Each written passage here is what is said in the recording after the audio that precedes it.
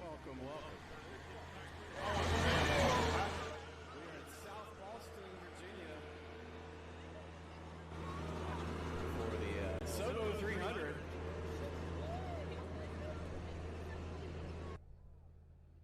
And we'll get this show started in just a few minutes here. We will be muted for the national anthem because they'll play it unless they sing it. Hey, let's check out this intro.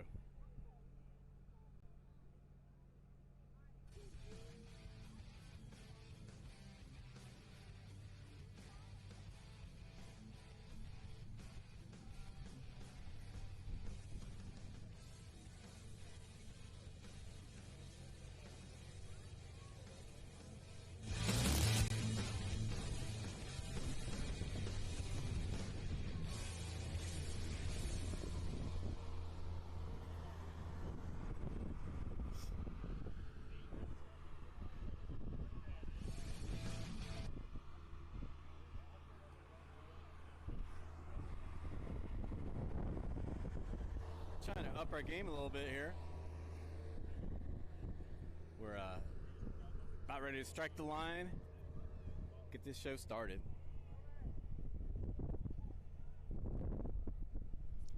Probably wondering what we're running tonight.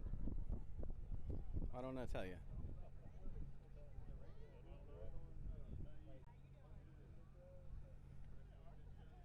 We're going to get this show started with the 12,000-pound hot stock, 5,200-pound V8 modified tractors. They put a 400 cubic inch small block in those tractors. 6,200-pound two-wheel drive, and then the 10,000-pound Super Pro Farm tractor class. The Truck Outfitters Outlaw 4x4 class. And then we'll run the 8,000-pound Light Pro stock. 6,200 Sportsman 4x4 trucks. And we're going to close out the night with the Street Gas 4x4.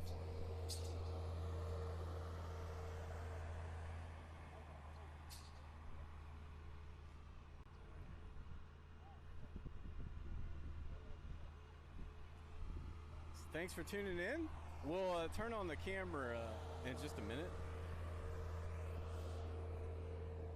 Well, the camera sound.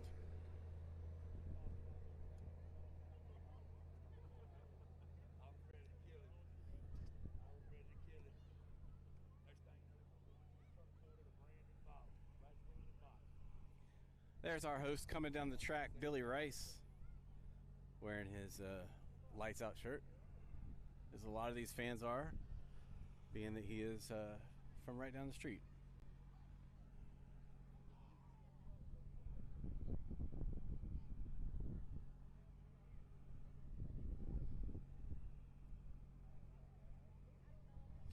Billy Rice started out his career as the 12,000-pound hot stock, hot farm puller, and then he got bit by the bug and wanted to move up to the 10,000-pound Super Pro Farm, and that's where he's been with his tractor called Lights Out.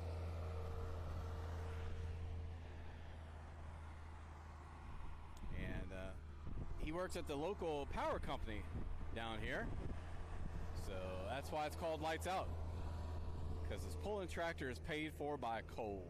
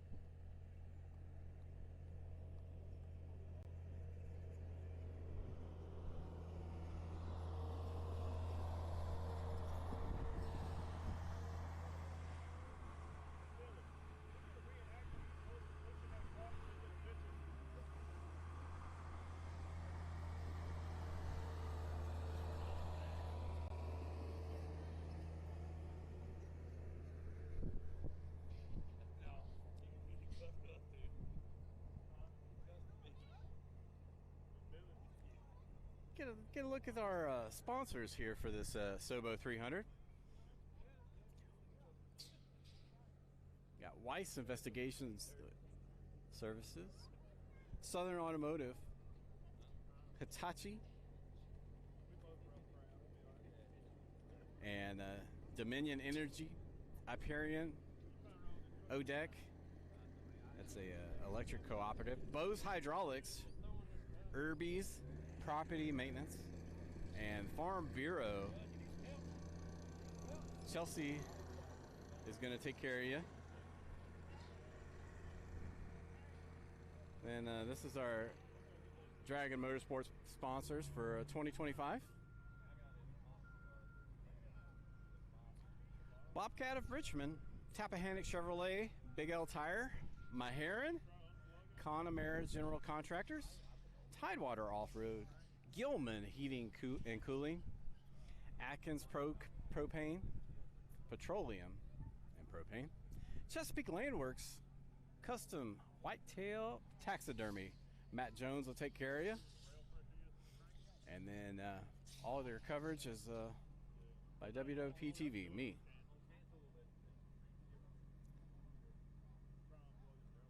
And then my only sponsor is Extreme Driver. Ooh, that's too big. Sorry.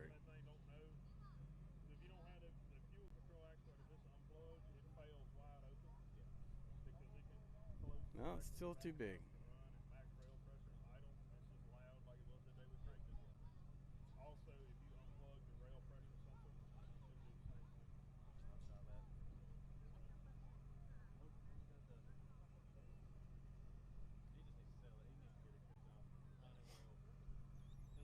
That's close. Extreme Driver. Rusty Tanner will take care of all your post-hole driving needs. He makes those tracked post-hole drivers, and it's also got a front-end attachment and a rear attachment as well.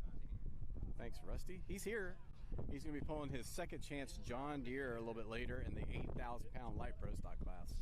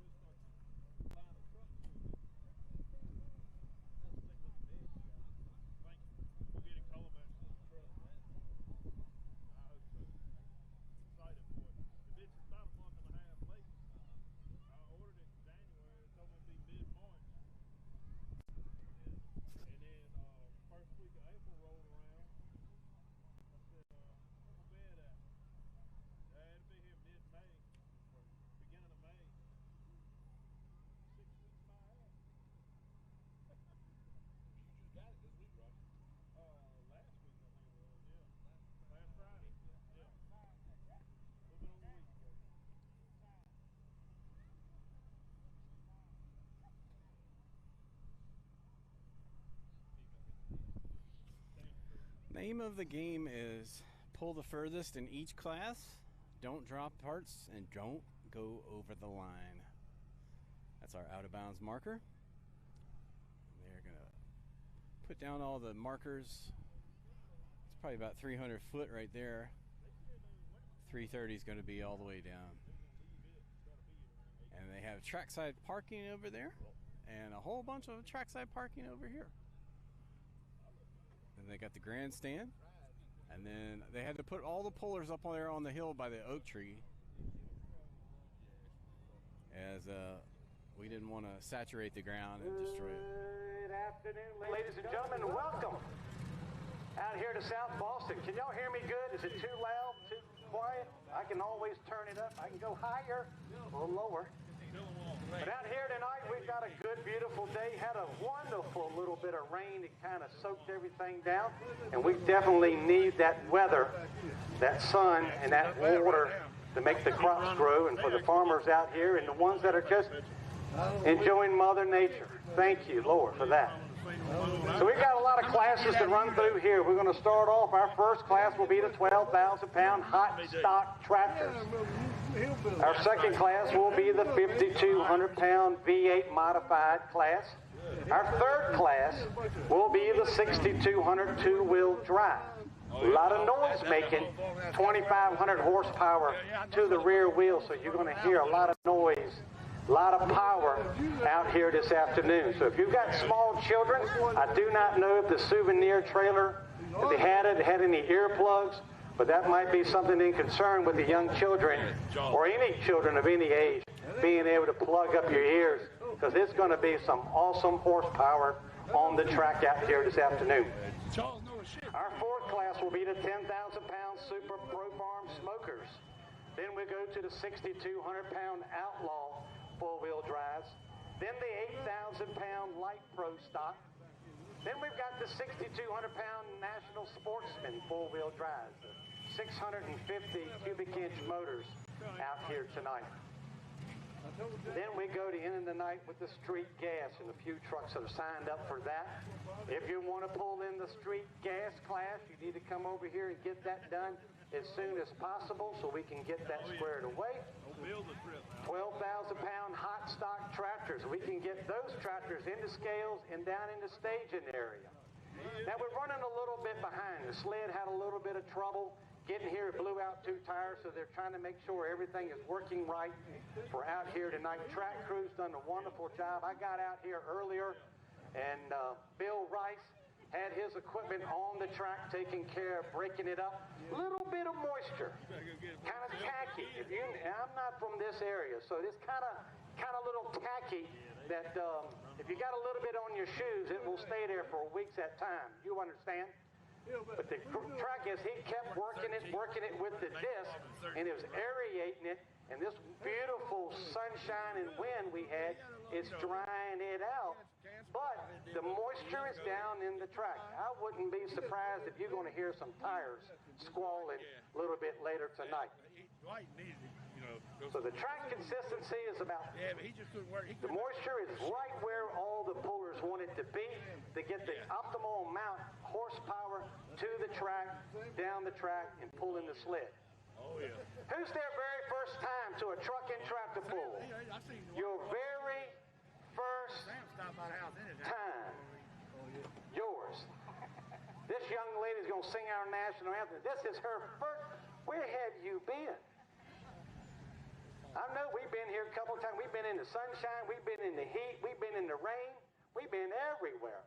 But if this is your very first time, well, thank you for coming out here tonight. Tell your friends. And I can tell you, if it's your very first time, you might be a little young in the age, but your cell phone. Get your cell phone out. FaceTime, Google, take a picture, Snapchat, Wiggle, whatever you want to do. Tell your friends, come on out here. We got plenty of good food, plenty of stuff to drink, plenty of power, plenty of just awesome things to be able to see out here. If they're not here, they're missing a good time. A lot of times we were back in here during the hot part of the June, July time frame. It's moved it up a little bit, and that's kind of working with the track people and out there on the racetrack, getting the date set and locking it in out here tonight. We're going to go through a lot of our sponsors and go through what's helped out for the fire department. Because, ladies and gentlemen, if you're not a volunteer, if you want to be one, they're hiring. The pay is excellent. You'll never regret it. But the volunteers are on the other side of 911 when you dial an emergency, not only here, but in your local jurisdictions where you might have paid fire and EMS respond. But the backbone of our country is based on volunteers, and we thank all the volunteers that are working behind the scenes, out on the track, in the parking, the whole 9 yards to get this work out here. And the proceeds go directly back into the fire department and for their emergency services. And you say, okay, what happens with the money we donate? We're coming to the pool. Turnout gear, the equipment that they wear on their back, the helmet, bunker pants, coat, gloves, the whole 9 yards, just an outfit. One volunteer is well over the $3,000 mark. And you say, okay, how long does that equipment last? It lasts roughly 5 to 6 years, depending on the use. A lot more times, the fabric breaks down through the heat, and then you're talking about safety issues, the equipment goes back out, and you get new equipment. So constantly, money is being spent not only in personal protection, but also in the equipment that they drive up and down the road. And I can tell you, in 1974, I'm a member of a volunteer fire department, and they bought a fire truck. In 1974, they bought a Chevrolet truck from Sled, right here in South Boston. That truck was about $45,000 at the time in 1974, a new truck. And they said, oh my goodness. Well, ladies and gentlemen, today's truck right now, the fire engine, to respond to the calls, that right there, somewhere around 400,000 plus. So when you're talking about money, you're talking about making it wisely decisions upon the community for the volunteers. So we thank y'all for your donation. Thanks for the sponsors. If you're one of the sponsors out here tonight, thank you for what you've done to help this pool get on. I'm going to be back and forth. Buddy, I have him up here. I don't know. Buddy, where are you from? Right smack dab in the middle of nowhere. Well, you're my neighbor then. Not exactly. We're probably about 4 hours apart. I'm from Callens, Virginia. If anybody's ever heard of Callens. One person. I told her to wait in the truck. Okay. But Buddy's going to be helping me out a little bit. I'm doing double duty back and forth. I've got a vehicle going to be out here pulling and then back and forth. But a lot of you'll look at on the tracks, 30 feet wide, 320 foot on the full pull mark. Now the track consistency is different throughout the track. The Sled, as you look at the starting line, is a 40,000 pound transfer weight machine. We call the Sled. We'll talk more about that as we get things squared away. All right, they're giving me the finger, the thumbs up, to get things going. I'm sorry, I want to make sure I'm right. So ladies and gentlemen, would y'all please stand? And if you're not able to stand, we'll understand your illness and we'll pray for you.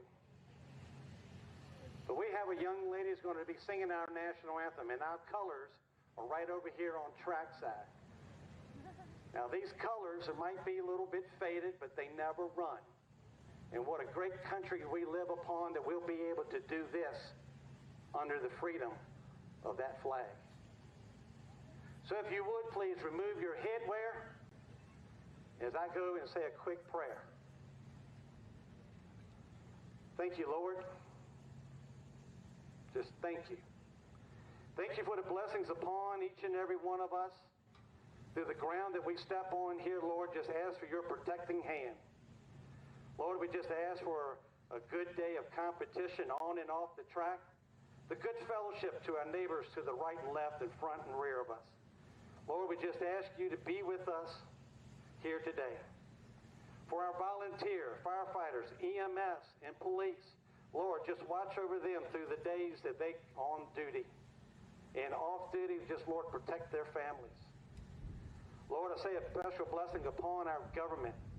From our president down to our local level, we ask that you watch over them, give them the wisdom, and when they seek it, you're there to provide it. For this great nation we live upon, Lord, we just thank you, thank you, thank you. Amen. We've got Chelsea Garrett singing our national anthem. Oh, say, can you see by the dawn's early light what so proudly we hailed at the twilight's last gleaming, whose broad stripes and bright stars through the perilous fight o'er the ramparts we watched were so gallantly streaming, and the rockets' regular, the bombs bursting in air, gave proof through the night that our flag was still there. Oh, say does that star-spangled banner yet wave for the land of the free and the home of the brave.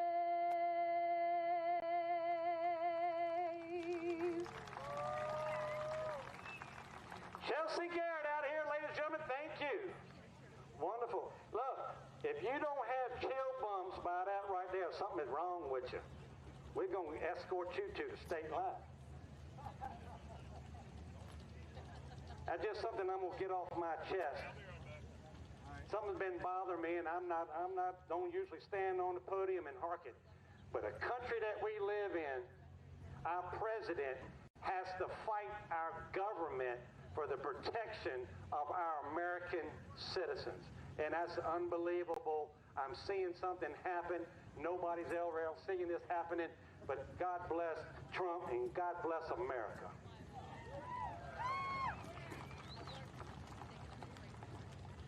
All righty, y'all ready for some truck and tractor pulling?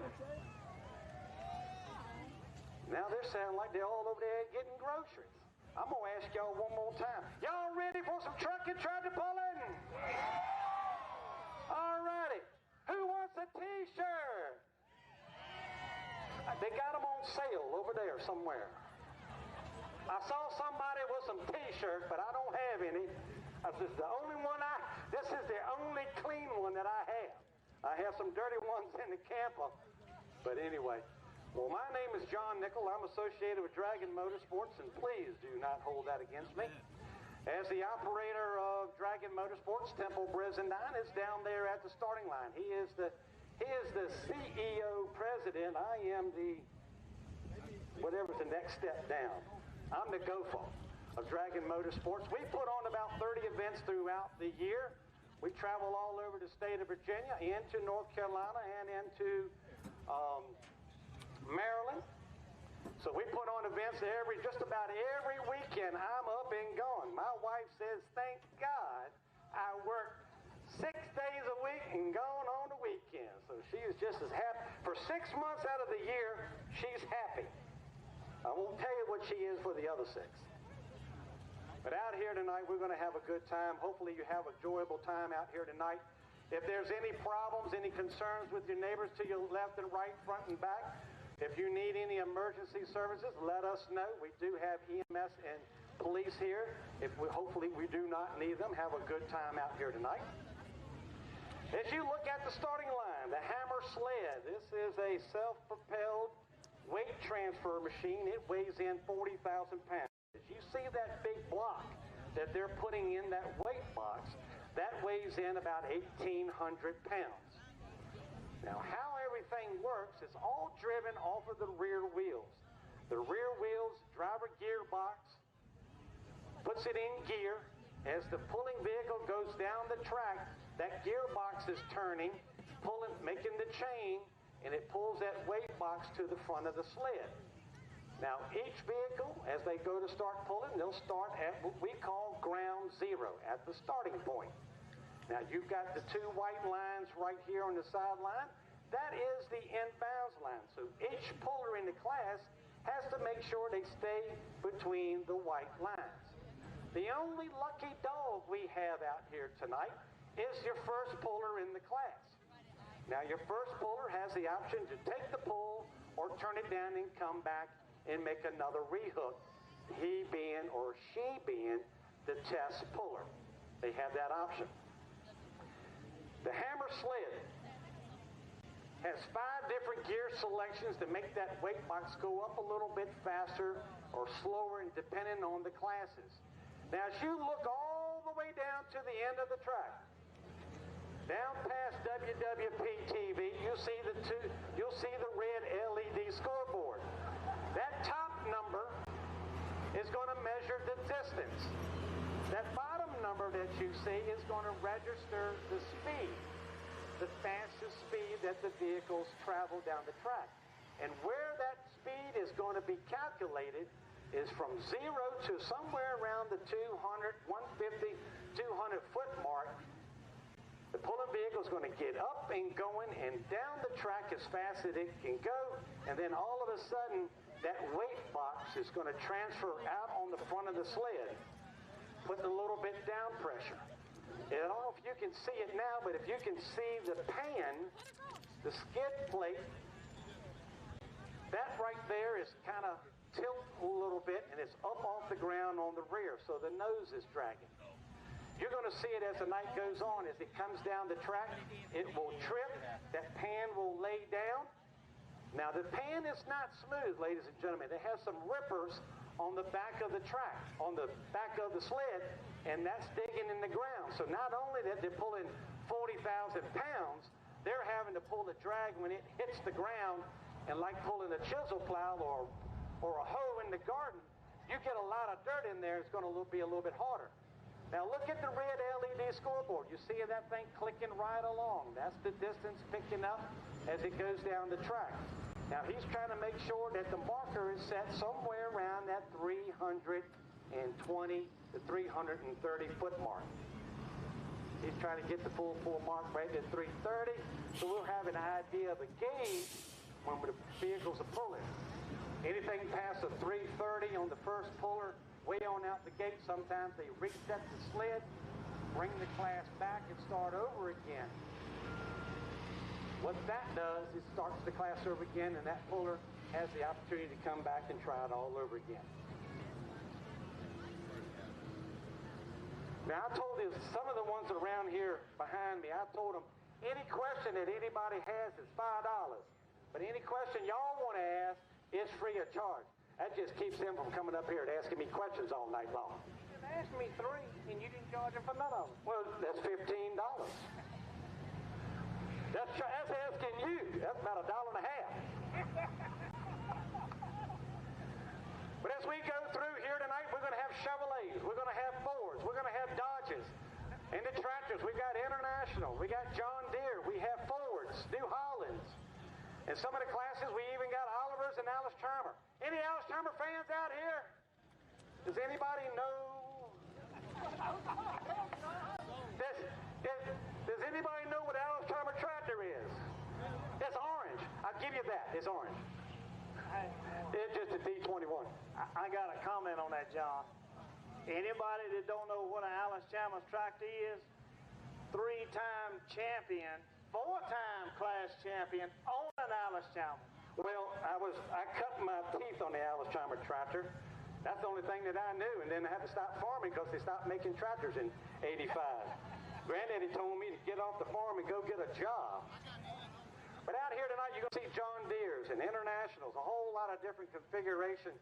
But that right there is your time to scream and holler and just see what's going on. And as you can support your puller out here tonight. Look at that guy out on the track, Billy Rice, on the Lights Out tractor. He's going to be out here tonight. Billy And his dad, Bill, and all the volunteer fire department from Tuberville Volunteer Fire Department is putting on this event. A lot of planning goes into stake to make things work out here tonight. So now, I finished that.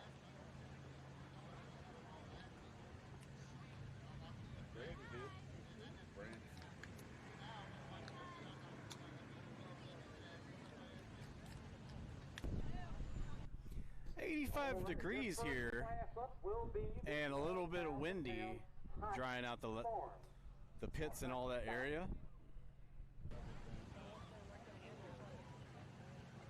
This is kind of like a third year in the planning stages of getting everything squared away. These classes that we're running out here tonight, or a lot of them, or basically all seven of them, are Dragon Motorsports points classes. Our first puller up, Charlie Martin, out of Appomattox, will be your first puller. And then Ashby Wise on the International, Stephen Bottenfield, Jacob Wise, Chuck Kelly, those are the first couple pullers in class.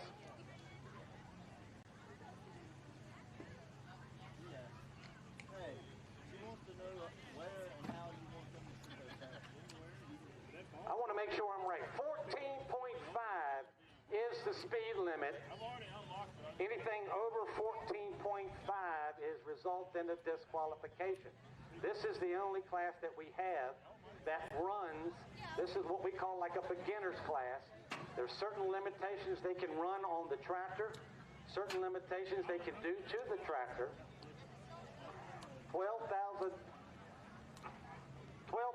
pounds that the tractor weighs goes across the scales. 14.5 is the speed limit. Maximum 14.6 will result in a disqualification. And they're going to be looking at that scoreboard at the end of the track. Charlie Martin, about 14 years old, out of Appomattox, on the tractor they call the Little Hall. Ashby Wise on the Hall and Trash International. He put him on your #1 spot last year as the points champion for Ashby. Then you got Steve Bottenfield on the International.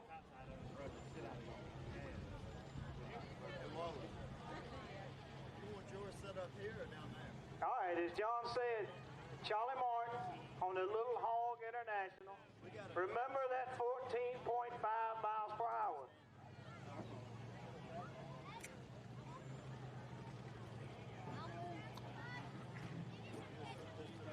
So these guys and gals have to time it perfect to hit that 14.5 or as close as they can get without going over, to try to carry that momentum to the end.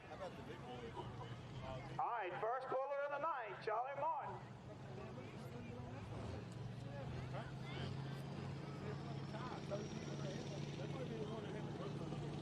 All right, where are you international fans at?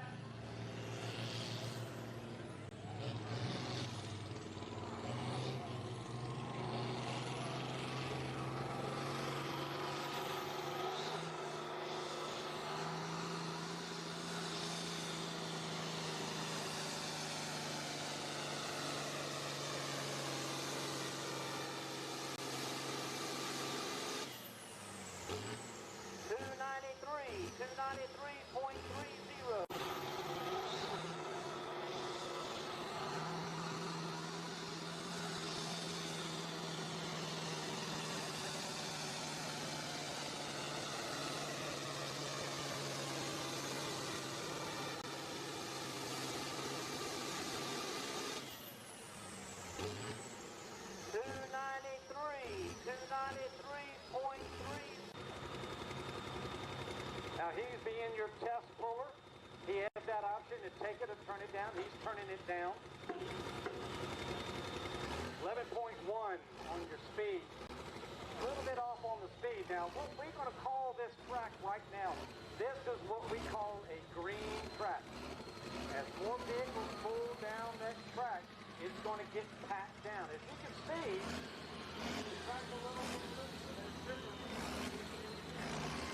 Here, operator's going to take care of filling the holes and roll it all in. Now that's what we call a green track.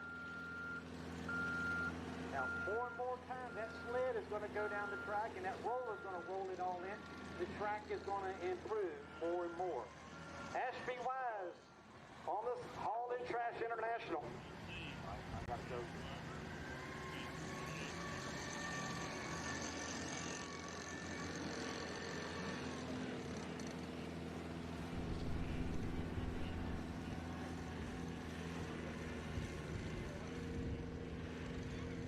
All right, guys, as John was saying, each class, the very first puller is a test puller.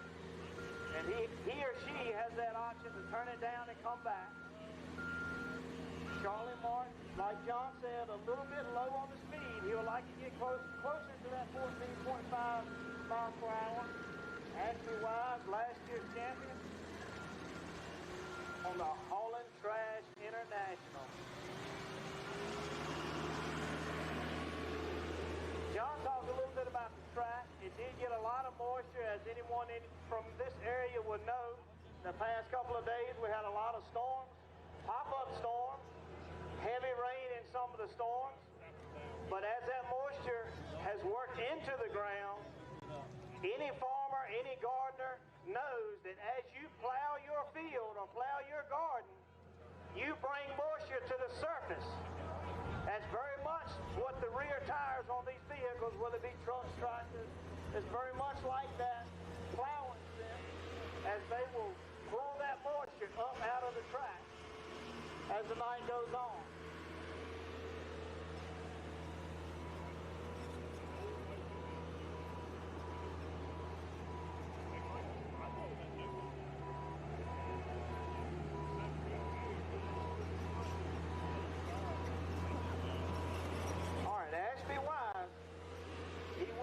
First measured pull.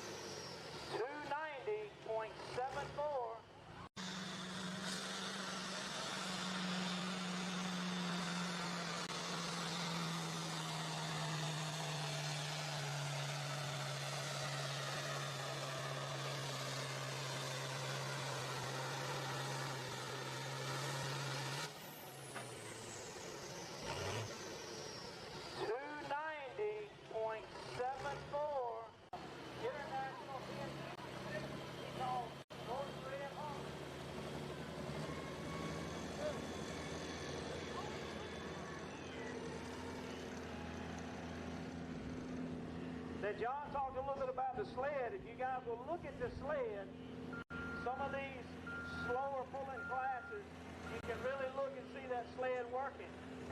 The further they get down the track, the rear tires of the sled will actually be off the ground. You can see right below that Maharan sign on the sled, it looks like a big round pin.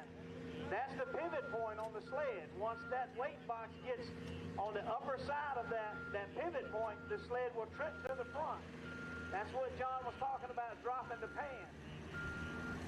The weight box trips the sled the further you go. They can change gears in some of the higher horsepower classes to bring that weight box up faster. All right, Stephen Bottenfield getting hooked up.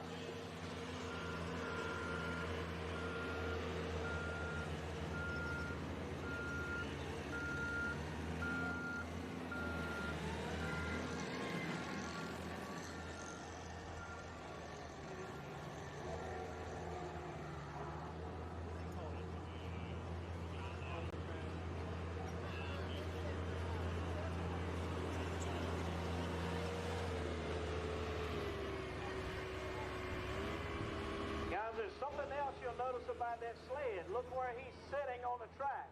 He's not in the middle of the track. He's kind of off-center to the left side.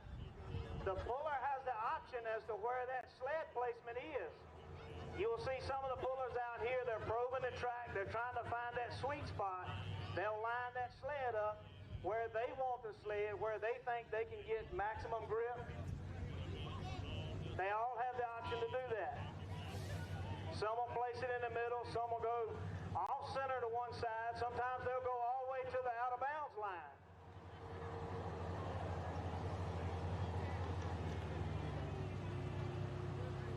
As the track ruts up a little bit, you'll see some of your higher horsepower, like the two-wheel drive trucks later on, they will try to pull left or right.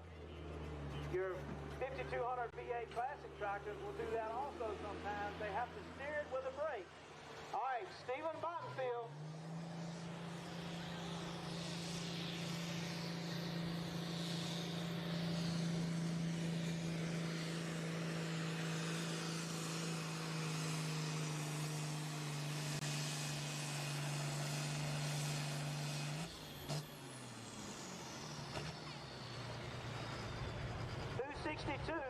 .96.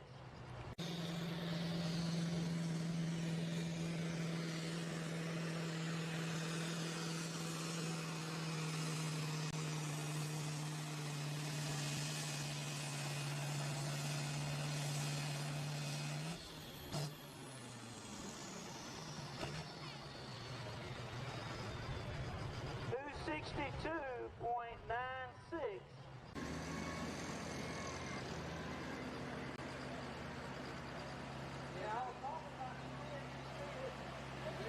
With the brake. With your front wheels off the ground a couple of feet, it's hard to steer with the steering wheel, so they have a brake for each wheel, each rear wheel, and that's how they'll steer these vehicles. Now, you can't go forward by holding the brake. Just if it's one, you still can't. You lose, it's said that you lose 10 feet every time you hit that brake. Now, we're not holding the brake if we need to turn the vehicle. We're simply stabbing the brake.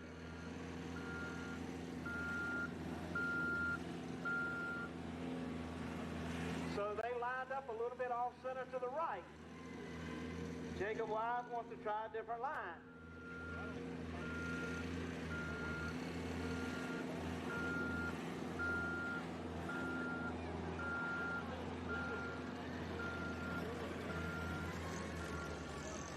How many John Deere fans do we have out here tonight? How many John Deere fans do we have out here tonight?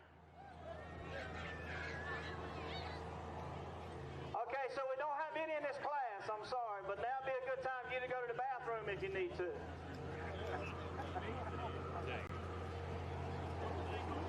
All right, Jacob Wise on a 1066 International, looking to go past 290.74. But keep in mind that 14.5 miles per hour.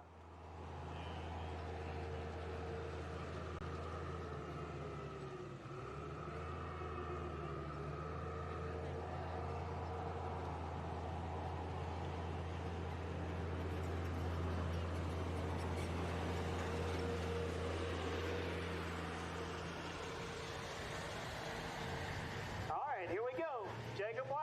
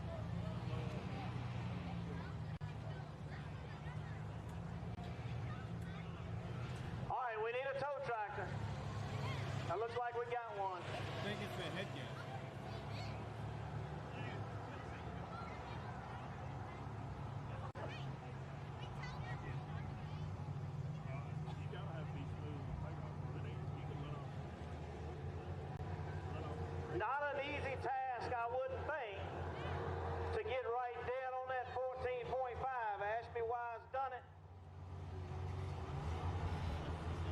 He got right at 14.5.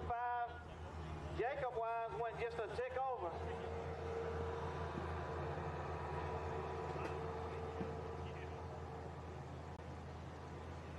Chuck Kelly up next. Chuck Kelly, then Paul Martin.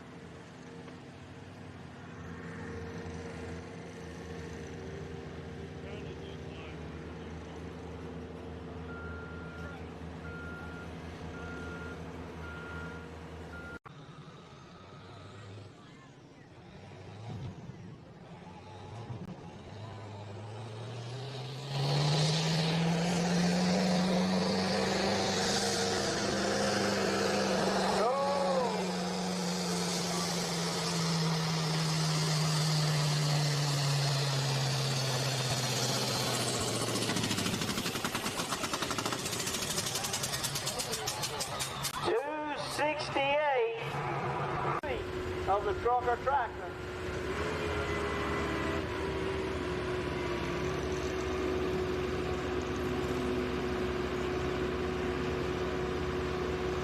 Chuck Kelly on an 826 International.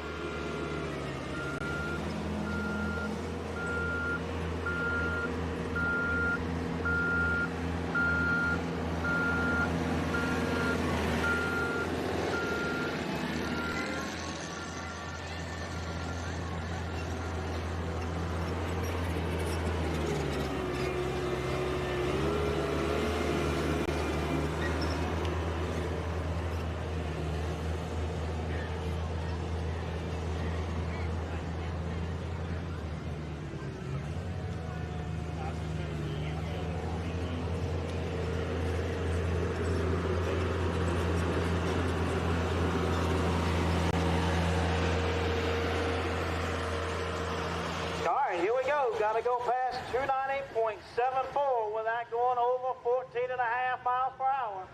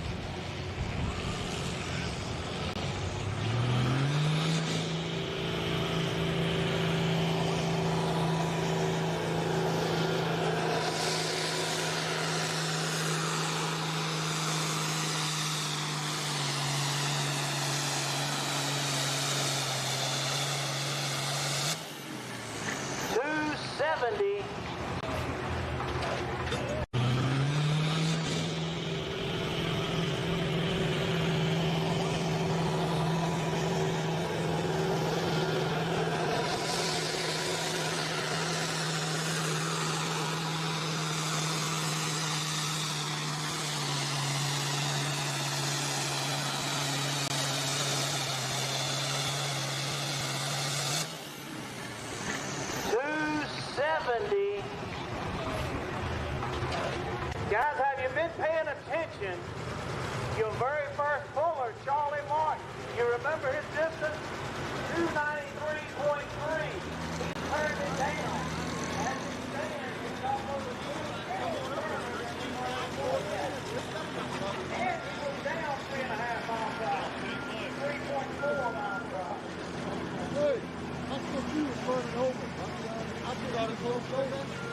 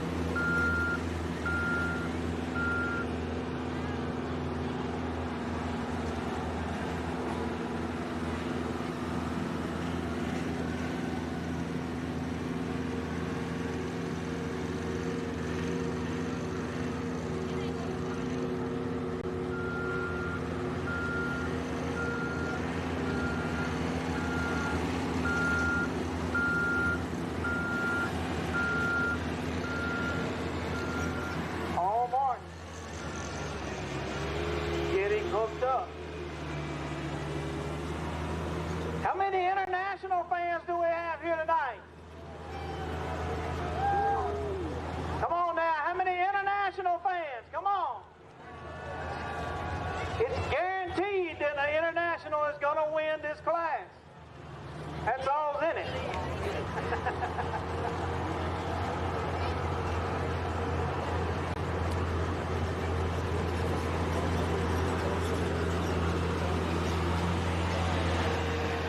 All right, looking for 290.74 and beyond.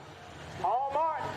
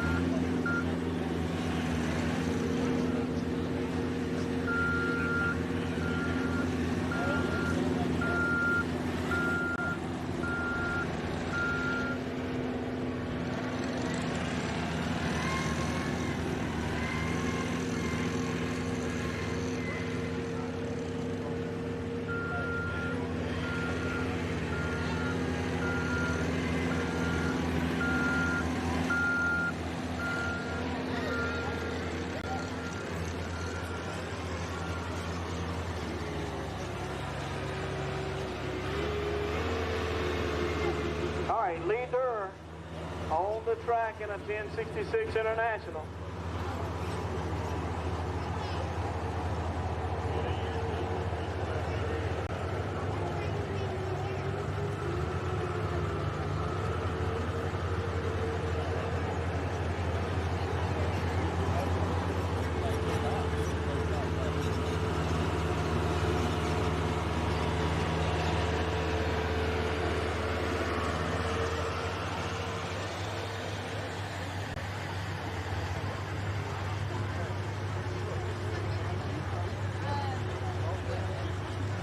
He's got to go past 290.74.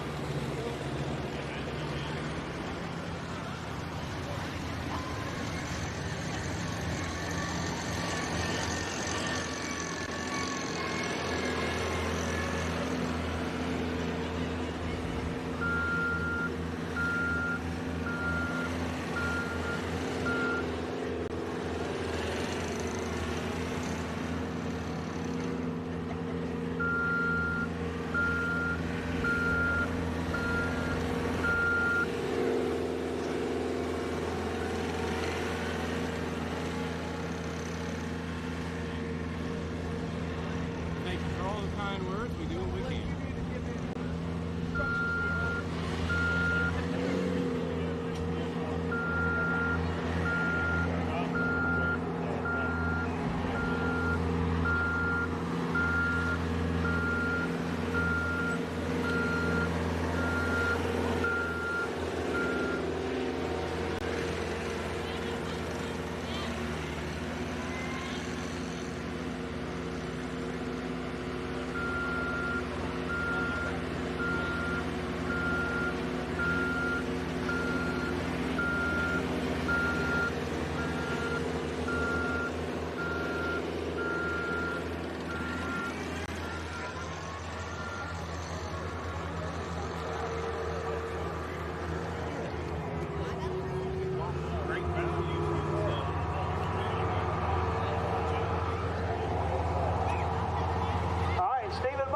You saw him earlier on a different tractor. He was on a 1066 that time, on a 1466 this time. Still looking to be 290.74. This is Steven's dad, Mr. Bike.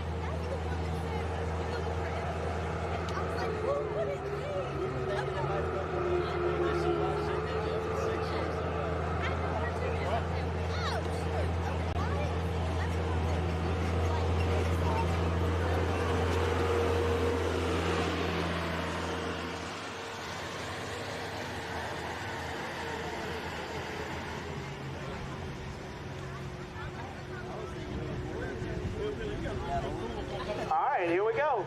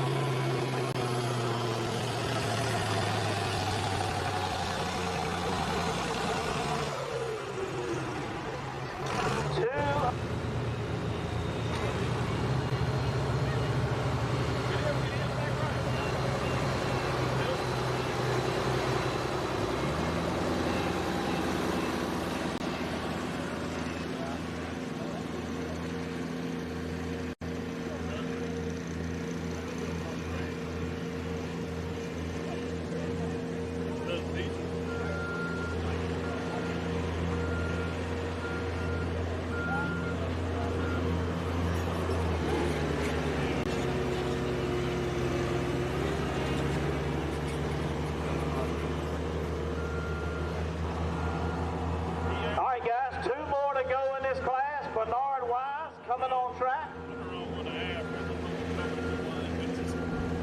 Bernard Wise coming on track. Then we have Charlie Martin.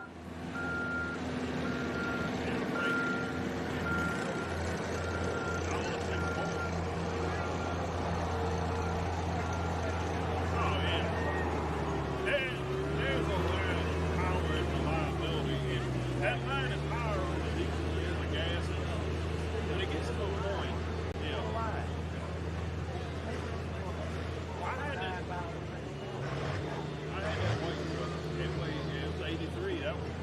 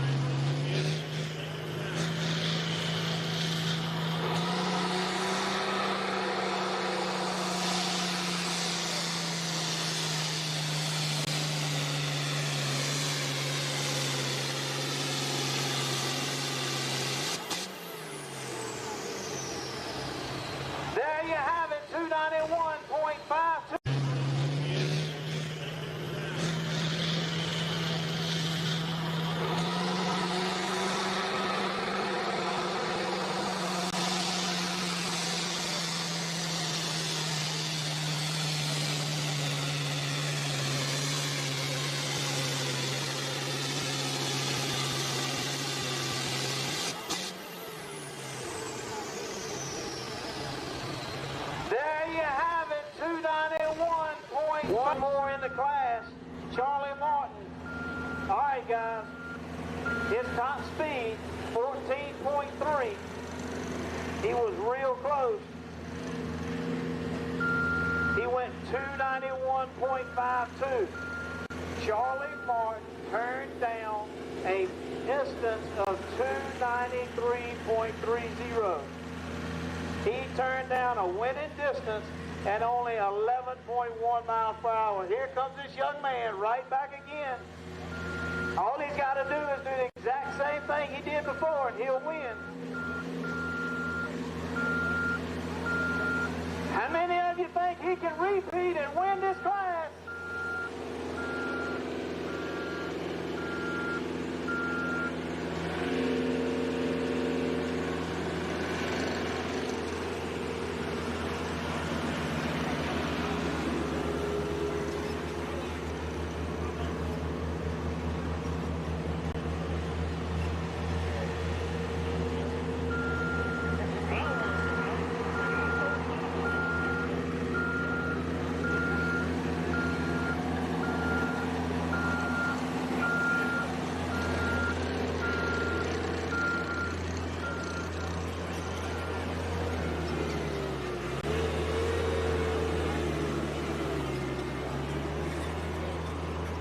Gotta keep it under 14.5 miles per hour. He didn't need that much the first time. I'm anxious to see what this young man does.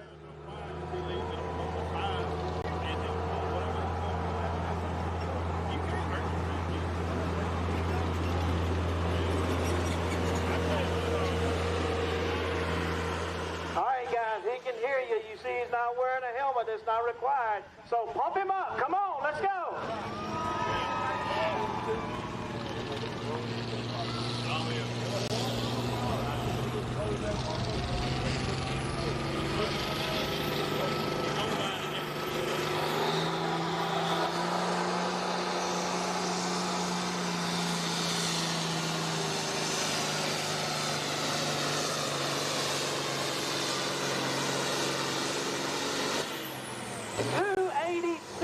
Didn't quite make it. 287.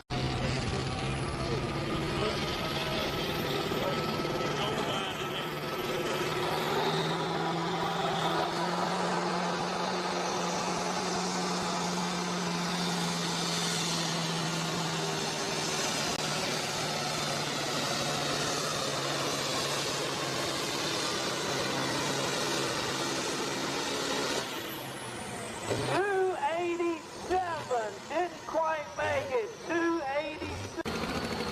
All right, guys, that'll put him fourth. Your finishing order for North Line was 291.52 will be your winner. Ashby Wise with 290.74 will be second. Third, Lee Durr, 287.85. Charlie Martin, 287.26. Fifth, Paul Martin, 276.77. Sixth, Chuck Kelly, 270.03.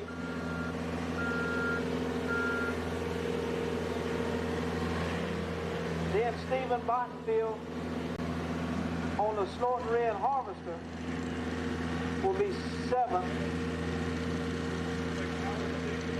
And eighth will be Stephen Bottenfield again. And then ninth, Jacob Wise with the DQ. All right, guys, that's your hot stock farm tractors.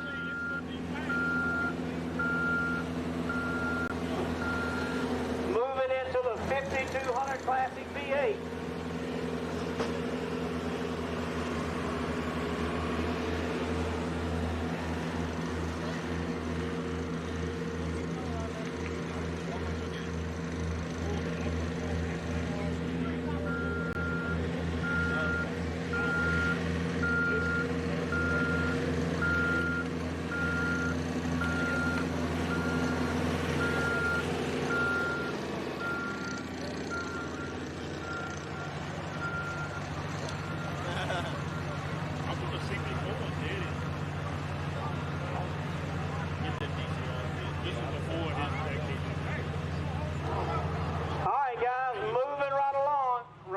into the 5200 V8, Classic V8. First puller on the hook, John Nickel. John Nickel, four-time champion, you heard me say earlier. 2019, and get this, 2022, 23, and 24. Now, with that being said, last year in Miller's Tavern, at the end of the year, there was two guys, John Nickel and Michael Alley, was a dead tie for the points championship. A dead tie. The only reason John won, he had one more win last year than Michael did. Michael won 2, John won 3. If I'm not mistaken, if memory serves me, Michael won here last year. He won here last year. The reason I'm kind of being sketchy on that, Michael's sitting here within arm's reach of me. I don't want to say something wrong.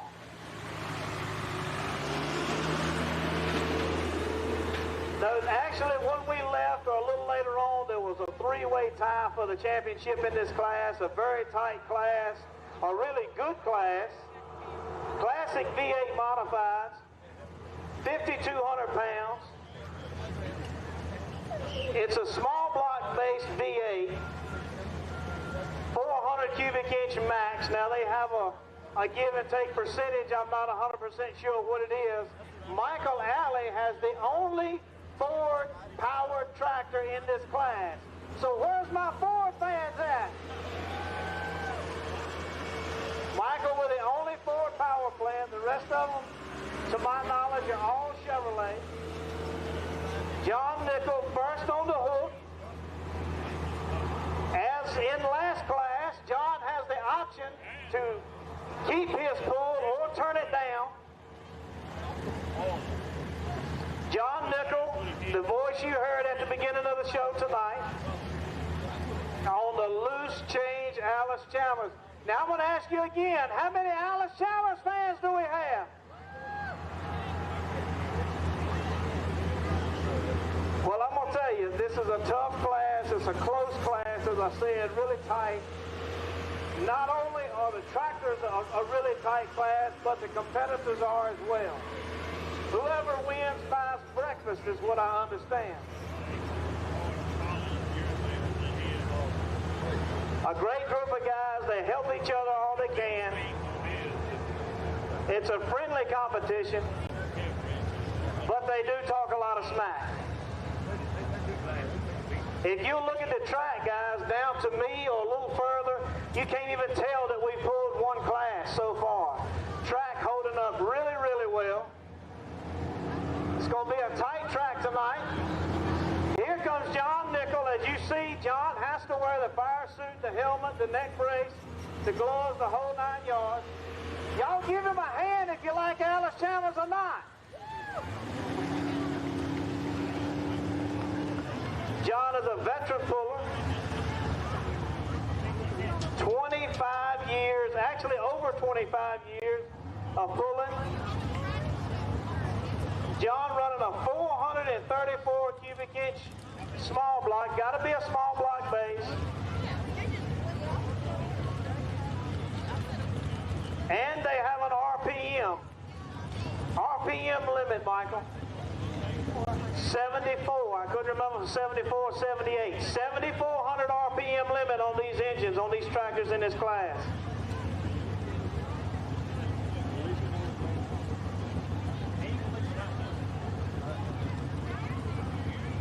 John from Burroughsville, Virginia.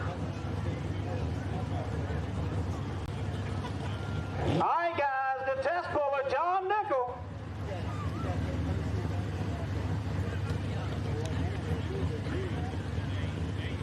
This will be a little louder than last class, so if you have small children, think about ear protection. It will get louder throughout the night. All right, John, here we go.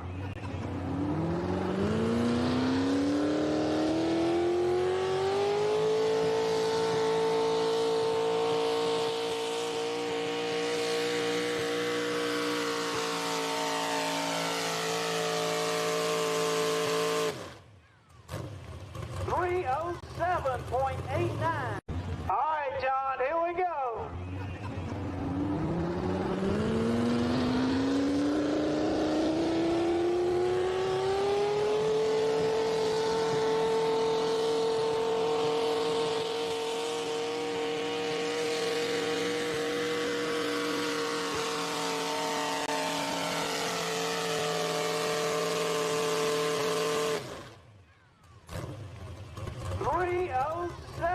.8.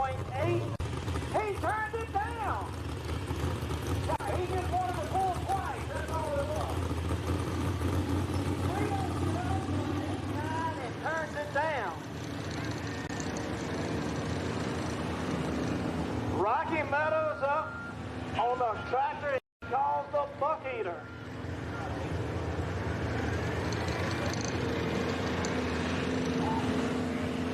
$19.49 Oliver 77 sheet metal. How many Oliver fans do we have?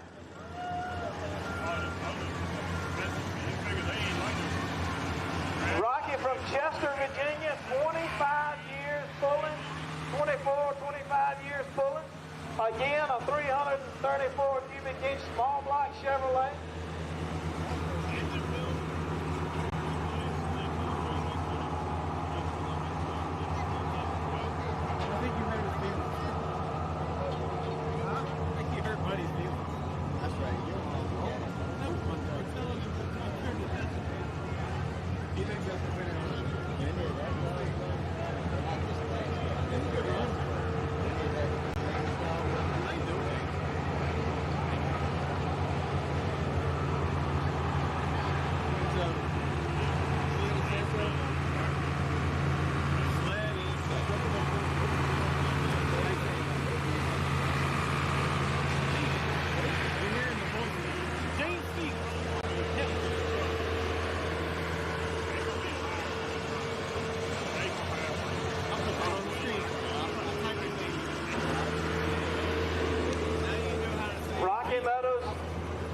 Up next, Kevin English will be behind Rocky. Trip Ellis, Michael Alley, then Mike Hutchins is a pulling order. Then John Nickel will come back around. James said we're all set. John dropped the first hook in this class, the V8 modified. They run a 400 cubic inch. Business picking up a little bit, guys. What do you think? And they swap it out in the... Oh, we're having fun yet. Come on now, you can do better than that. Are we having fun yet? Well, you just stick around because the night's going to get better, I promise you. Rocky Meadows, the Buck Eater Oliver 77 sheet metal.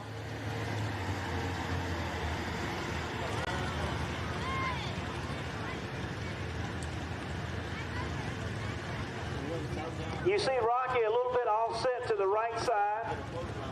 These pullers aren't just sitting back there taking a nap. Trust me, they're looking at the track. They're watching each tractor, truck, what have you, go down the track, looking for a better line.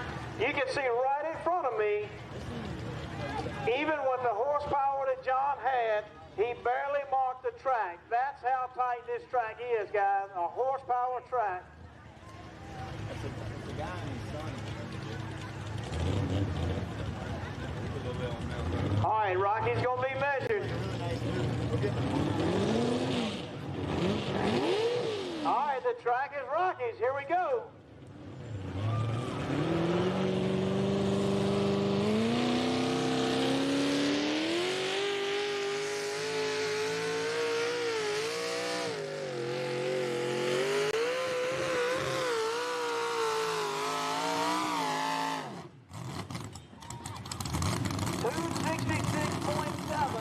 Here we go.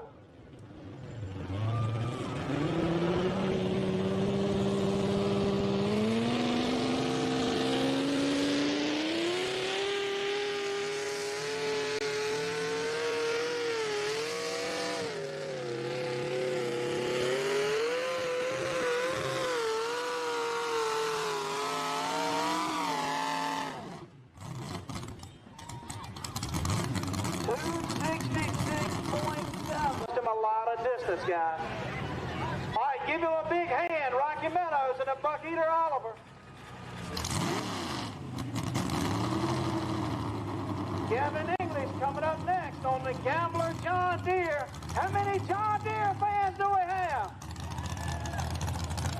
All right, next question. How many Chevrolet John Deere fans do we have? Chevrolet power plant, guys. Don't forget that.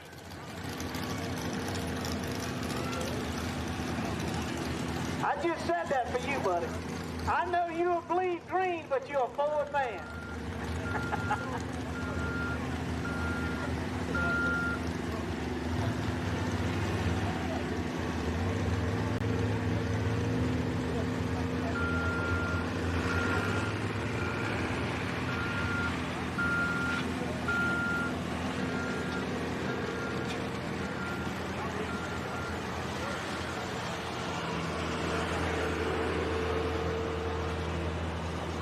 You smell that fuel in the air, guys? You smell that high octane, man, that's good stuff. That's almost good as Jack Daniels, ain't it? Almost.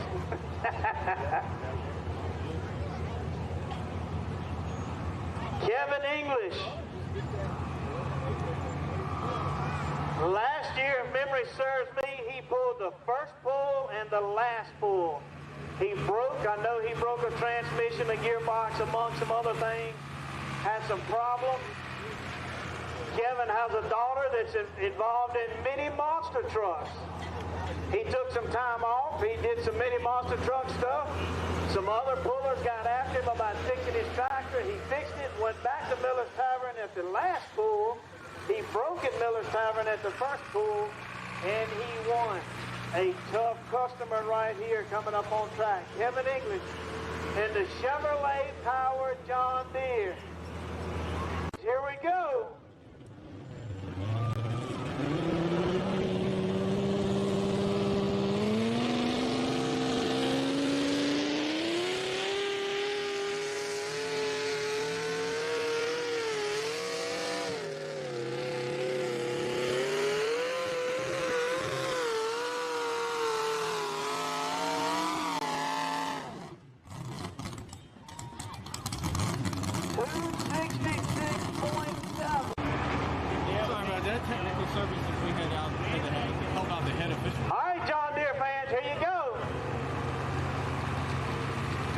Tractor.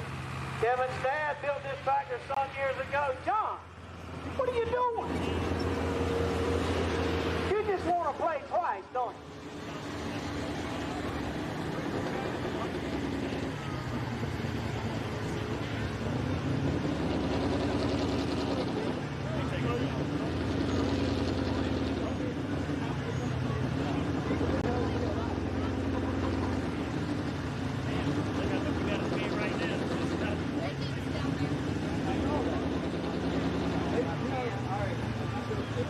Kevin English, one tough customer. He said that engine come out of a UPS truck. Y'all believe that? He said he was there when he unloaded it.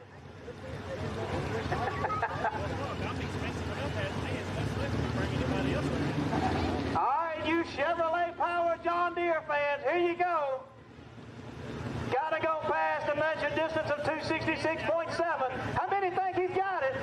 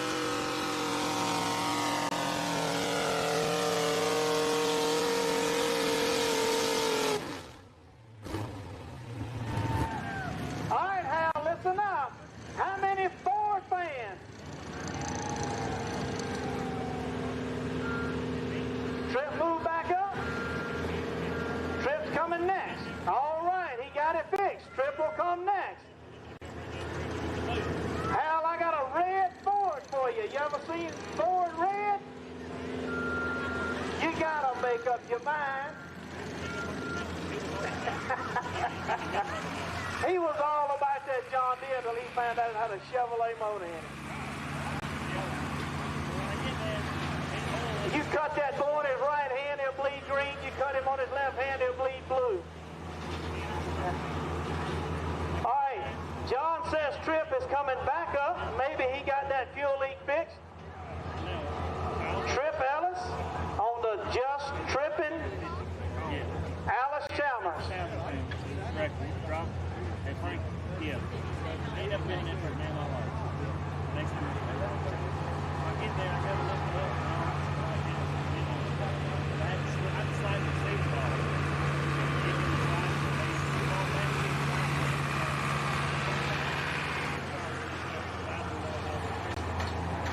Gotta beat 317.78.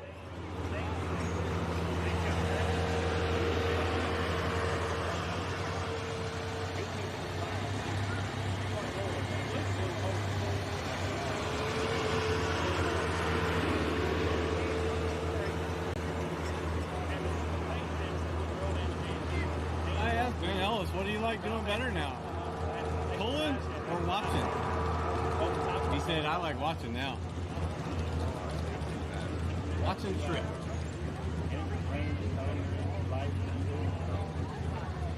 On the truck ride, we're nothing there.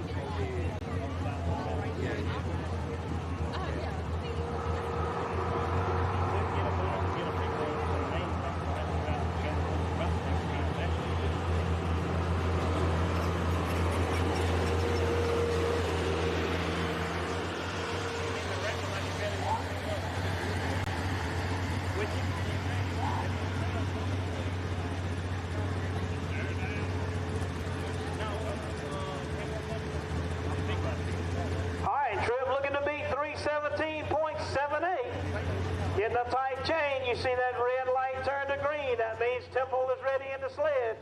All right, here we go.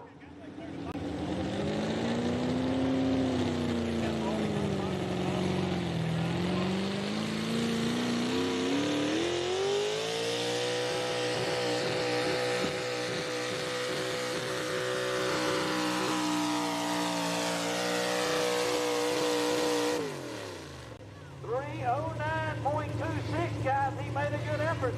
3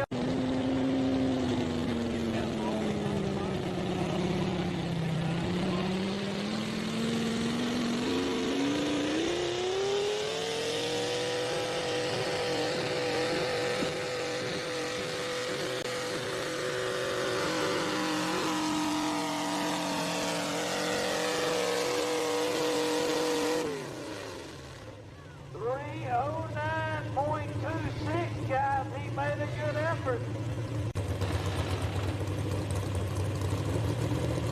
Michael Allen built this tractor. A lot of help with this tractor. He done a lot of design himself. Built this tractor 4 or 5 years ago, somewhere along that line. The tractor was kind of a rust color. It didn't look good, but he got it pulling good before he put a really, really nice paint job on it. Great looking tractor. Michael Allen, Chesterfield, Virginia. Only been in this class pulling full time for about 3 years. 706 Marmont. Like I said, a Ford power plant. Runner-up last year in the points, only to a win. As I said, he and John tied dead even. I think there was something like there's only ever been 2 ties for a championship in Dragon Motorsports ever. Happened last year? Yes, sir. Oh, you just come to see me. You didn't come to talk to me. Oh, okay. John Nickel, nice to meet you.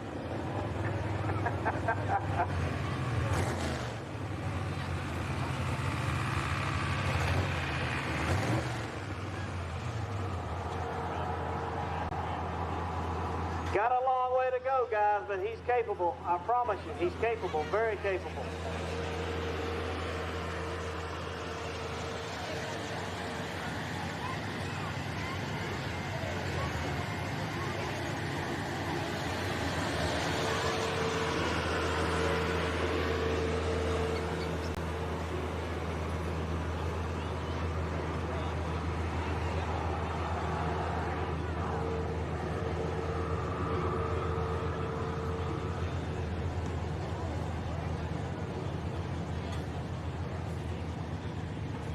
I told you, Michael built this tractor with his own hands from ground up. I saw a picture. He sent me a picture on Messenger of where he started. He started with the rear end of this tractor. Got it out of a junkyard. And trust me, it did appear that it needed to be in a junkyard. Got it rebuilt, started from there, built the rest of the tractor around the rear end. A great looking tractor, a great running tractor.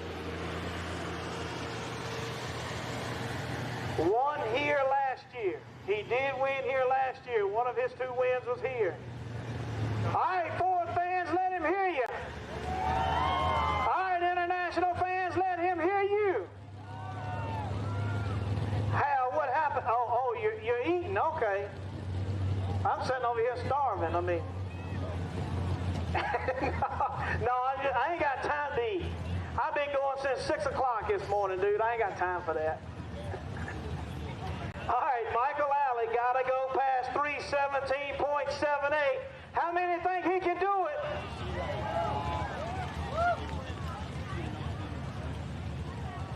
You see him raise his hands when these guys back up. They cannot look back. John will stretch and look back. You see when they get back there, they raise their hands. They let the guy hooking the sled know they're ready. This out of gear. All right, here we go, guys.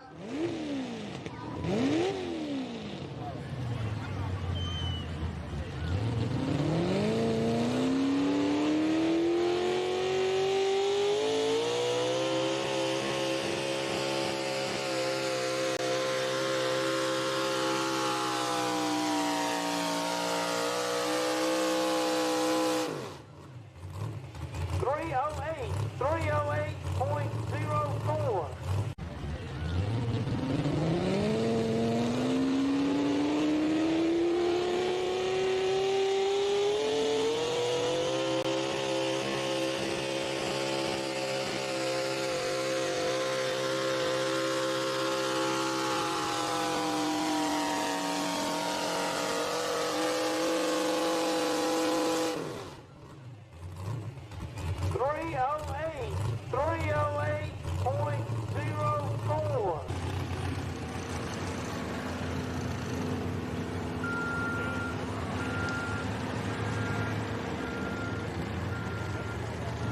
Still have 2 more pullers in this class, Mike Hudgens and John Nickel. After this class will be the 6200 two-wheel drive. If you have small children, please, it's a close, tight track. We're sitting really close. We have a really good guardrail, but please, please, find some ear protection for these kids. You're talking 2,500 to 3,000 horsepower, and they let you know it when they come down the track. 6200 two-wheel drives up next. But first, we got to get past 317.78 and Kevin English. John, what do you think, buddy? Your ears are smoking. Come on now. Oh, he's rolling the dice. He's studying the track. My book says you've been in pulling for 25 plus years. That's longer than I've been alive. If you believe that, I'll sell you some oceanfront property. 49. Oh, you're pulling before you got married. Did you slow down when you got married?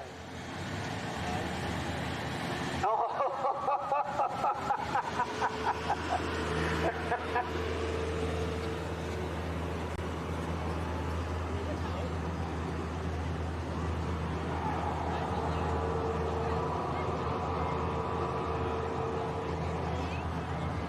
John down here getting the inside scoop from the head track official. They're trying to figure out how to beat that John Deere.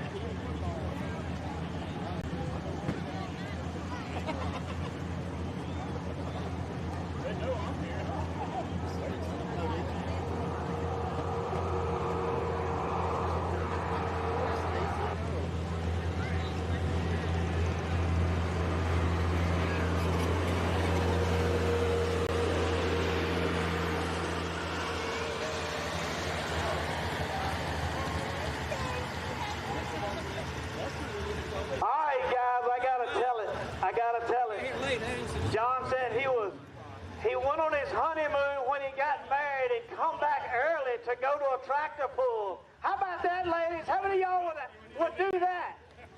I didn't get many takers.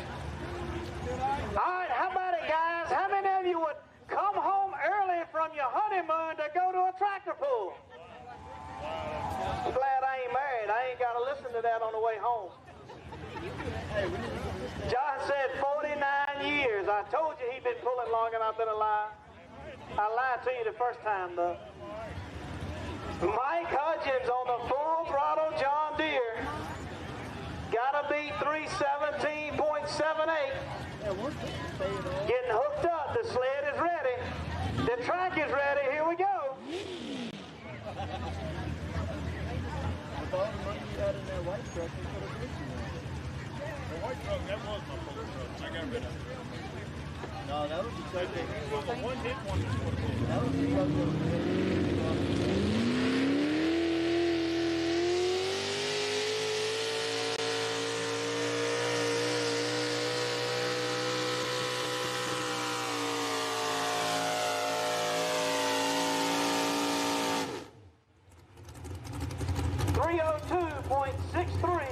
One hit one is what it was. that was the truck that was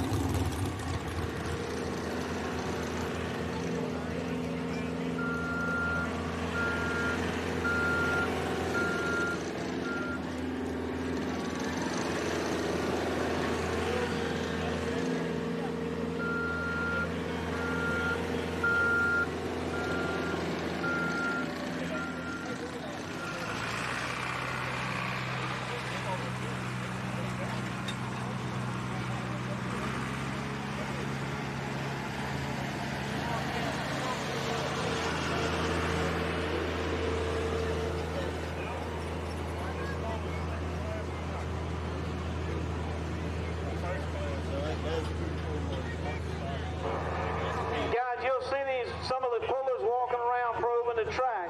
Not only are they looking for that sweet spot, every now and again you'll see them flip a rock up out the track.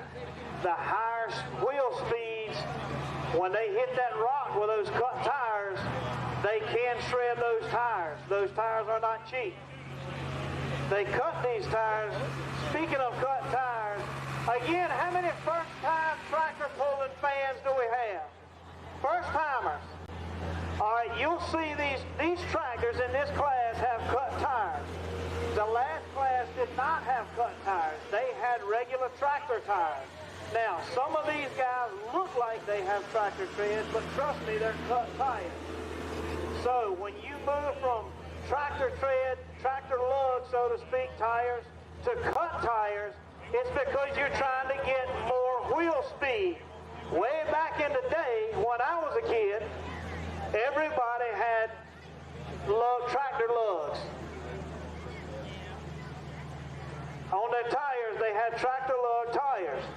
They were pulling off of traction. They wanted to bite the dirt. Now keep in mind, they didn't have near the horsepower that you have today. Higher horsepower, we need those tires in some cases to break loose. We need them to spin. Spinning tires, higher horsepower, means more momentum. Higher mile per hour, as you'll see on the scoreboard. When you get that, all the combination of that, you're getting momentum. Higher horsepower, higher wheel speeds. That means we're pulling off of friction, not traction. Temple Brinzendine was the first guy that we know of to run what they call triple cut tires. I have a bad habit of working. All right, not sure what happened with John. I was afraid he wasn't going to make it. All right, he has done the Babe Ruth out of the park call.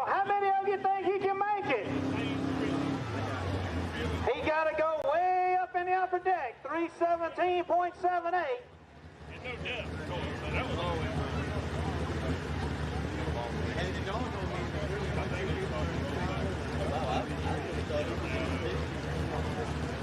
You see him, he dropped that neck brace, guys. That's a requirement this year. Got to have that neck brace. I said earlier, he's wearing a helmet, he's wearing a full fire suit, the neck brace, the gloves, the whole 9 yards. Now watch John's hands when he backs up toward that sled. He'll hold those hands up to say, all right, I'm out of gear. If you need to step between it, you can. This year, I'm like, all right, whatever. Last puller in this class, 6,200 two-wheel drives up next. I see him sitting back there. Okay. 20 drive, 15 more, and everyone's like, whatever. Guys, this ain't just a jump in the seat, hook it to the sled, and take off. You see these guys kind of feather the throttle, get the sled moving. When they get that good feel is when they go full throttle. Some of them will pick that throttle up before others. It's all in the making of going just a little bit further than the next man. All of it got to come together. All right, John Nickel, the loose change Alice Chalmers, got a tight chain. I want to have yours. The sled is ready. The track is ready. 3:17.78 is what he's got to beat, guys. That's fine. That's fine.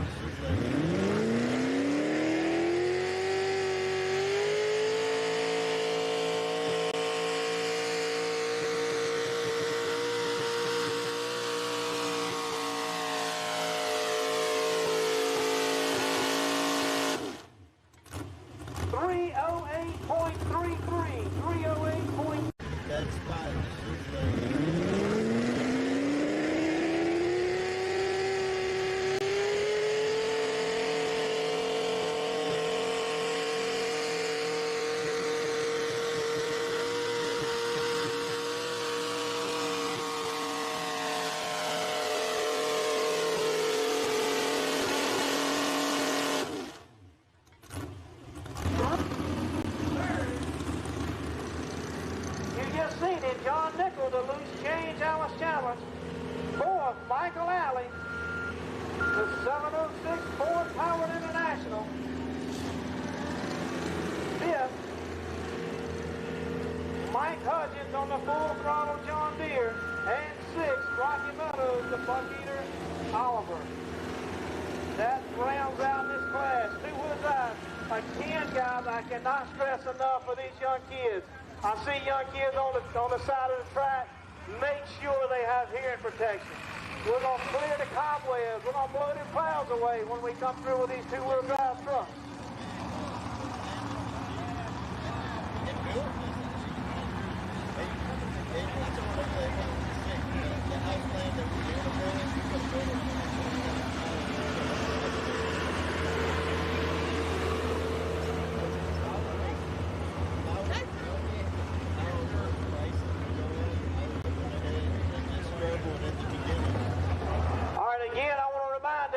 We do have concessions.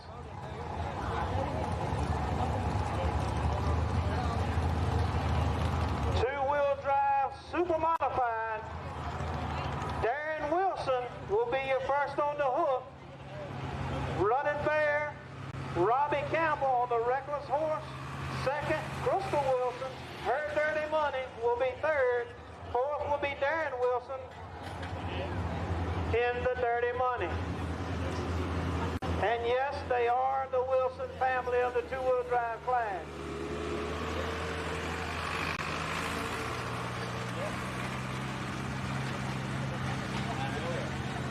Well, I'm thinking the idea that I have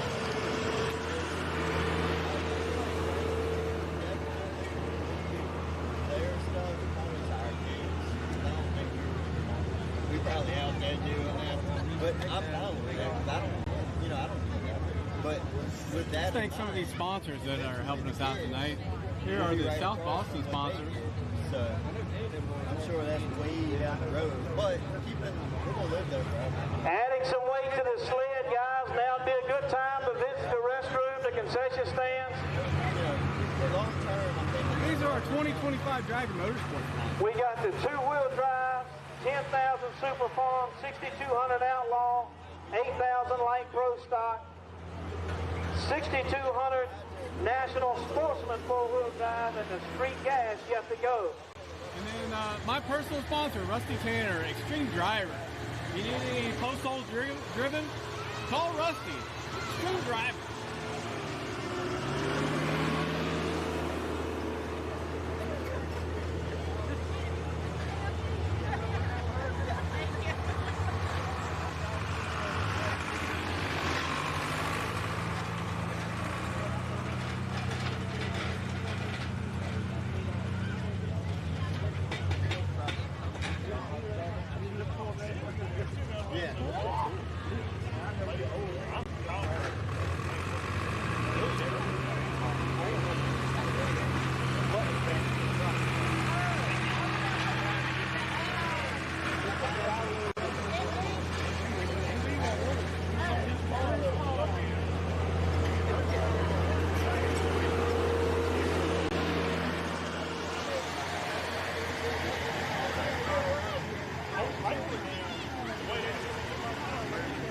Just so we don't ping, we're going to bring the sound down just a little bit for this side.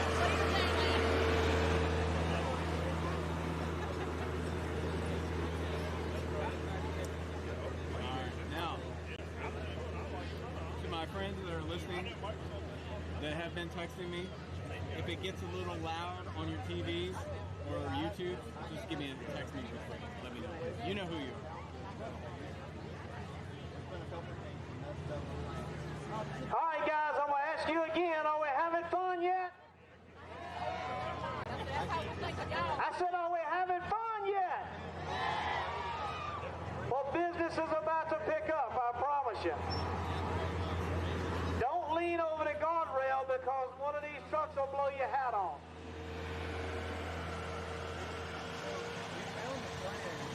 And the plan was perfect like it was. But it was 4 bed, 3.5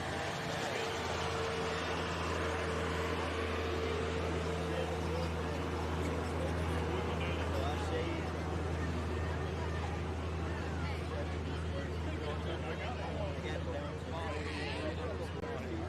And shaved the bedroom off, but made the kids' bedrooms bigger. So it's 3 beds, but 2 of them are bigger. I've never known that you owned a pair of pants. I know, right? I always wear shorts. So the roof line will still extend, but it'll be like 8x8 stained hose instead of garage. The space isn't cracking. Yeah. Yeah. So this is going to be an attached pole. Nice.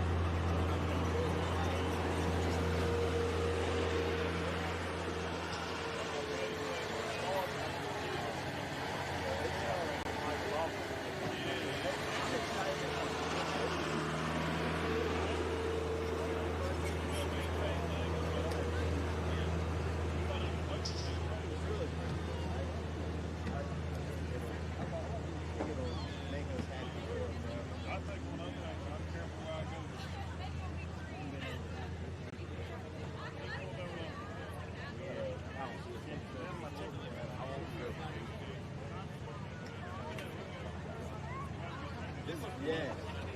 Yeah. Absolutely. Alright, so this is the full flight.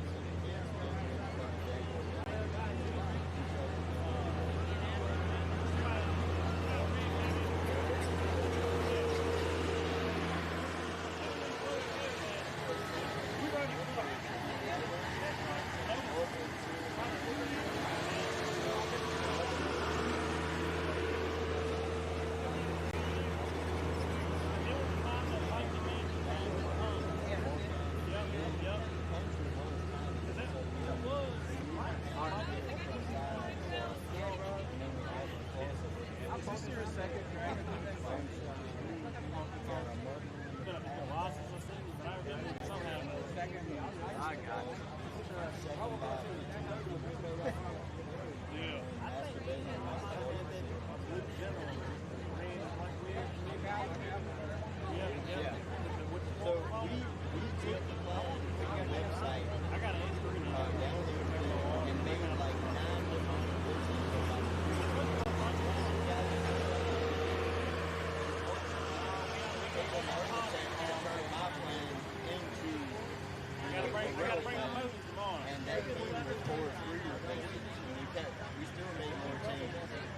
like 12 revision wins and end up with this. But I wanted to, I wanted to make sure we didn't just buy it. So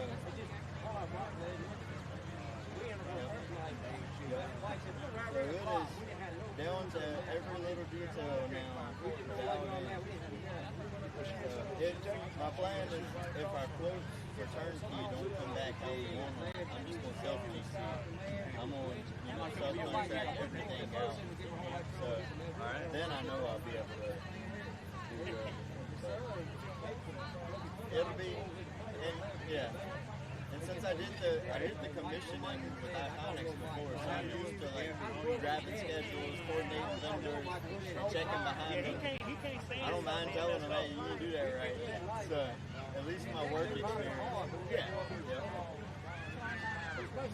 That's right. And my new job, I coordinate projects. So like once it's turned over, anything that needs to be done or could be more efficient, I lead the project, take the flows, hire the people. So I kind of do the same thing on a smaller scale anyway. I know.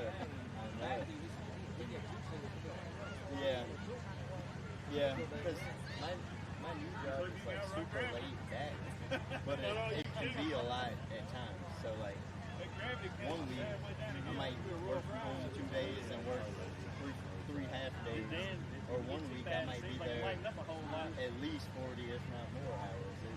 And I never have a way of telling. It depends on how everything's running. We have a bunch of issues. Cody said he's liking his job. I keep trying to recruit him too. Try to get him back down this way. I don't know what to do. Everybody telling me that I can't see what I'm going on.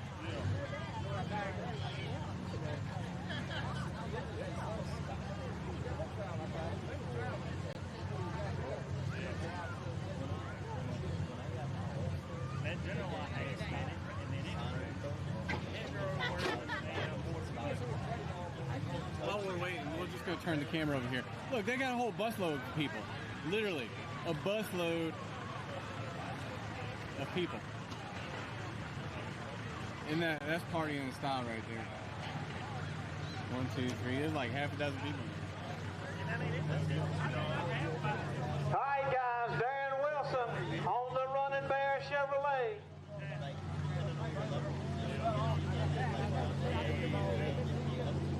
I can't stress it enough. You need some earplugs.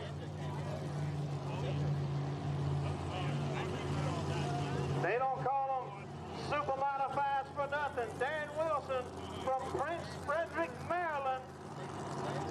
6 years in pulling.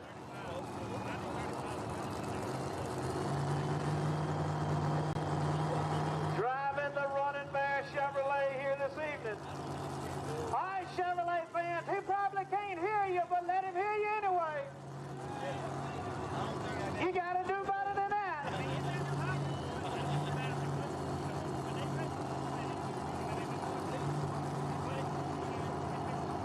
Robbie Campbell up next. Crystal Wilson. Then Darren will come back on a different truck. All right, guys, again, he's a test puller. He can take it or turn it down. Watch these current tires work, guys. They're blown up like balloons. Look at that.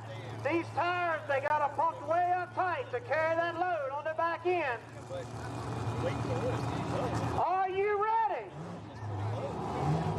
You better be. Here we go. Darren Wilson. The sled is ready. The track is ready. I'm plugging my ears.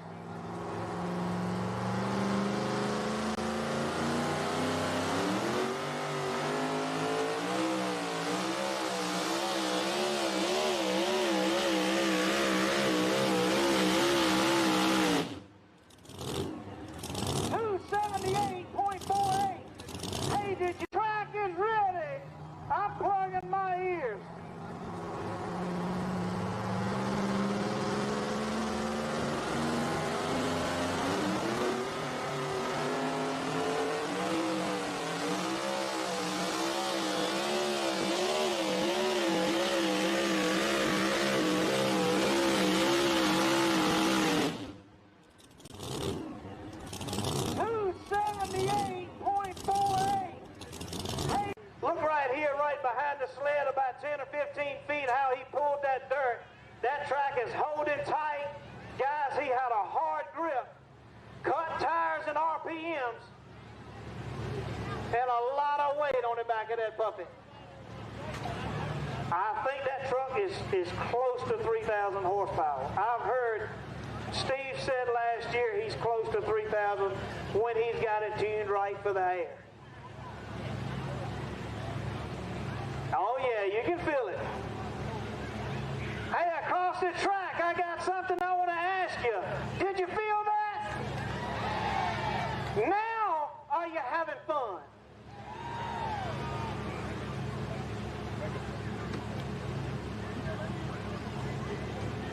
The big boss is looking at the sled. We might do something. Has anybody got in? Brent.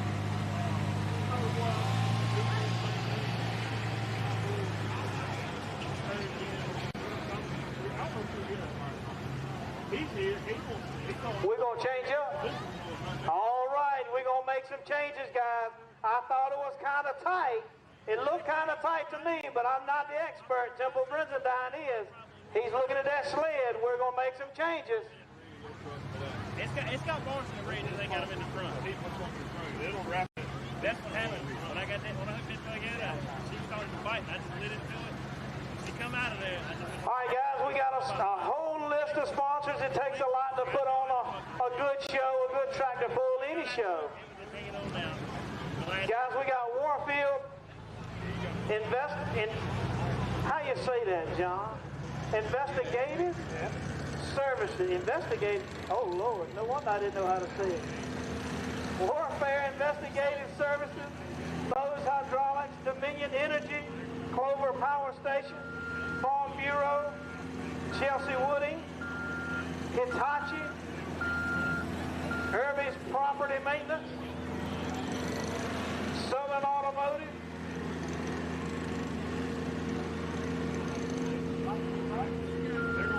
All Metal and Auto Recycling, Benchmark Bank, Carrington Brothers, Elliott's Auto Sales, Franklin's Garage, Grand Springs, Maplehurst Outdoor Living, Morgan Lumber Company, Novec, RTP, Smart Ford, South Boston Energy, Southern Virginia Custom Services, Terry's Auto, T's Diesel and Equipment Repair,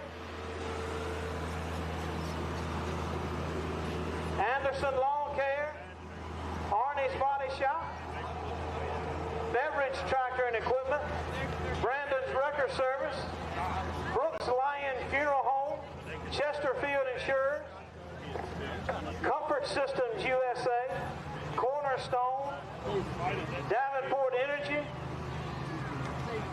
Easter Design Excavating and Clearing Services, Edward Jones, Empower Broadband, Factory Street Brewing, Farm Credit, First National Bank, First Piedmont, Francisco Forestry Service, Hackney's Excavation, H&M Logging, KD Country, Law Office of Lisa Francisco, Powell Funeral Home, Robert Woodall Chevrolet, Roger Slagle Backhoe and Trucking Service, Roxborough Heating and Air.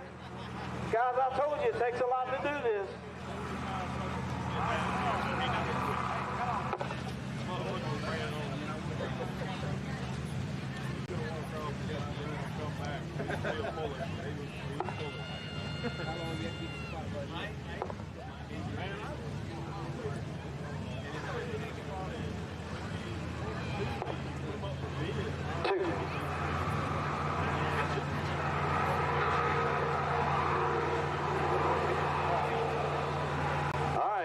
This is a little bit, we can both talk now. Oh man, they really in for a treat now. We talking at the same time. That's just like being at home. You know, I was telling you, 49 years, that was a mistake. I've been pulling somewhere back in the, Dad started pulling about in 1976. I started pulling in about 82. And then we sold a tractor and I kind of went on a on a wild chase. Oh, man. Then you had to go on a honeymoon to straighten you back out. Yeah, then I got back in it.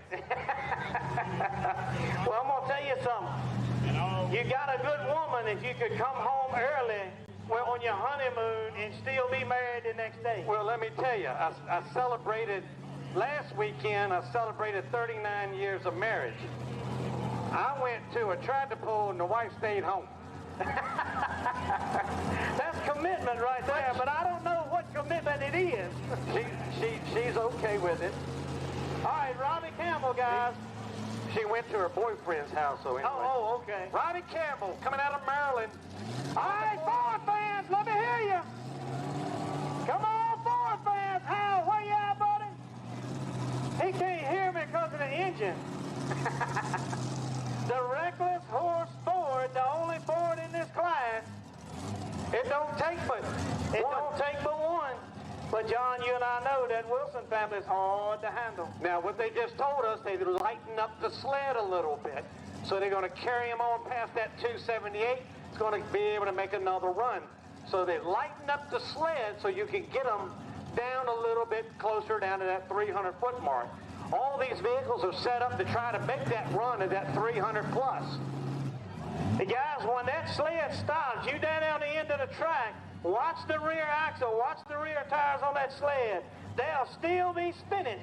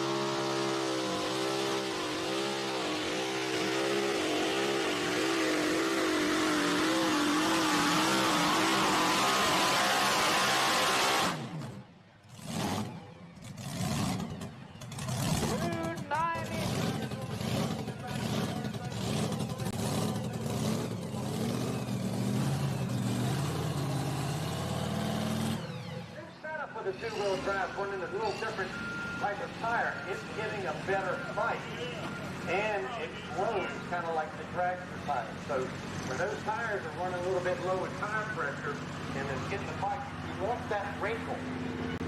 So 296 even, he has that option to take it or turn it down. Watch out, y'all behind. Oh! All right, gonna need the EMS out on the track. Need the EMS out on the track. Need fire, need an ambulance at the end of the track.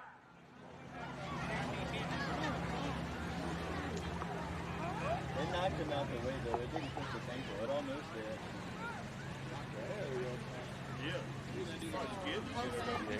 All right, take a look at these sponsors real quick.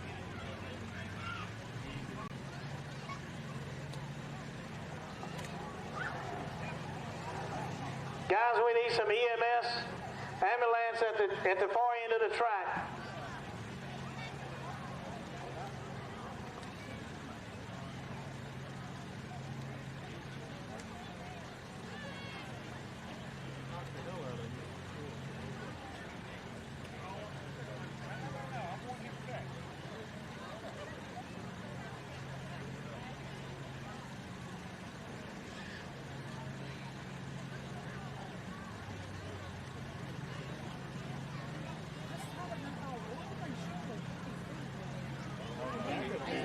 You barely see beside you. Yeah.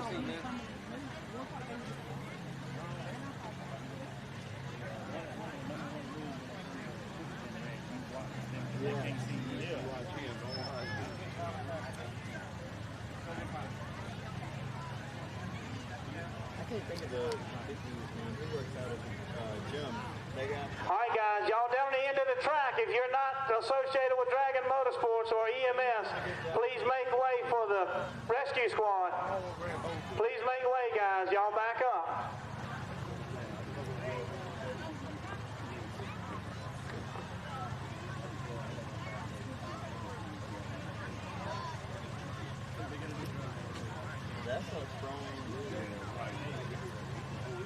just to keep you posted, the skid steer back over our head official down there.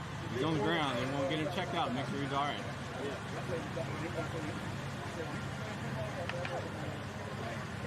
Well, the crazy thing is, he's one of the most humble ones in the gym, though.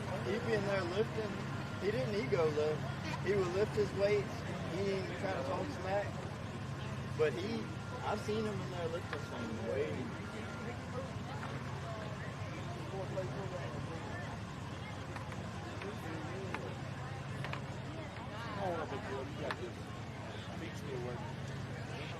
Yeah.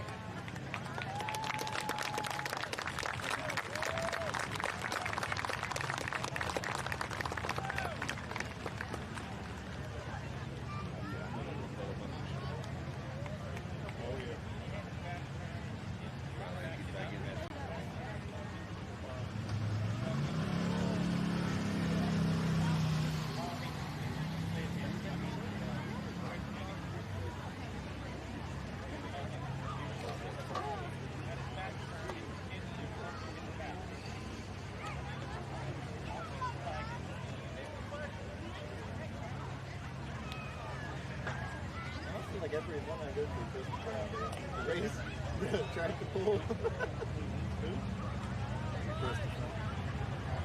All right, guys, that's a big sigh of relief to see him on his feet.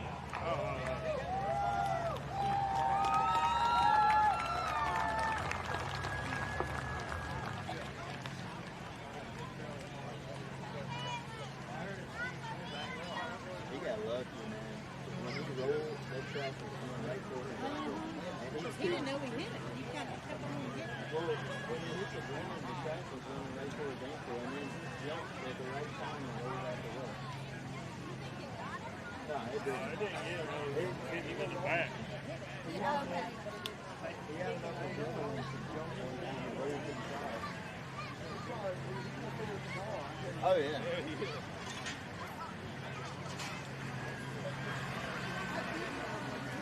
Oh, it's Devin Lowell.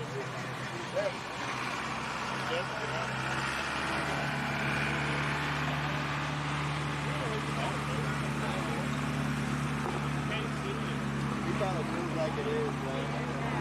All right, guys, not only did we have a man get kind of backed over, our skid steer operator, you know, when there's an accident, there's more than one people involved, so we just hope everybody's all right.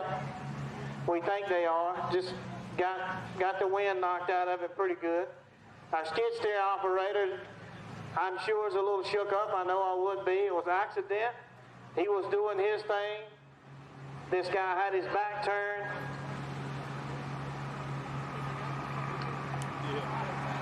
But we're okay. We'll get through it.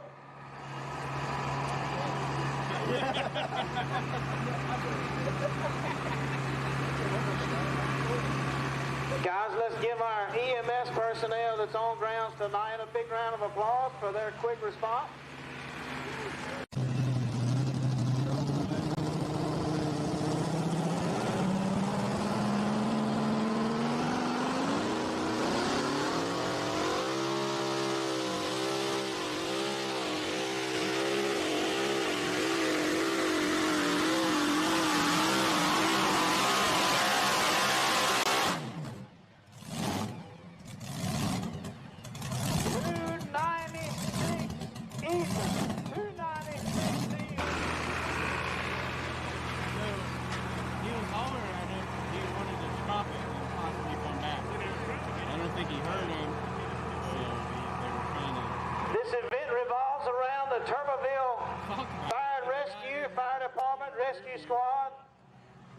They put this event on for them, a benefit for them, and tonight we needed them.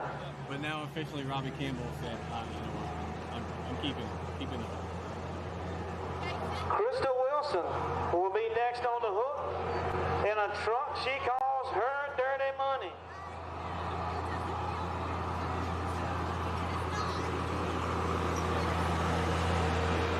To tell you a little bit about Crystal, she is from Prince Frederick, Maryland. Been in pulling about 7 years. 2024 Dragon Motorsports two-wheel drive champion. Defending champion in the two-wheel drive.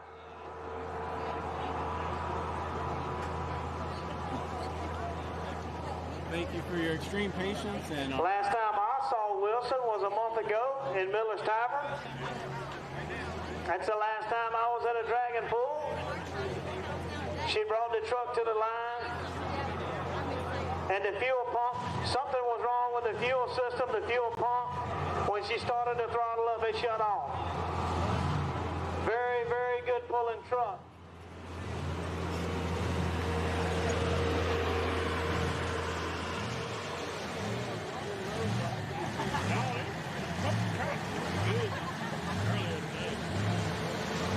Guys, the only measured distance we have is 296 even by Robbie Campbell in the Reckless Horse Ford.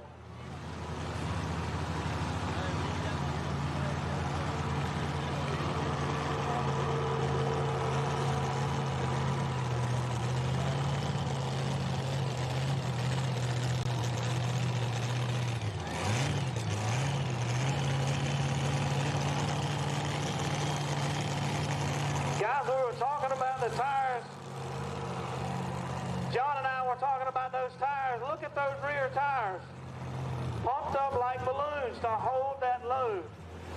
If you got a chance to go to the pit area, you'll see them hook those tires together with an air gauge and an air line. They'll hook the tires together. They want those tires equalized in air pressure. You put a few more pounds of air in one than you do the other, then that'll cause it to pull right or left. They want them to be dead even.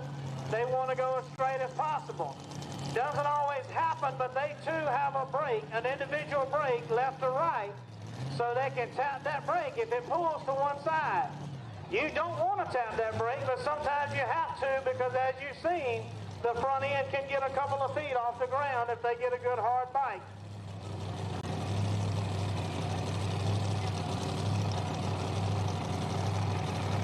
Crystal Wilson, she's one tough customer when it comes to two-wheel drive trucks.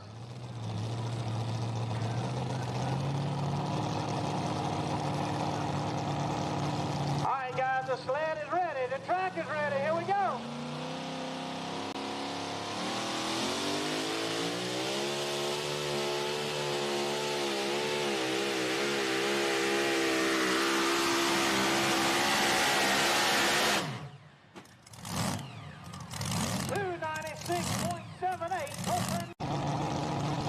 Alright guys, the sled is ready, the track is ready, here we go.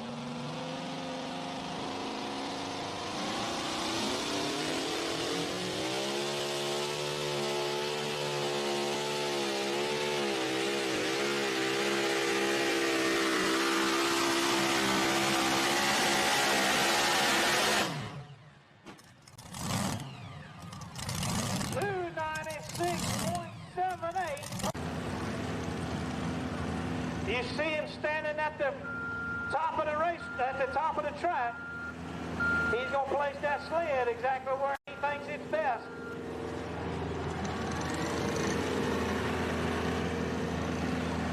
Darren coming up in dirty money, and then he'll have to come back in the running bear because we had a sled change, if you recall.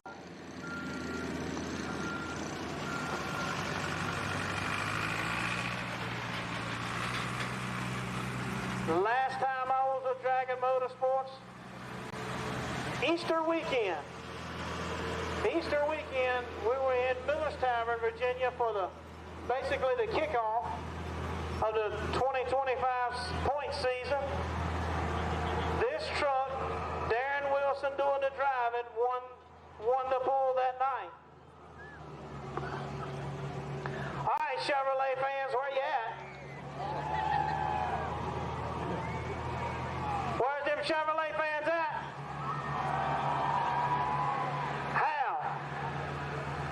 Hal, we got a section of Chevrolet fans. How many can you take home in your Ford to ensure they get home? All right, guys, Darren Wilson will be coming up momentarily. the Dirty Money Chevrolet. Guys, why do you think this Wilson family would have 2 trucks with Dirty Money as the name? What do you think off the top of your head would make them put Dirty Money on the name of their trucks? I have a very specific, thought out occupation name. Sanitation engineer. Sanitation engineer, guys. Dirty Money. Sanitation engineer. I guess septic tank pumping pays pretty good.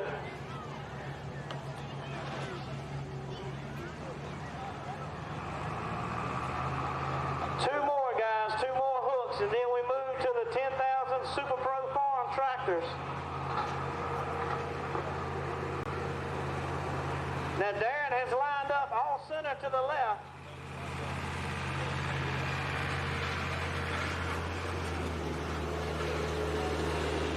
Another thing John mentioned earlier was those tires swelling like a dragster. They do have a little bit of a swell to them, and guys, you'll notice when they leave the line, they like to get a little bit of weight on the rear of that truck before they open it full throttle, because they will expand those tires a little bit too much.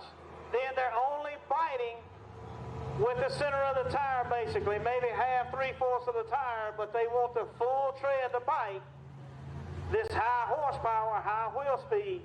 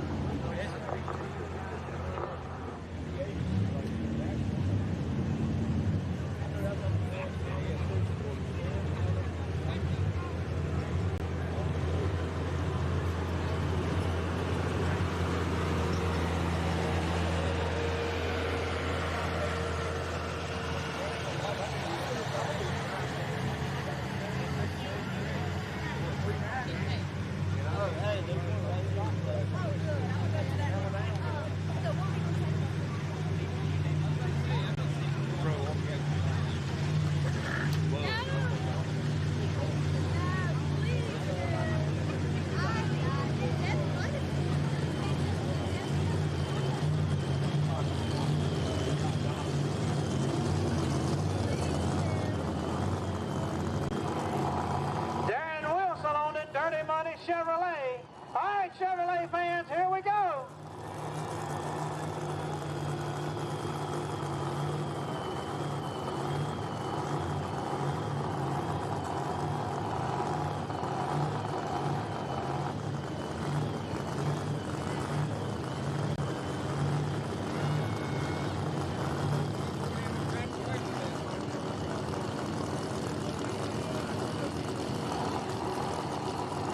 Looking to beat 296.78, laid down by Crystal Wilson.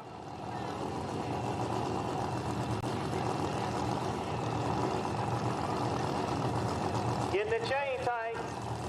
They figured out the zones that I got. All right, here we go.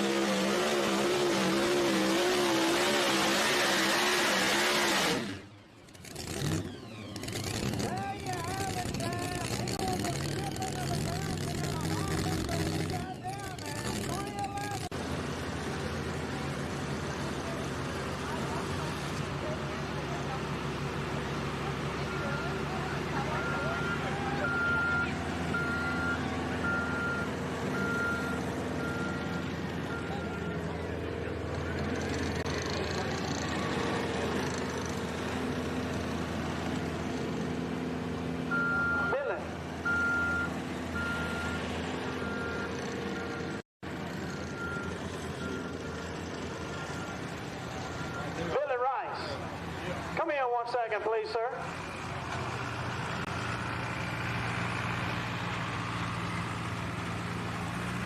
All right, guys, 311.78 puts him number one. Now he's going back to get his other truck.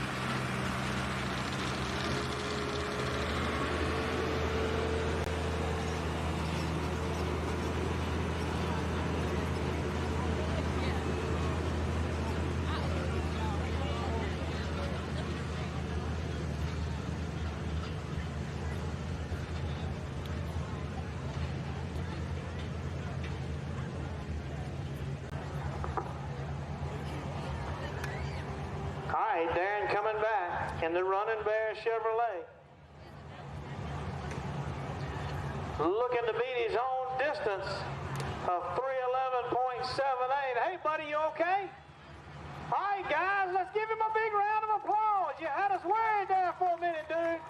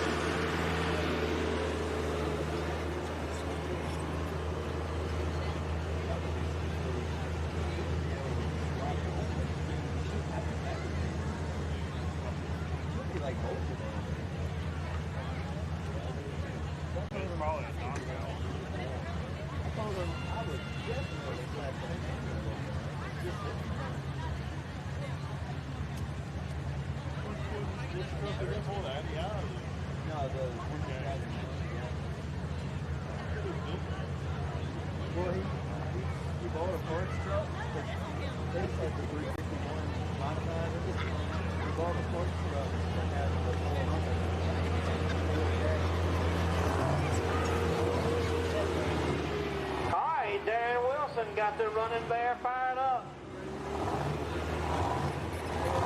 He pulled first in the class. We changed the sled. Now he's coming back.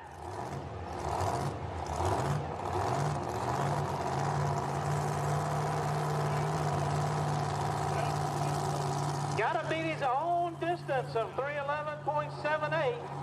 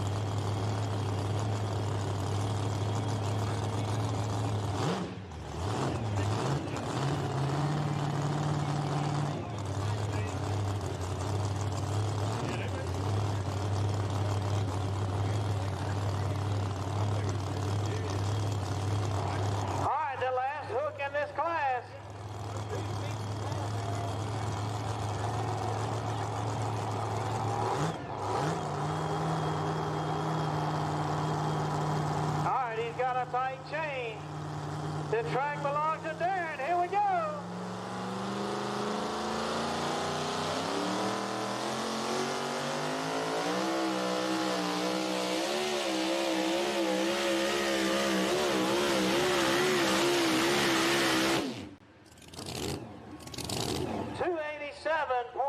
Alright, he's got a tight chain. The track belongs to Darren. Here we go.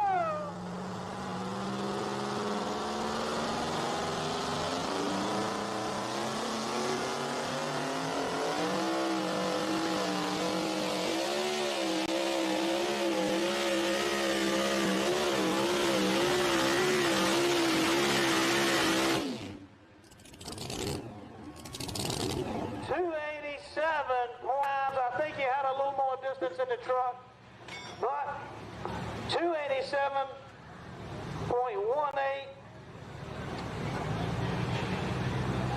put Darren Wilson on Dirty Money, number 1 with 311.78. Kristen Wilson on her Dirty Money, number 2. Number 3, Robbie Campbell on the Reckless Horse Ford. And number 4, Darren Wilson on the Running Bear. All right, guys, we're going to dress the track up a little bit, maybe get the motor grader out here. Visit your concessions, go to the bathroom, just sit back, relax for a few minutes. We're going to take about a 10 or 15 minute break. We're going to dress the track up a little, and then we're going to get back started. Guys, that was only the 3rd class. We got 5 more classes. Up next, 10,000 Super Pro Farm. After that, 6,200 Outlaw. So guys, we're going to take a little break again. Visit the concession stands. Do what you need to do. We're going to work on the sled, work on the track. We'll come back shortly.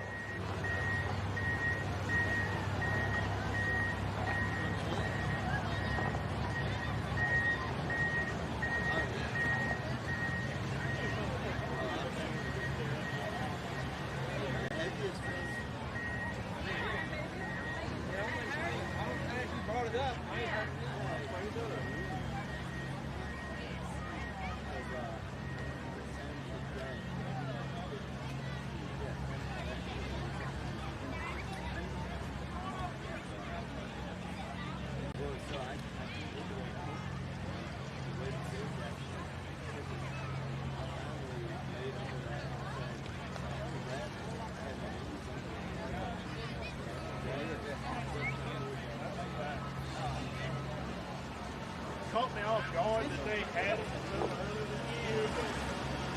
One of the way was mid-middle.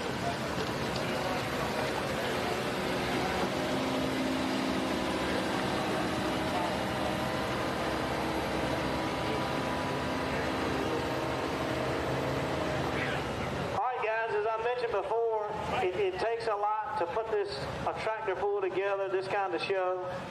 I'm going to continue running through our sponsors: South Boston Memorials, Southern States Energy, Southern Restoration, Spalding Equipment, Triple S Solutions, Tunnel Creek Winery, Yancey Wholesale Supply, Bank of Charlotte County, Gregory Florist, Halifax Medical Equipment, Joanne Rogers Real Estate, Wagstaff Sales and Service. Town of Halifax merchants include Abbott Farm Suppliers, Lotions, Potions, and more, Peddler's Shop, Pack House Cafe.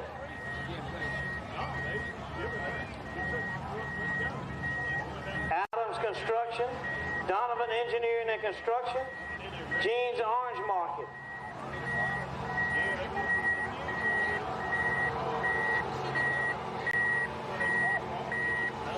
The only difference there is on the screen is Reckless Horse is 3, not 2.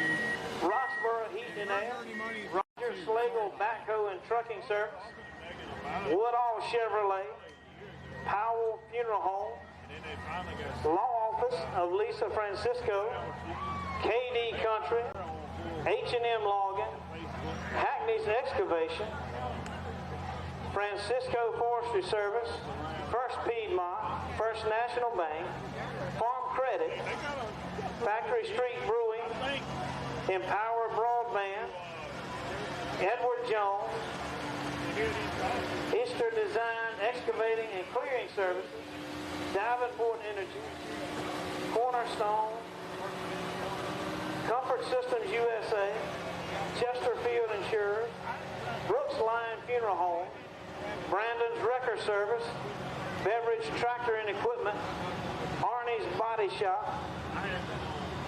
Anderson Lawn Care.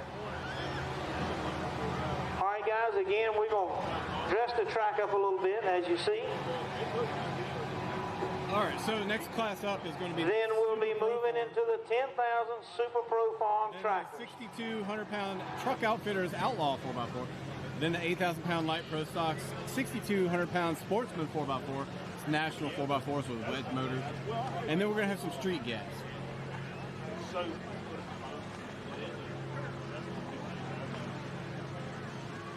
Yeah, super excited that James Fagans is okay. Super scary. Everybody was yelling, oh.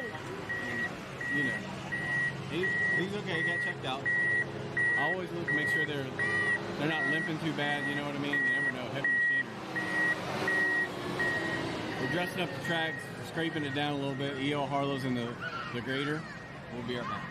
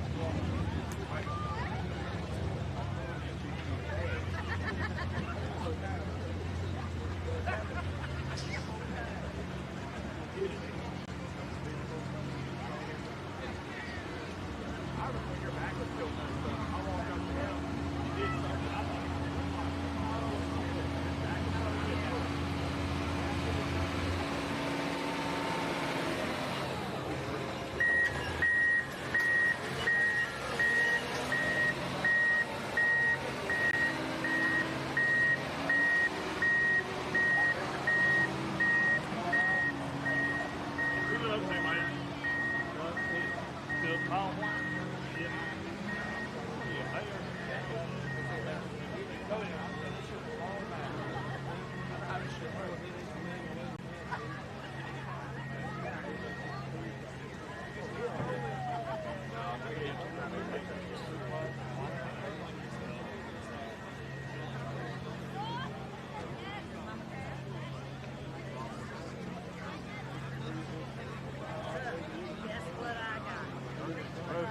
Windshield time.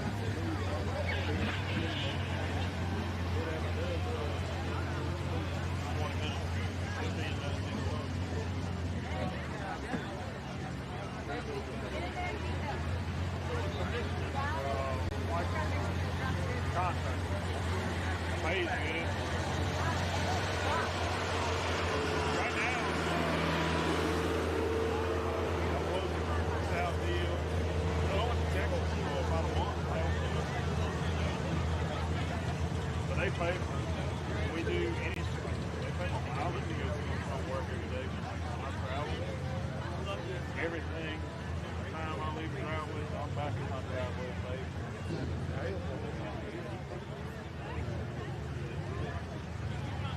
But they say they won't go make it. That's the case.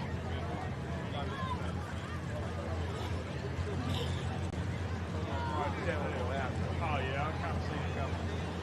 When I seen him the other night, he paid me for it. He was like, ready to try to go away.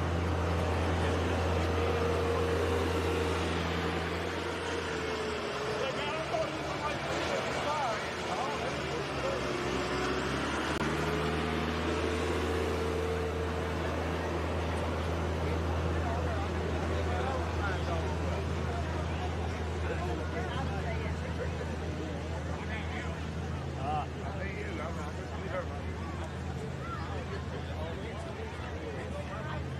yeah, I seen him pull in. I ain't going to talk to him yet. I ain't going to talk to him yet.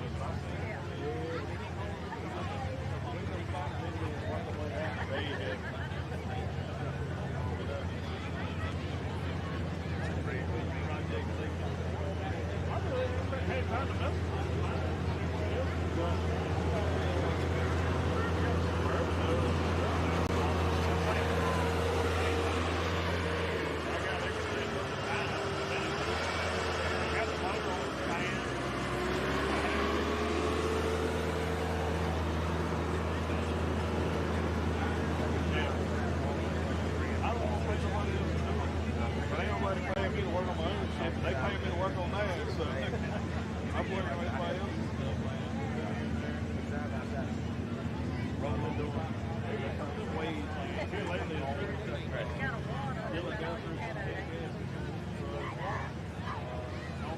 Carson Cole. I got his coming. All right, roll, get it all rolled back in. Here's our South Boston sponsors again. About ready to go back to work. Sled, get back on the track.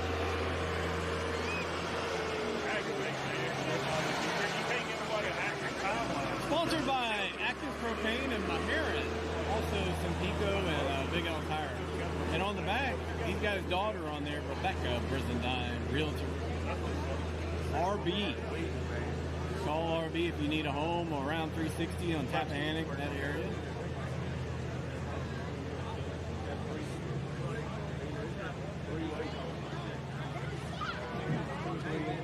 Here's some more of those Dragon Motorsport sponsors.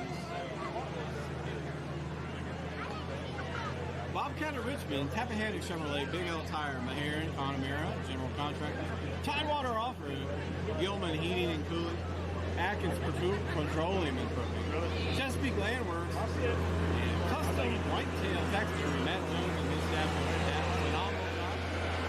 Me, WSBTV, I'm the official video doctor.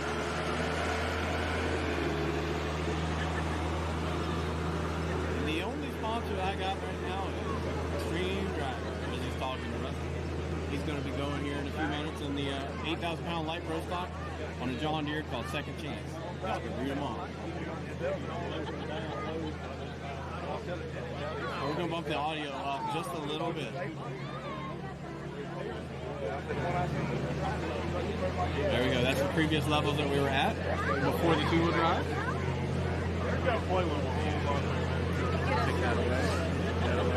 Now you're back.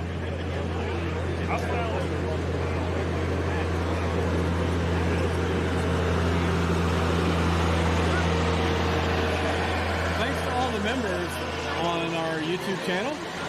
YouTube members, you get a live stream sponsorship, $24.99 a month. All right, guys, we get just about ready. Ad-free videos and live streams. You know, had a good little break.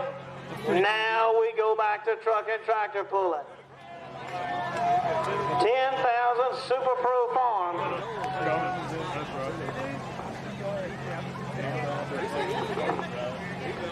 John, I need to ask you a question. I got to pay you $5. Can I charge you?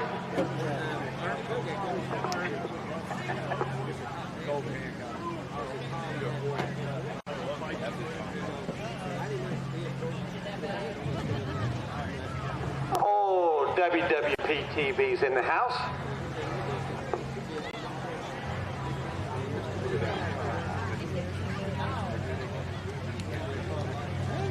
Super Pro Farm is going to have about 7 or 8 tractors in that class. Okay.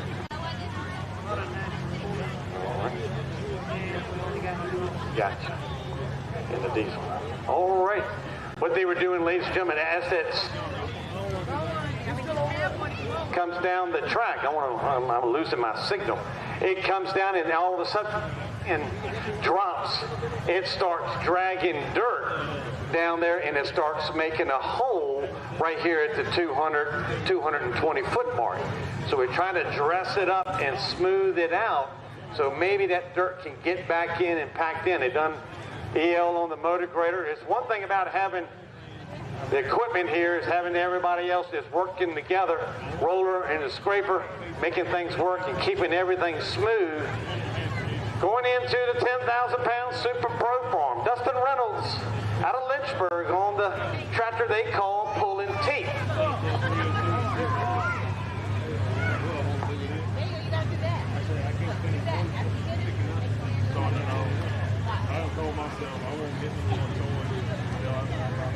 There you The only thing I never pulled, I never pulled any mules. Granddaddy had them going off the farm by the time I got of age. That was the one thing that you really wanted to do, and it was already gone. It was already gone. I wanted to pull a mule. Dustin Reynolds, 10,000-pound Super Pro Farm, 650 cubic inch motor, 6-cylinder diesel. Now, a lot of these motors are running non-water in the block, so it's just an open block that just to let the air run through it and cool it. 540 cubic inches. When I say 6, this is a 466. This is the small motor. We kind of changed up a little bit from one year to the next. It kind of moved up in the class. This motor is a 466 cubic inch. Water injection. Big P pump on the injection pump, 10,000 pounds. Now these drivers, all sitting in the fire suit, 5-point harness, roll cage, helmet, neck collar, all the safety equipment on the driver. Alrighty, watch that smoke as he comes up on the RPMs. That left foot is holding that clutch back a little bit.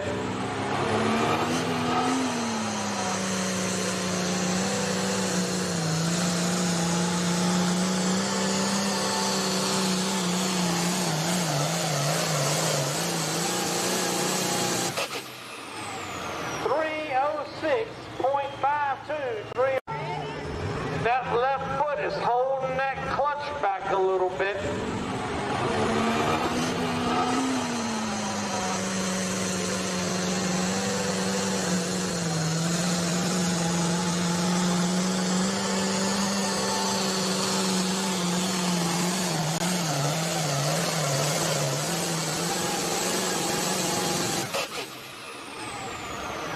The air in them, roughly speaking, in the tire.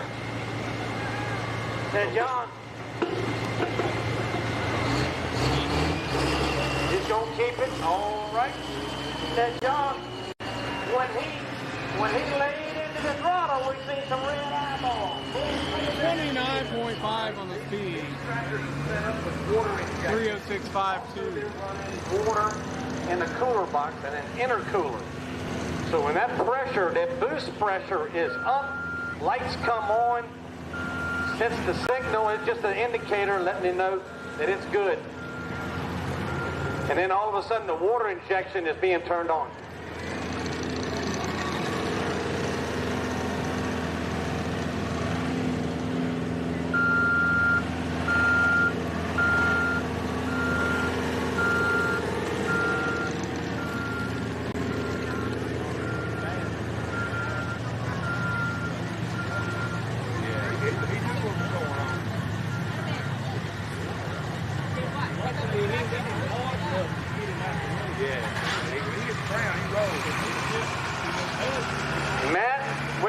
Come to the announcer stand. Matt with the fire department, I need you to come to the announcer stand. We're talking about water injection. Water is being sprayed into that turbo, and that air coming in gets hot under compression. Water goes through the intake right on into the top of the cylinder, and that water is cooling down the fire that's sitting on top of those pistons. Now you got to remember, if you see fire coming out of the pipe, you're also looking at fires from the piston through the exhaust wheel and out the pipe. Matt, we need to, that light at the end, we need to adjust it a little bit because it's blinding on the sled. The one all the way up at the tree line. Straight behind that side of scales. You need to adjust it. Which way? Ask the man on the sled.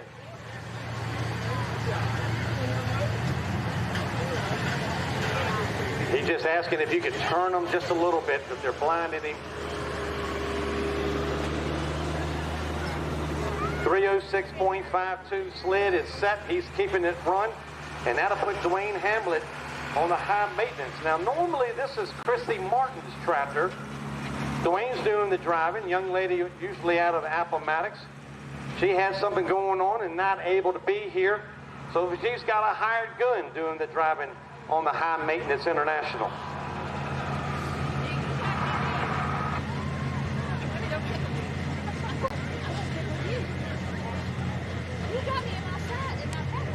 And then it'll be Billy Rice on the lights out, next on deck. Transmission is 93 pounds. 6 here in the class, and our next class will be the 6,200-pound Outlaw four-wheel drives. We've got 7 trucks in that class, 6 in this class. Now these tractors came from the factory with about a 466 cubic inch motor. A little small, if it had an inline pump, an A pump, or an old rotary pump, a little small turbo, they might have been putting out somewhere around 125 to 150 horsepower to the drawbar or to the PTO. Now with all the work being done on the engine, and along with everything on the engine as far as the cubic inches in the fuel delivery and the turbo, you're talking 1,200 horsepower in these tractors. And you want to run 30 miles an hour down the track, let's go.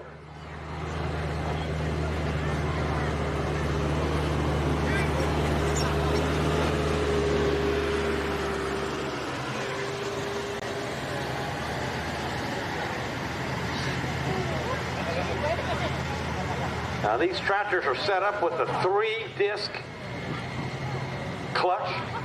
So basically their pedal right now is just real easy to flop down, change gears. As the RPMs come up a little bit, that clutch is centrifugal spinning by the RPMs of the motor, and it's trying to engage, so their left foot is holding back a little bit. You got to remember 2,800 RPM on a factory tractor, give or take 1 or 2. You're talking well over 4,000, 5,000 on the RPMs on these tractors. And John, I don't think it's completely understood how much pressure is built up inside these engines.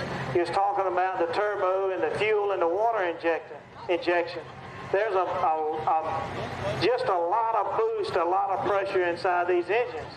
It's a ticking time bomb. It's about 80 pounds of boost pressure way on up here. They say 80, it might be on the higher side. Dwayne Hamlet on the high maintenance tractor coming out of Appomattox, Virginia.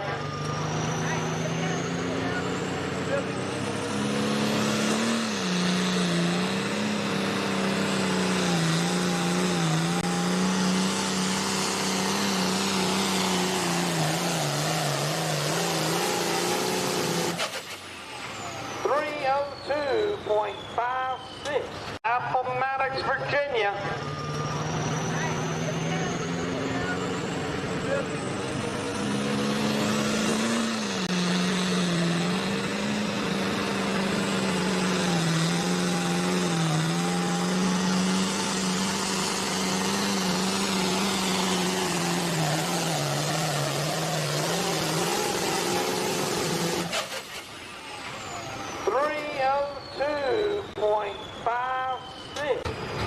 Backwards a little bit. So we're just about 4 feet short from the 1 and 2 right now. Billy right on the lights out.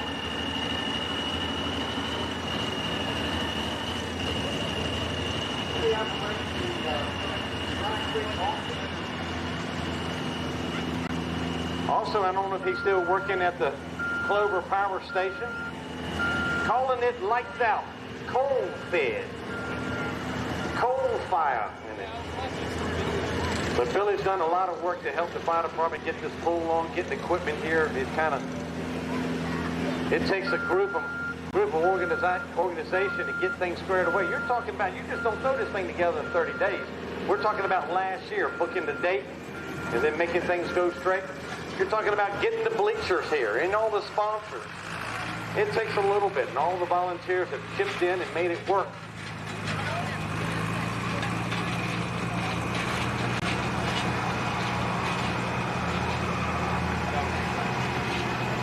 And after Billy be E.L. Harlow on the Harlow Harvester. You see Billy's dad, Bill, right? Billy's been pulling for a long time. I remember when he was pulling little antique tractors. Years back. Got into the hot farm class and won a couple of championships, and then all of a sudden moved some things around. Got into the pro farm. Running a little bit bigger motor, him and his dad. See, Billy's kind of like, he just kind of sits back and just rides on home and lets Dad do all the driving to and from the pulls. Billy sits over there and sleeps, knocks out the window half the night.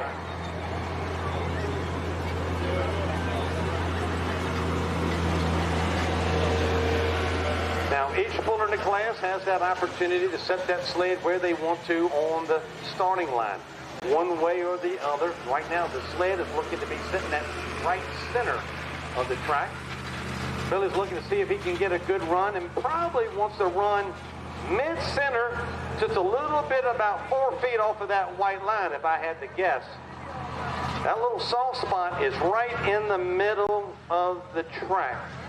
So if he can bypass that and skim by it, that's what he wants to try to do.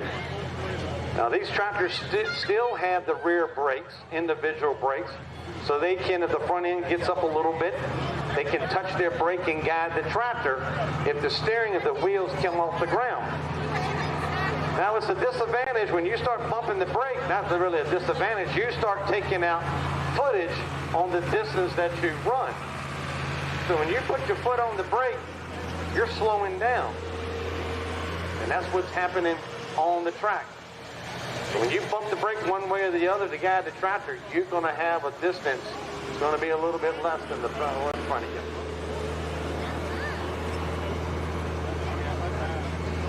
Hometown puller. Y'all know Billy Rice? 2 men threw their hand up and 14 girls threw their hand up. I don't know what in the world. Billy's a new daddy, got a little young baby, about a year old. Is his bride here tonight? I don't know where. Hey, she's here. Got the whole family down there.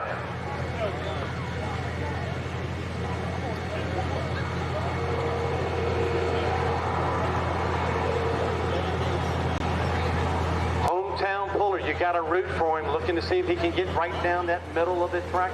I'm thinking he's going to want to dance a little bit to this right side. If I had my guess, start off right down the center. Now he's kind of like Babe Ruth. Billy. Oh, did he call his shot like you did? Well, I didn't call it good enough. But Billy will sit down there and he'll look down the track and he'll close his eyes and say, Lord, just be with me tonight. And he'll point and say, let's go in this direction. Well, if you got a ride along, that's the one to have. Don't worry, I got you. All right, guys, we got a clear track. All right, you fans, he's a local man. Let him hear you. 3:06.52, your leader marker right now. See if Billy can work his magic and get out past him.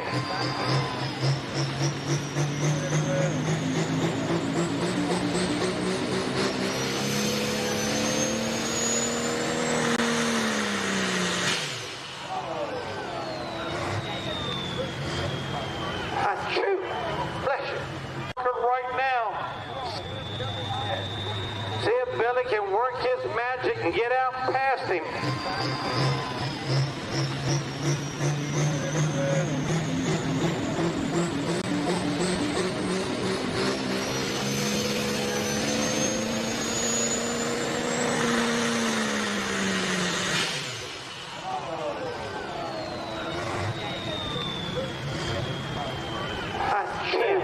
That amount of pressure we're putting to these engines. Yes, it does. So we'll find out. But he's got his ace mechanic right there, checking it out. Well, you know, each puller has 2 attempts. He did not go past the 100-foot mark. He can fix something, get it back in line, and make it another attempt. But they've been working on the tractor over the wintertime, had some parts not come in, missed a couple of hooks, and just trying to get it to run out here tonight. I can't save you from fighting someday. You want to go ahead and send a tow tractor on the track? Tow vehicle, if you would, please, out on the track. But he might be, he's okay? All right, you going to try something?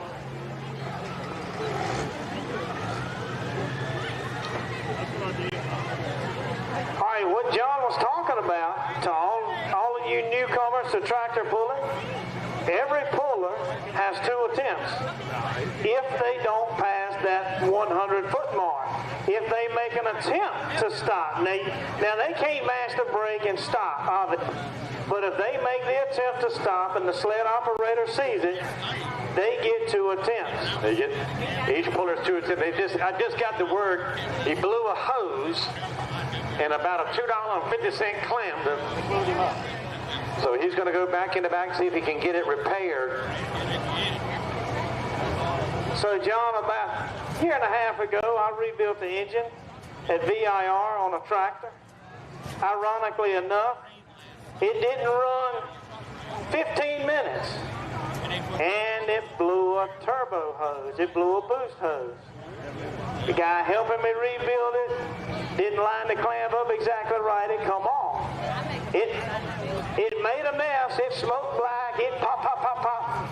Like you said, $1.50 hose made all the difference.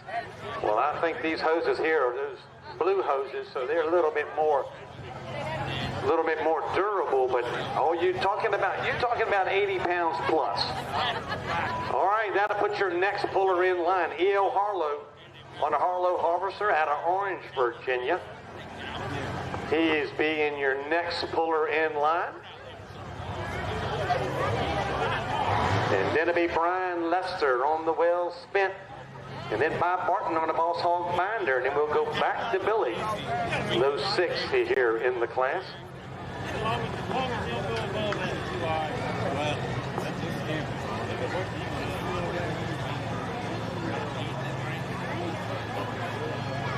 E.L. Harlow out of Orange, Virginia, 25 years plus pulling. Sharp looking tractor. If you ever get to a pull, ladies and gentlemen, get to the stands, get your seat, walk back in the pits. And this class here, this tractor here is immaculate built. It is, if you get close to it, they're going to have to put white gloves on. I ain't no doubt. It's a sharp looking tractor, nice work on it on the other tractors in the class. But this one here is to the T. On an International 1466 out of Orange, Virginia. He is a multi-time champion here in the class. And he has a little bit to do with a couple of the tractors that pull in the altered farm class as one of their chief mechanics, making things work.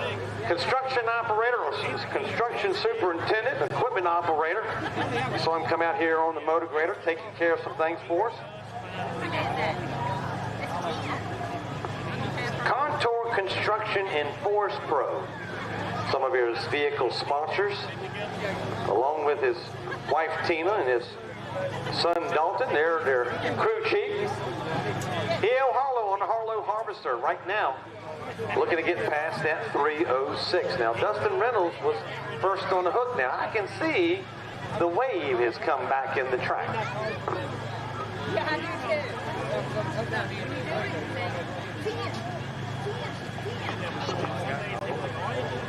All right, guys, we got a clear track. E.L. Harlow looking to go past 306.52. Uh-oh, we got a red light.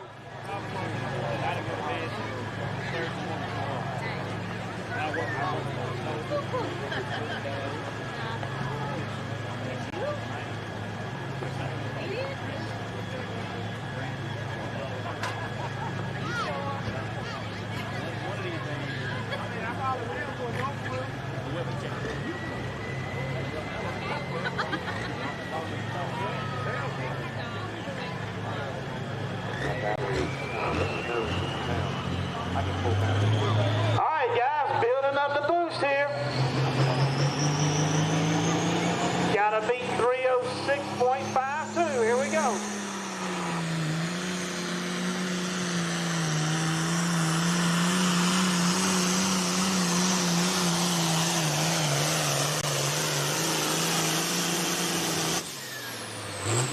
He was getting on down there, John, dangerously close. 304.19, 306.52. Here we go.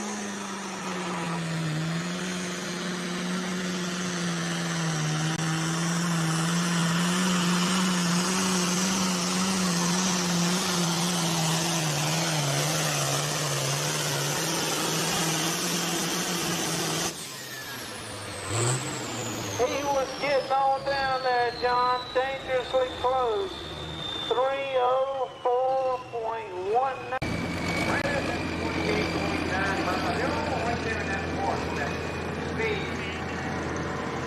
Having a good run, 304.19. I'll put him right now in the number 2 spot.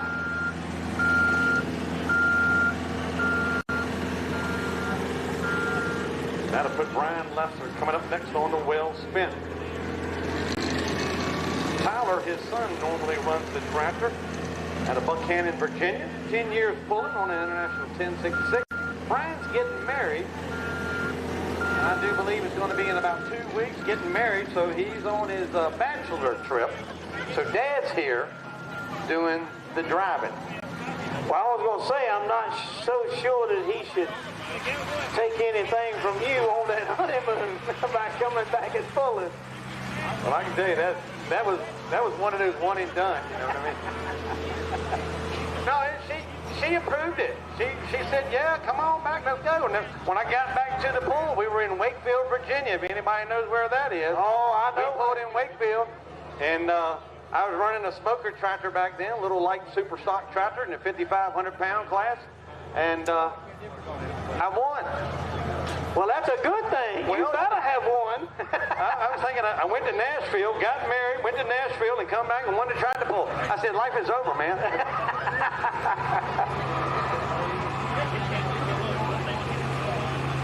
And you know what? I've tried many times to repeat that, win it, the tractor pull. Oh, win it. Okay. And I've yet to do that. I've had trouble. Well, I tried 2 honeymoons, and didn't either one of them pan out. So. Well, you know what they tell me? They said half the marriages will turn into divorce. 50% of the marriages will be in divorce. And I told the other guy, I said, yeah, well, what about the other 50%?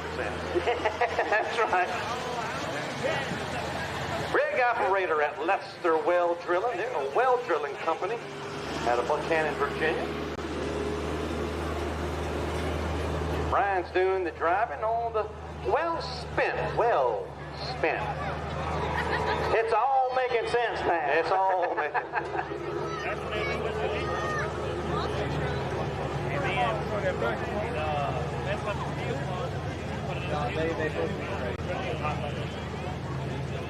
What we need a Chrissy here tonight driving the tractor. That's what we're missing. I don't think we've had a female yet on the track. We need to get, oh, that's right, Crystal. Crystal in the 2-wheel. Yeah, she was second to Darren. It confuses me because Darren was up there twice. Yes.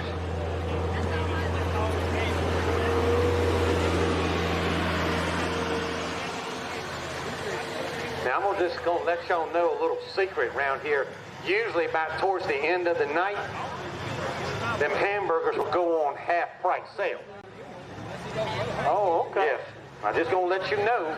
You stay here long enough, you might hear it half price on the food, unless they run out. Well, they may sell out. Well, I'm going to be here till then, so we'll figure it out. All right, Brian Lester.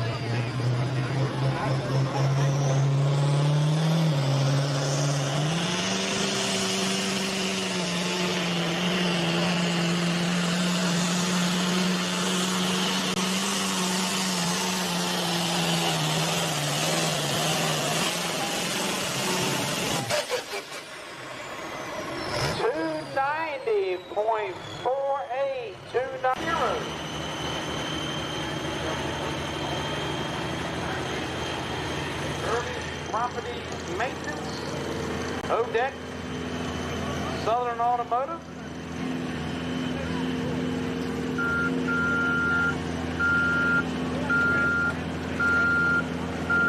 All Metal and Auto Recycling, Benchmark Bank, Carrington Brothers, Elliott's Auto Sales, Franklin's Garage, Grand Springs, Maplehurst Outdoor Living, Morgan Lumber Company, Novec, RTP, Smart Ford, also South Boston Energy, Southern Virginia Custom Services, also Terry's Auto, and T's Diesel and Equipment Repair. Bob Martin.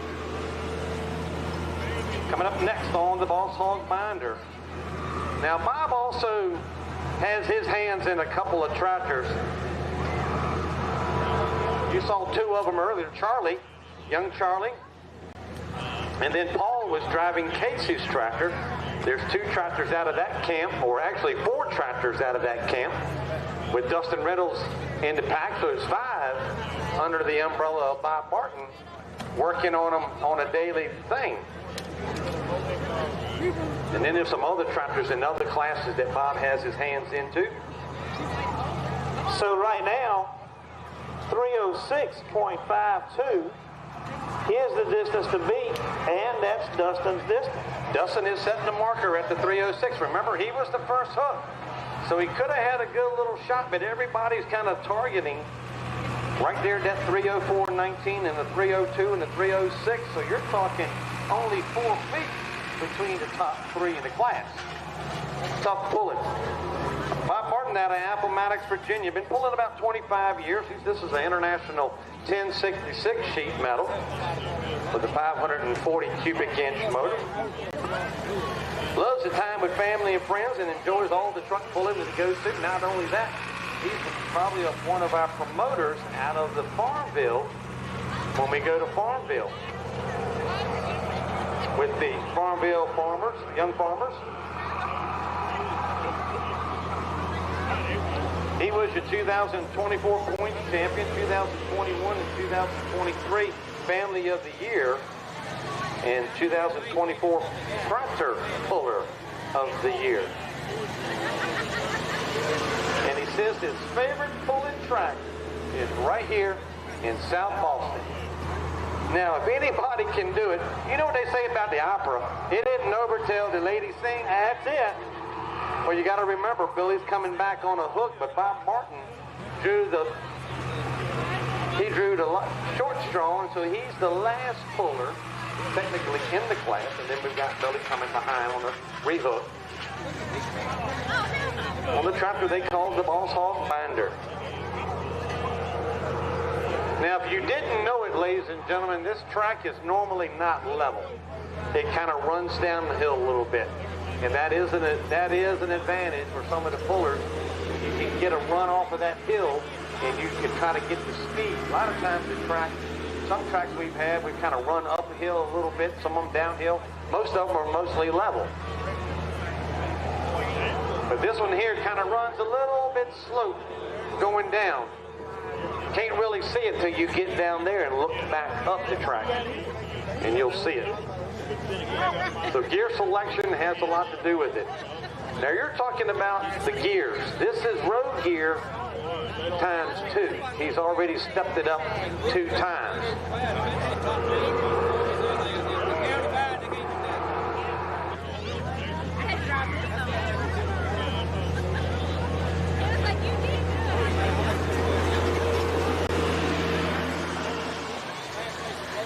Right now, Dustin Reynolds out of the Martin camp. On the marker right now at the 306. Look at, watch that red marker, 306, 306.52. Can he do it? Bob Martin on a Boss Hog Binder.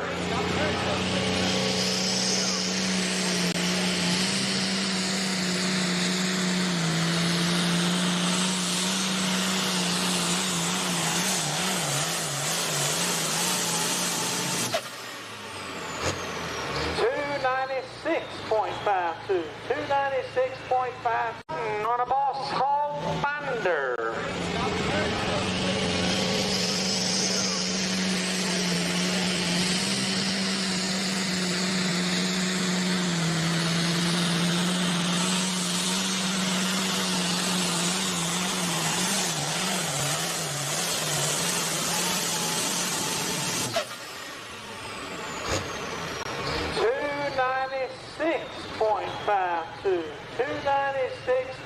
You're losing traction. But he's still at 28.8. They're all right there on the 296.52. That right now puts him 1, 2, 3, 4 on the number 4 spot. Pretty close, John. If I remember last year when we were here with this class, it was separated within a matter of inches by 3 or 4 tracks. It is.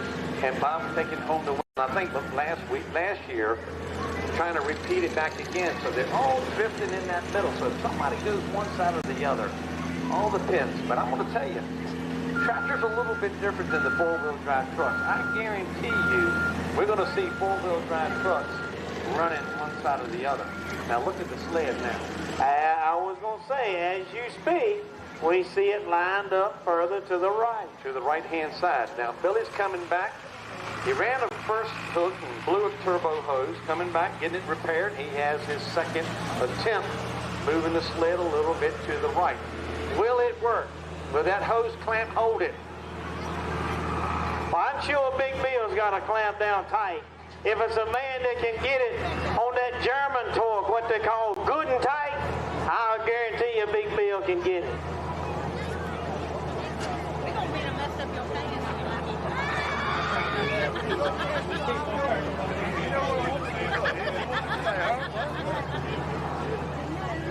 6,200-pound Outlaw, four-wheel drives, get him in line. Jacob Perdue.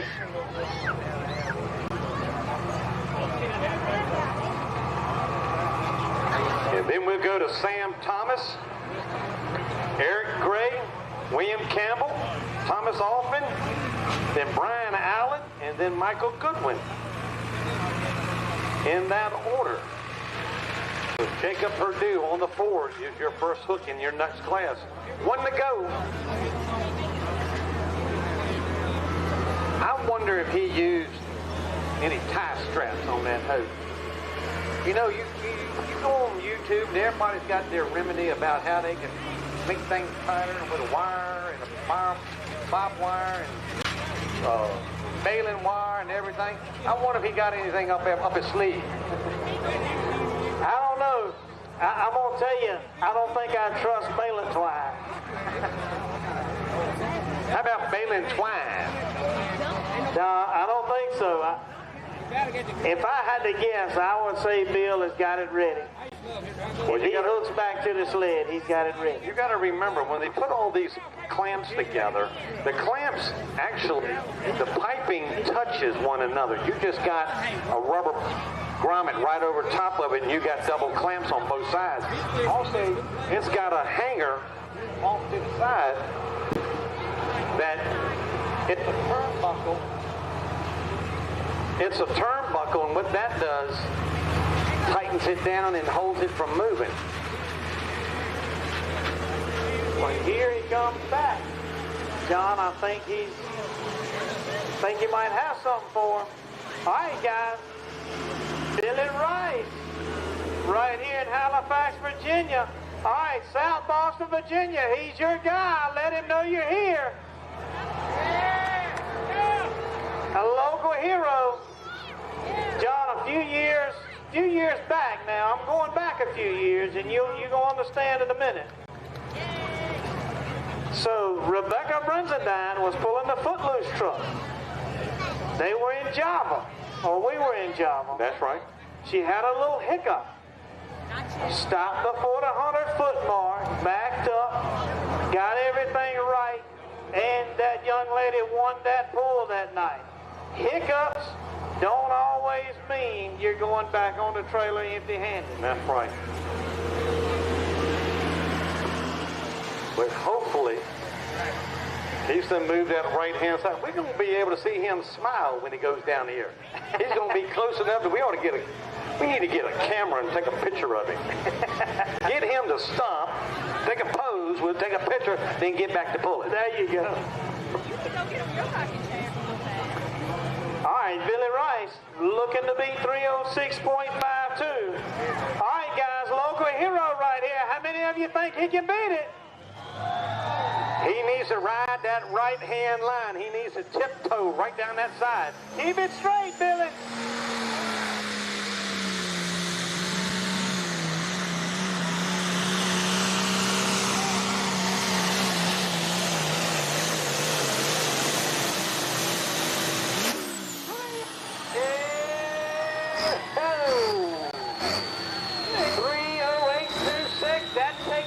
Side. Keep it straight, Billy.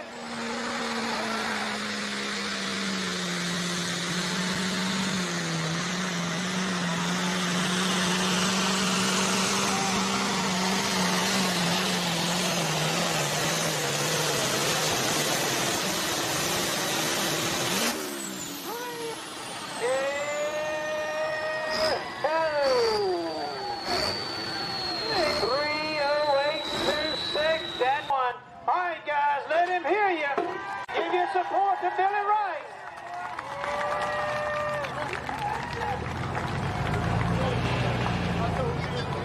Billy said, all this work, I want to do good at home. I think this might be his first win here in South Boston. That'll put Billy Rice on the lights out in your number 1 spot. Number 2, Dustin Reynolds on the pulling tee. Your number 3 spot, E.O. Harlow. Number 4 goes to Dwayne Hamlet. Your number 5 spot, Bob Barton. And number 6, Brian Lester. Those 6 tractors. Bill, toe the line. I told him up there, he got to toe that line. Now, can you get any work out of him now? He got to go to work tomorrow. He's not going to call in sick, is he? His boss man was right over here telling us he better show up to work tomorrow. I heard him. Hey, I called for you. I called for you. Nice man. Kind of bad to be calling sick, boss man sitting back here looking at him. Congratulations, Billy Rice. Big winner. Home team. Your 6,200-pound Outlaw 4-wheel drives coming up next. They can run up to a 550 cubic inch motor, naturally aspirated, all in the stock location. They have to run street legal DOT tires. So what they're running out here on the track, you can buy them and run them on the street with all the safety equipment on them. I think we're having about 7 vehicles. 7 vehicles out here tonight. Jacob Perdue on the Ford. And then we go to Sam Thomas with the Chevrolet. Then Eric Gray on his Chevrolet. William Campbell on the Ford. And Thomas Alpin on the Danger Ranger Ford, which is leading the points right now. And then it goes back to Brian Allen on the Pulpwood and Michael Goodwin on It Is What It Is Chevrolet. So we got a Ford and a Chevy, Ford, Chevy. Any Chevrolet fans out here tonight? 2025 major sponsor. How about my Ford fans? Where are you?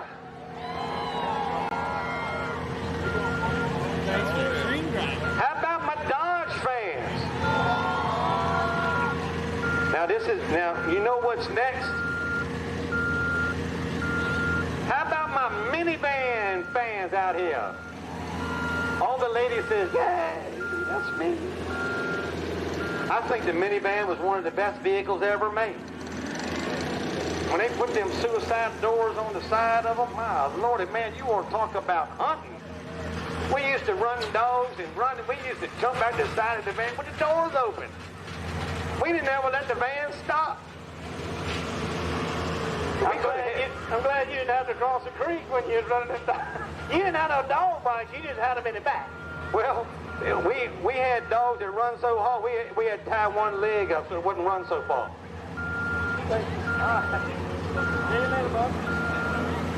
We had a lot of 3-legged dogs. I had one dog, you could hear him run, bark, bark, bark, bark, bark, and all of a sudden he'd be quiet. Daddy goes, what's wrong with the dog? He done shut up. I said, Daddy, he's running on posted land. He ain't supposed to be barking. Look, man, I was doing it wrong. You know, I was making shit. You know, I can do that, you know.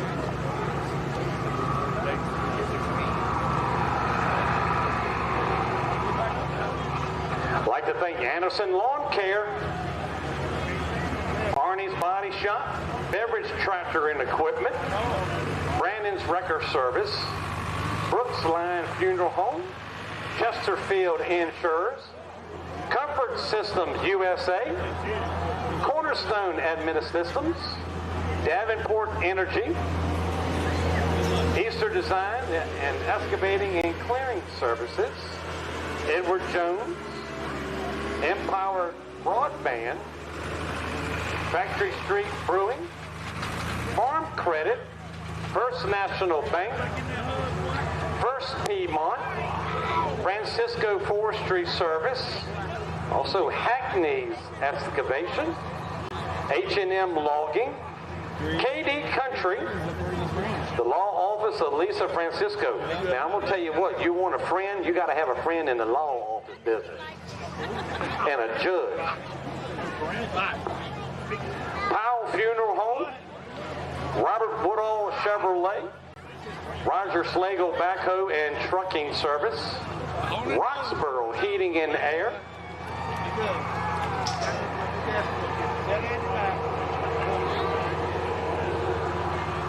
South Boston Memorials, Southern States Energy, Southern Restorations, Spalding Equipment, Triple S Solutions, Tunnel Creek Winery, and Yancey Wholesale Supply.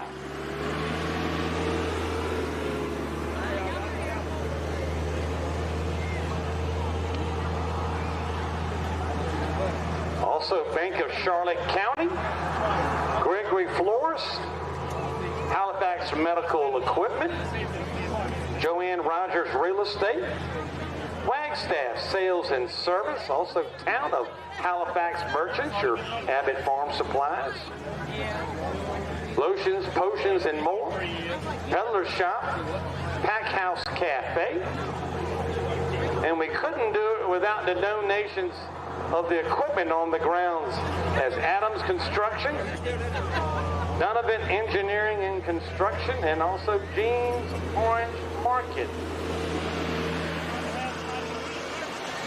So ladies and gentlemen, all these sponsors that we're talking about, reading their names off and their signs up and down the track, when you see them, if you're out here tonight, you're one of our sponsors, thank you very much, helping out the fire department.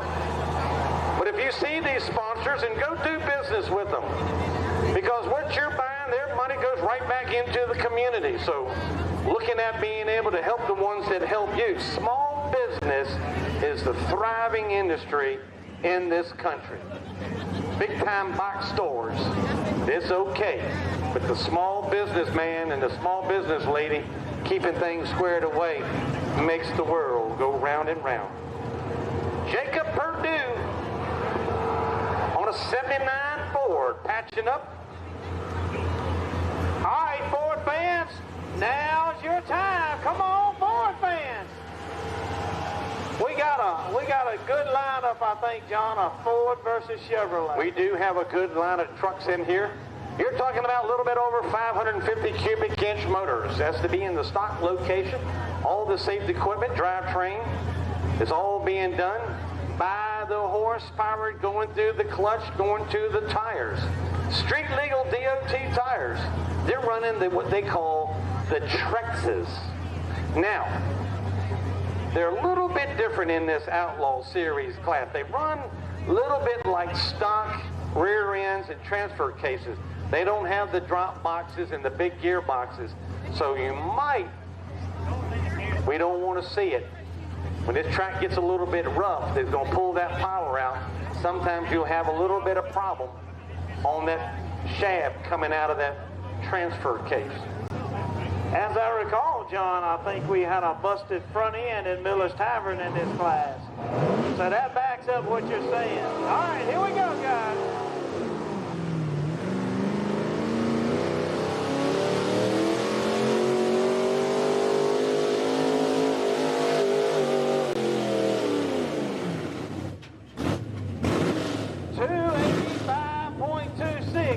Front end in Miller's Tavern in this class. So that backs up what you're saying. All right, here we go, guys.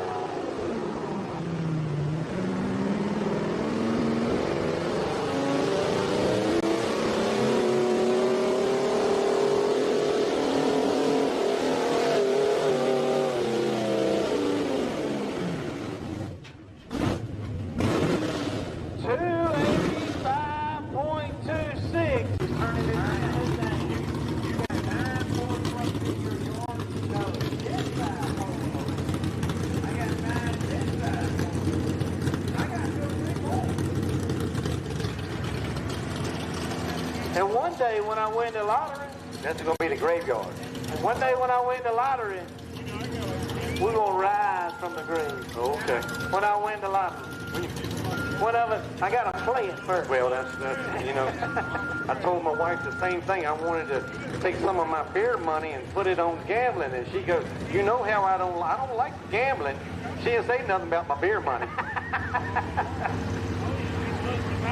Sam Thomas on the down south junction. Coming up next with the Chevrolet. Now this truck was running a little bit smaller motor. Kind of runs what they call the small block class. You know, somewhere around the 440 cubic inch. Now what they're trying to do, I just got word on the radio, what they're trying to do is trying to stretch them out a little bit so they can plow through this 250 mark and catch it on the other end, maybe stretch them on out a little bit. So we'll see what happens coming up in the next truck.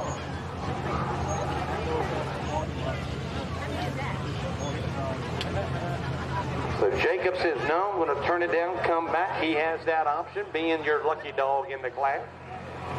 Sam Thomas out of Midlothian.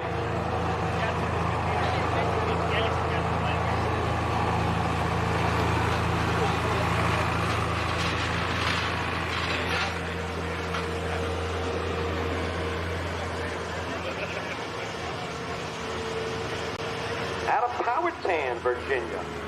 Got 3 years pulling. Sam has his son is Drew, and that little fella, he knows about truck and tractor pulling, and he can name names, knows who's who. I've never seen a 3-year-old know what's going on as good as he does. 2004 Chevrolet Silverado, little small block motor. Vehicle sponsor, Truck Outfitters, Brian Allen Truck Outfitters out of Midlothian. This is the Truck Outfitters Outlaw Series class.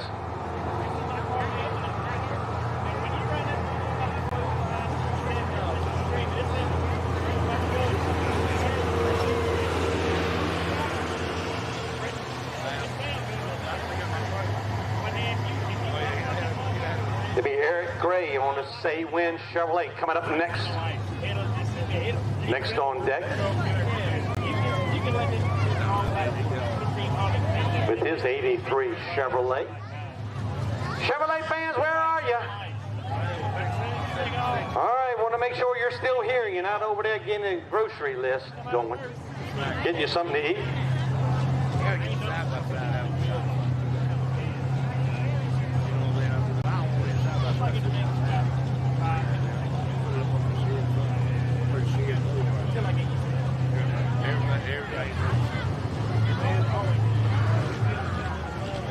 All right, Chevrolet fans down South Junction. There we go.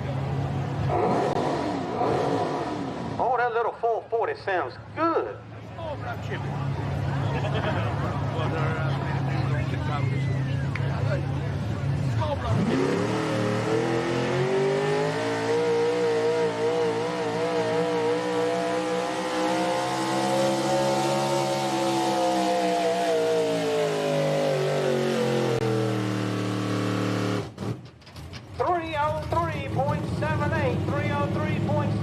Will be the measured difference.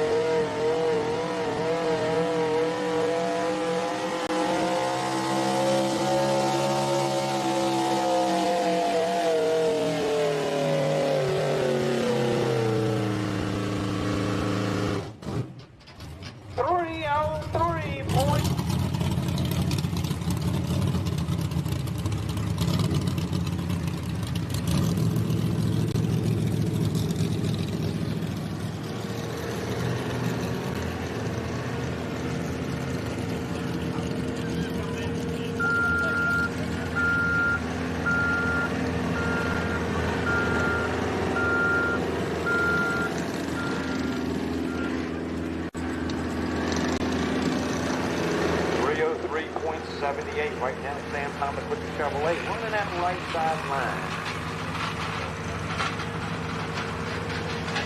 James, we want to make sure if we need to strike that white line, because I think they're going to want to run that side. If we need to strike it, we need to strike it. Alrighty, down there at the starting line, I need a chalk duster to write that white side line down. If you've got the chalk box line marker. Going to need to strike this one. Here he comes. Look at it split. Let's get it going. You want to scrape it and then roll that side. All right. All right. Get that scraper close as he can to that line. You can come over the line as long as he just scrapes it, cleans it up a little bit. Okay. That looks good. We can see it.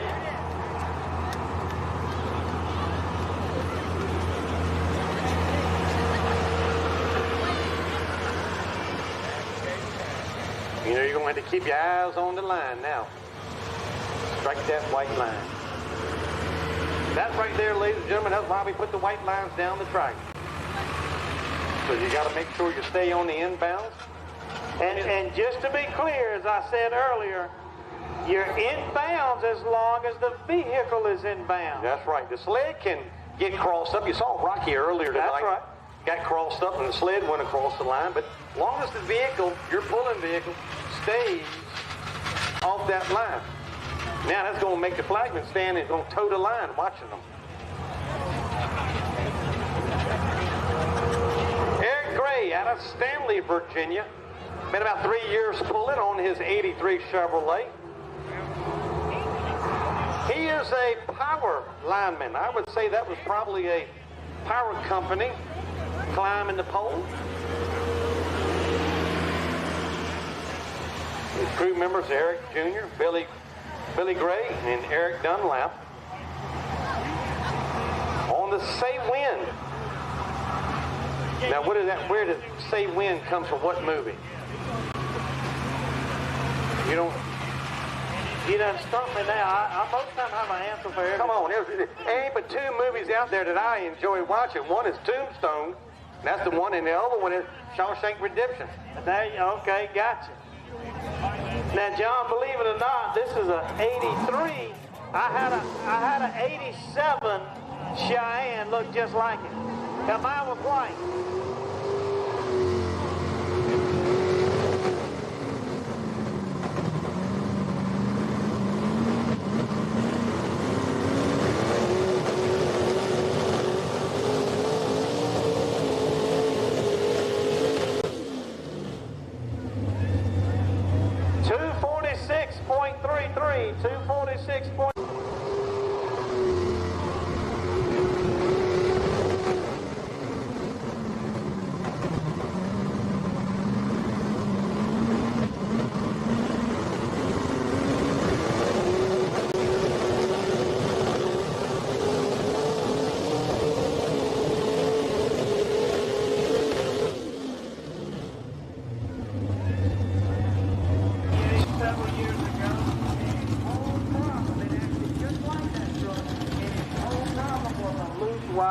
Kill switch. He fought it week after week. Well, you know who taught him how to fix it? A rookie, Alan Brown. Alan Brown's been pulling longer than you have.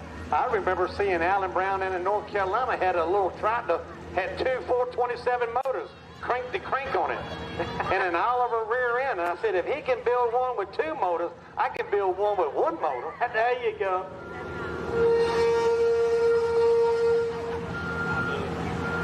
You don't think that track's hard? I was getting ready to say that ground's hard, John. I can name that song in 2 notes. No, believe it or not, as much of a Ford man as I am, so I got to tell you this. So I got married on Saturday. On Friday, I bought a Chevrolet. So my daddy's boss man, it's a true story. My daddy's boss man was at the house. I come pulling in on this Chevrolet that I just bought. 87 Cheyenne 30. 454. It was a hawk, I'm telling you. My daddy's boss looked at my daddy, he said, that boy coming in here on a Chevrolet? He said he bought a Chevrolet today and he's getting married tomorrow. That's 2 strikes.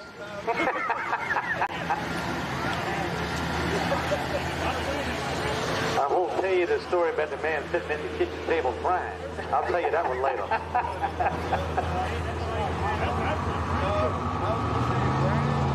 All Campbell. William Campbell coming up next. And the Scalded Dog Ford out of Churchville, Virginia. He way up over the hill in another hill.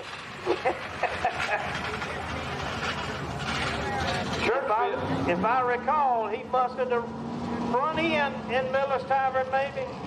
I think he broke up some drive lines. Churchville, 64 goes to 81. Stanton, it's another hump over the hill.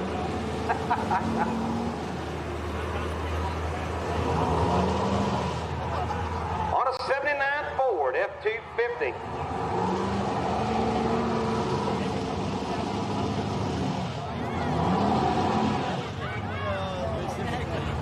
£8,000 light pro stock smoker tractors coming up next. The 8,000-pound light smoke. Now look at William. He's slipped over here on the right-hand side. You almost toe that line. Watch him, James. Another dead side Ford. I'm telling you, I like those dead side Fords. All right, Ford fans, come on.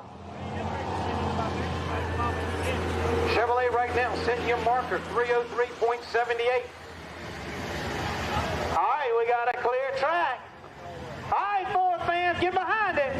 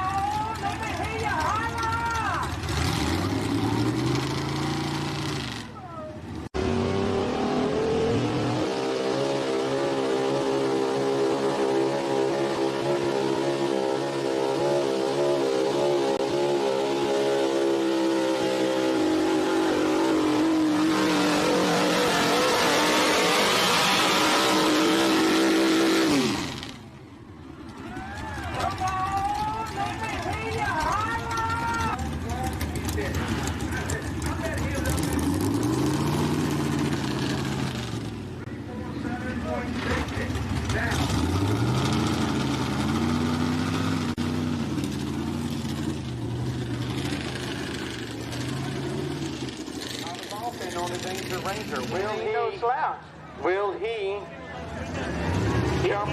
Like you said, it ain't over. This is a good tight class. We still got a couple more good trucks. We've got 3 good runners right here. You got the Danger Ranger, then you got the Pulpwood, and it is what it is. So you got a Ford, and then 2 Chevrolets. Danger Ranger champion in this class last year. Past champion. Pulpwood, Brian Allen in that Chevrolet, no slouch, nothing to sneeze at. Nothing. He picked up the win in Miller's Tavern, and he slipped on down to Isle of Wight, and they put him on the #1 spot. And I'm not sure, but he might have took the win last weekend in Rockville. Don't hold me to it with the Ford. Also, Michael Goodwin in a truck called It Is What It Is. 3 really good trucks left. We're not counting our chickens before they hatch, but man, they got to get on down toward the bushes down there. Now, all depends on what Tinker's going to do. That looks like he's lining up a little more to the middle. Maybe he's going to drive around that soft spot. I hope his turning signal's working. Now you can look. Now she's getting chewed up. He might do a slingshot, coming right there and drift it out left side. He has been known to toe the line and take home the winning spot, but we'll see if it works for him tonight.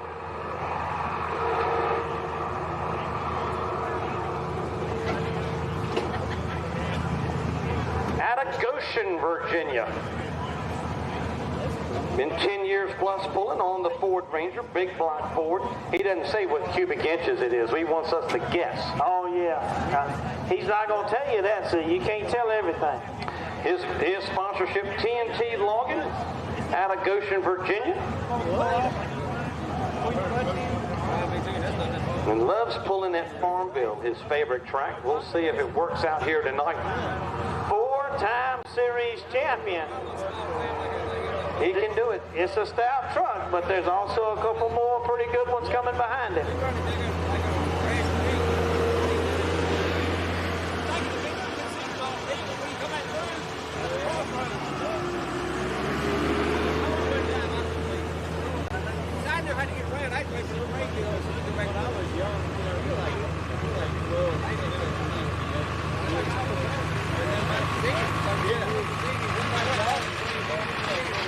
Seven in this class, and then you go 5 in the next tractor class. 8,000-pound light pro stock, and then you have 10 trucks in that 6,200-pound Sportsman four-wheel drive. Good selection of vehicles out here tonight in South Boston. Beautiful weather. All right, y'all got to help me out. Where is a good place to get breakfast in the morning? Where? I'm looking. I want a good home-cooked country South Boston biscuits and gravy. That's what I got a hankering for. Who owes you breakfast? I'll be up about 6:30. Come get me. We go into town, get a cup of coffee, and get some biscuits and gravy. I got a hankering for biscuits and gravy. You had me going, but I don't drink coffee. Oh, okay. Thomas Alpha, the Danger Ranger. All right, Ford fans, where you at? I got to lay my money down on this truck right here. Tinker says it's either going to go or blow. We're going to see what happens. See if he does that slingshot. He's going to do one of them Dale Earnhardt moves. Run through the middle and weave around you. Got to go past 347.6.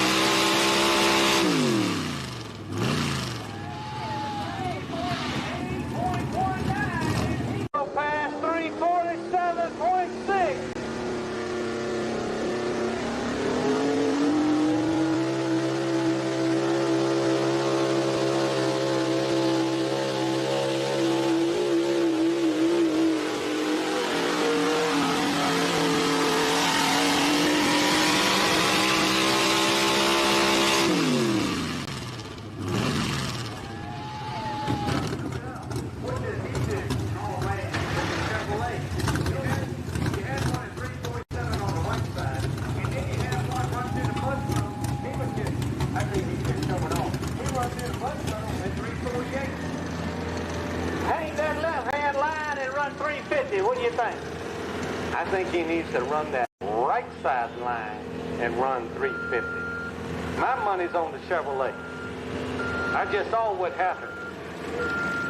Well, like we talked about, there's 2 stout trucks left. Very good trucks. All right, John. Look what he's doing. Set the sled a little bit down right center. Brian Allen on the Truck Outfitters.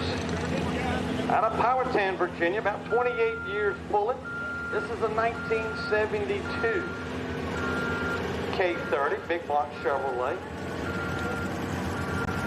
And he is the owner of Brian Allen Truck Outfitters out of Midlothian. Brian kind of took it upon himself about 2 years ago when the class was falling off a little bit to go out there and knock on the doors and get some sponsorships in the class. For at the end of the year, they run for points, getting points money, and then talking to the pullers and bringing them in and having a lot of pulls for them on the hook. They've got more hooks than I've seen in quite a while for this Outlaw class. So, set on the right-hand side. If he can drift to this right, we'll see if it will work. Now, I was here a couple years ago, and the guy's right down there at the end of the track. He said, what do I do? What do I do? I said, Studebaker, if you want to put your truck in the #1 spot, jump on this right side line. And he did, and he won. That was 2 years ago. He tried it again last year and it didn't work for him. But he was telling me earlier, I think if you run that right side line, I think you'll do okay. I can't run that right side line. My tractor wants to pull to the right. I'd be on the brake. No braking. You can't go with your foot on the brake. You're putting on the brake. Brian Allen on the truck they call the Bookwood. All right, I gotta ask, Chevrolet fans, where you at? Come on, Chevrolet fans, where are you? Gotta beat 348.19. Oh, Chevrolet fans, raise your hands. I want to see. There's 1, 2, 3, 4, 5, 6, 16, 17, 18. We got about 30, 32, 33. I think we got enough Fords to get them home. I don't know. I don't know if they're gonna make it. I bet you if he goes past 348, the Chevrolet fans will wake up and say, "Oh yeah, that's big." Yeah, you'll have more. You'll have 100 then, won't you? We'll times it by 3. We'll get it. Well, he's capable. I talked to him. I said, "Brian, what do you want to do about your truck?" He said, "Man, paint don't pull. That's it. Money in the motor. Aerodynamics don't count on this track." No. He said it looks like a pulpwood truck. That's the name. That's the name, pulpwood.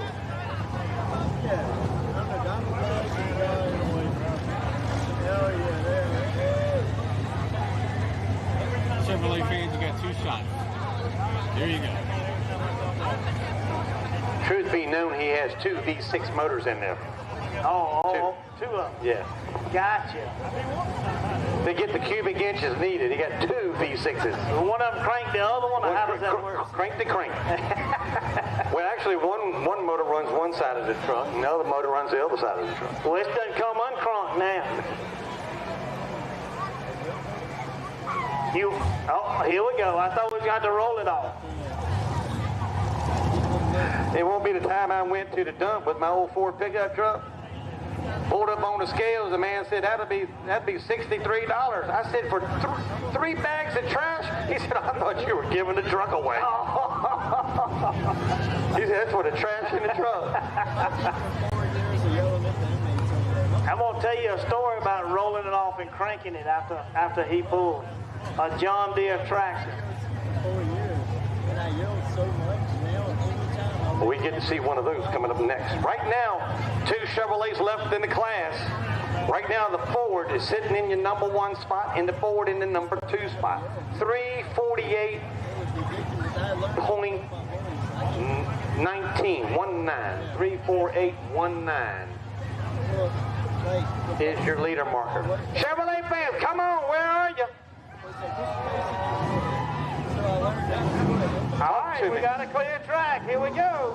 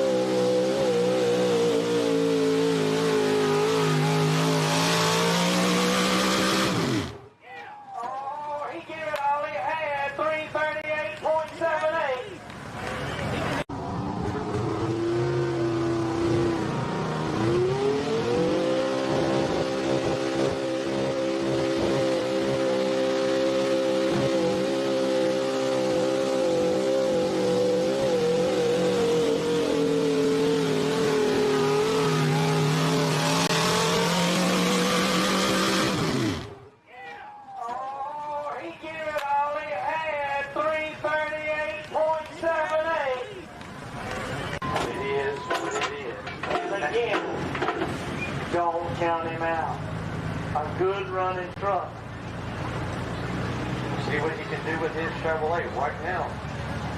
He needs about 10 more feet, and then I'll put him up front.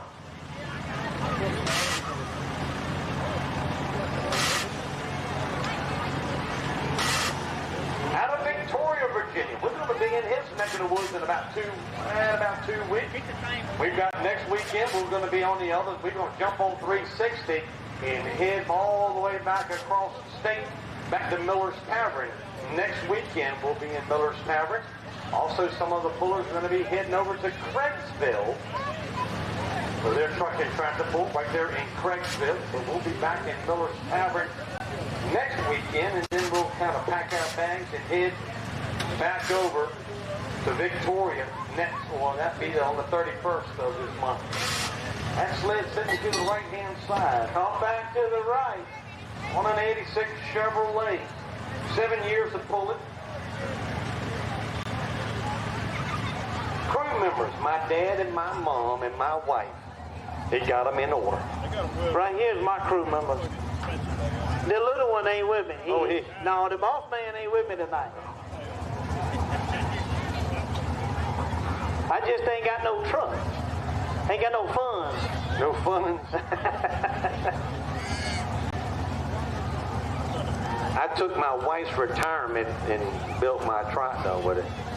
That was a good idea. If you got away with the whole honeymoon thing, I mean, if I got away with that, I can get away with that. That's it. You know, give me an inch, I'm gonna take a mile.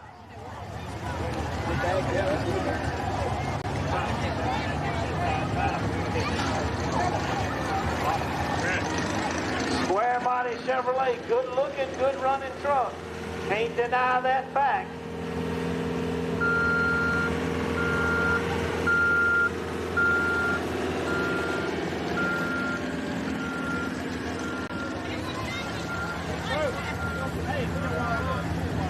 Don't forget, plenty of good food over there to get you something to eat and drink out here tonight. So don't just sit back here and just kind of get hangry. Go in and get you a cheeseburger, some French fries, or something cold, delicious.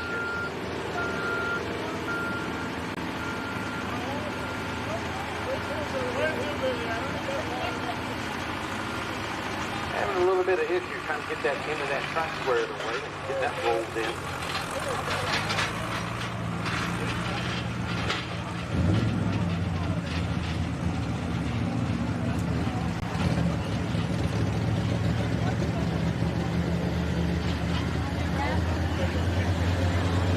I'd like to thank all of our volunteers out here working behind the scenes, out in the parking area, gatekeepers, all the safety equipment, all the safety people all the way around, and all the ones that have worked in between.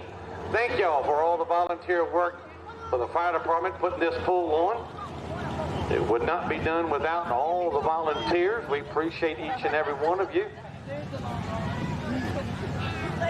But the most important man of the night, that man right back there. He's operating the pay window. You get to go see him, it's a good night. That's it, it's a good night. If you don't hear a little bang, clack, clack, clack, clack, it's a good night. That's right. You go see him, it's a better night. What time you say you gonna eat breakfast in the morning? 7 o'clock. Whatever time they pick me up. I'll be done a half a day's work at 7 o'clock. I gotta be back at the racetrack at 6. For the fest. You get 3 or 4 inches of rain and put about 30 or 40,000 people out there in the grass and out on the river bottom. Man, it makes for a mess. It makes a mess. What if they just let them go barefoot? I think we'd be better off. Because I'm going to need some grass seed after this weekend. 1 to go in the class. You going to get the track rolled in?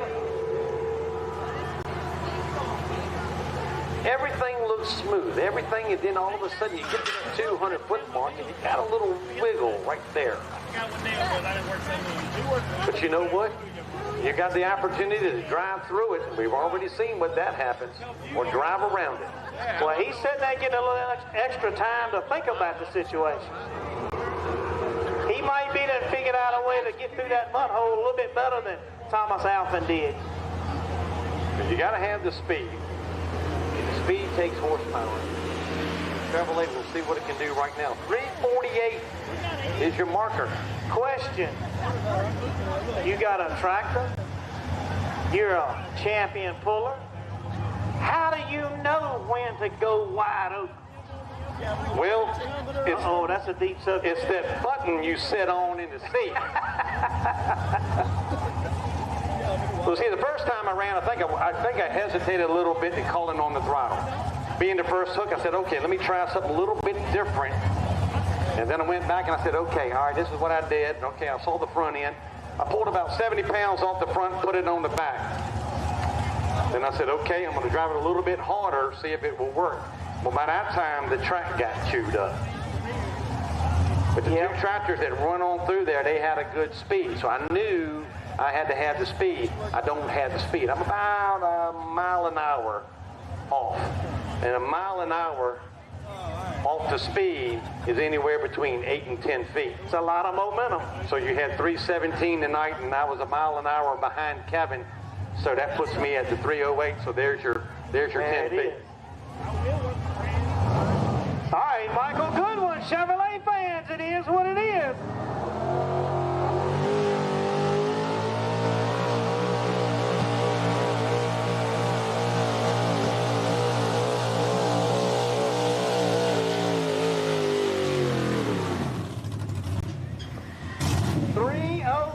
.74, 308. All right, Michael Goodwin, Chevrolet fans, it is what it is.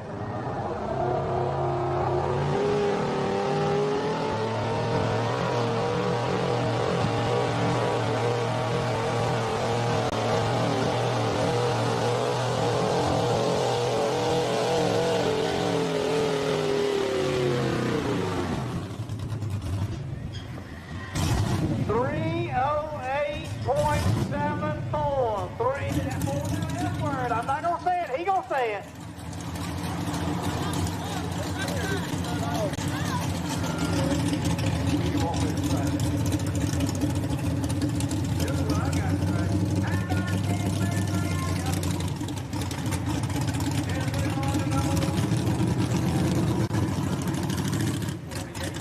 Taking on your number 1 spot. In the number 2 spot, William Campbell on the Scalded Dog Ford.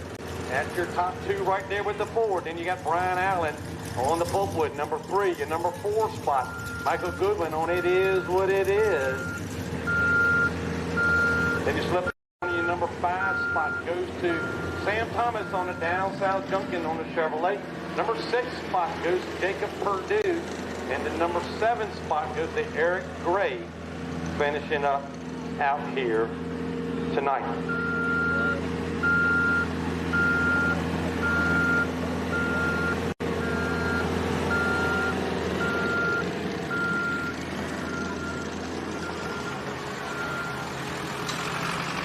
Guys, up next, 8,000 light pro stock tractors. Rusty Tanner on the second chance, up first. Bradley Seal, Steve Flint, and Ted Ingram.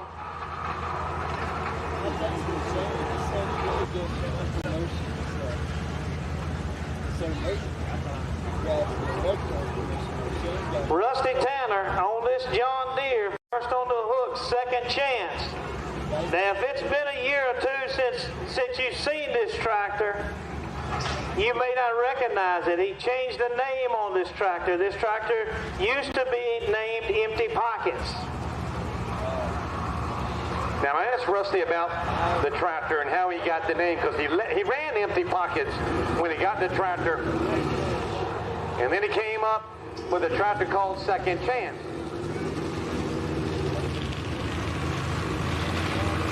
Hey, John, that's that Ford power you hear back there. I was wondering why that thing was making some noise. So, in asking Rusty, I said, how do you come up with the name Second Chance? He said, well, I got ill.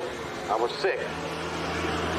The doctors called the family in. He said, I was kind of getting ready to go out of here. He said he had over 27 different doctors in the group taking care of him. Now, he was at the Medical College of Virginia, so everything is going on through, everything is being tested. They were trying to figure out what's going on, and he got a second chance. He said the only person, the only well-being, God Almighty gave him a second chance, and he'd come pull through, and he named the tractor Second Chance. All right. He said, you know it's bad when you're sitting there and all these doctors come in and they stand around your bed and your family's with you and you go, am I dying, doctor? And the doctor says, we're doing everything we can. Power in prayer, ladies and gentlemen. Absolutely. Power in prayer.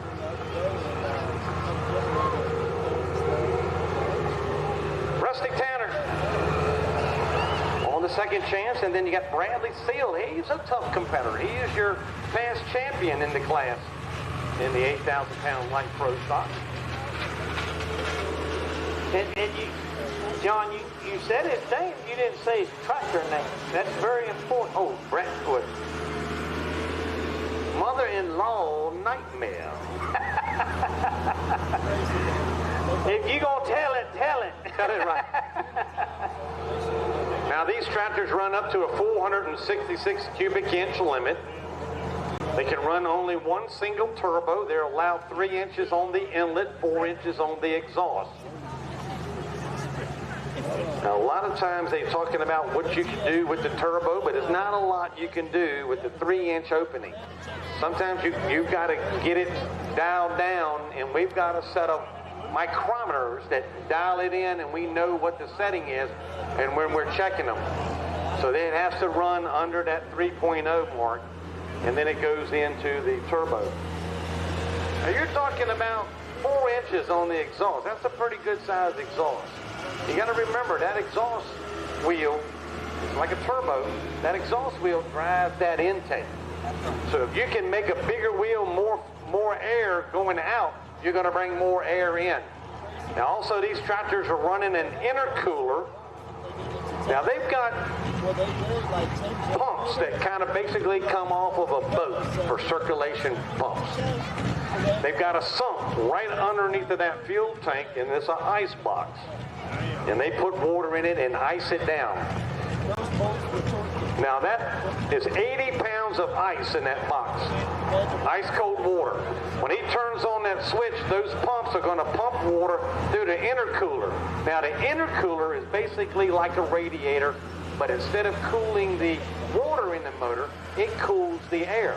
The cold water pumps through, the air passes through the coals, it cools the air. You got to remember, when you're taking a compressor wheel, like your air compressor at home, you're running it, that line that comes off of the discharge going into the tank gets hot.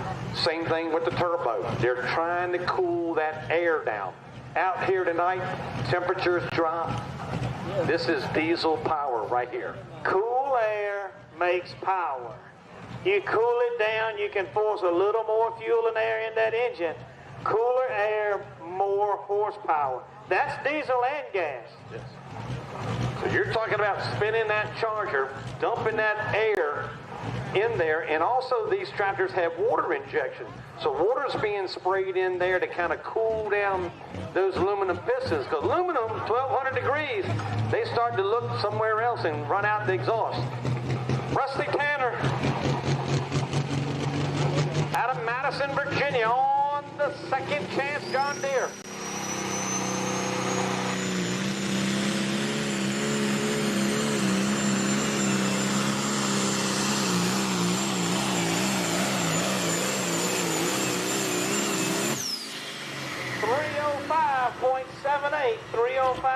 .78. Now remember, out of Madison, Virginia on the second chance John Deere.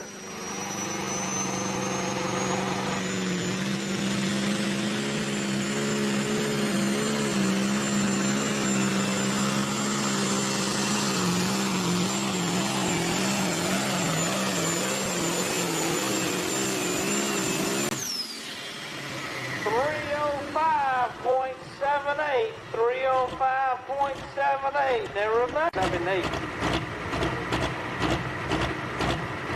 With 5 tractors in the class, not a lot of time for that thing to cool down and have him come back on a rehook if he was to turn it down.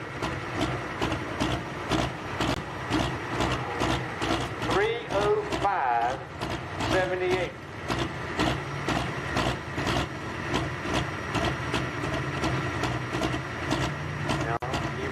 Through the middle. See that dirt piled up right there at that 225 mark?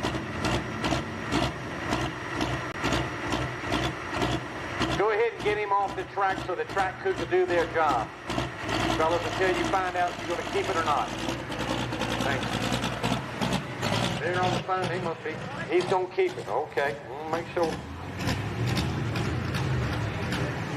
Now moving the sled all the way to the right-hand side for Bradley. It's getting chewed up for good right here. It's getting soft. We digging. It's now for these tires on these tractors, a little bit different. They can float across these. Now when the next class comes up on a four-wheel drive, you're gonna see them jumping. It might be moving to that left side. How about a glowworm? Which way you gonna go?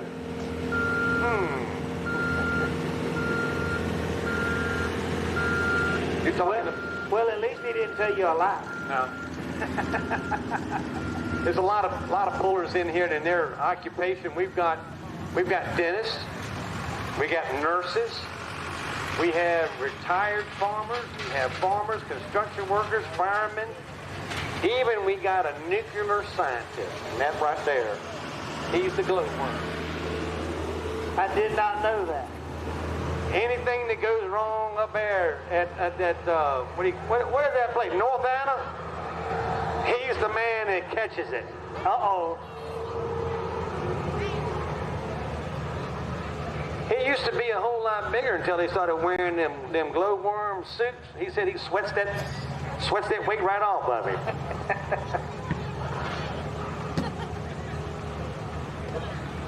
Maybe he needs a part-time job stocking beer coolers. Oh, that'd be nice. Oh, yeah? Oh, yeah? I won't say he'll be eating up all the profits, but he'll be drinking up all the profits. Bradley Seal out of Madison, Virginia.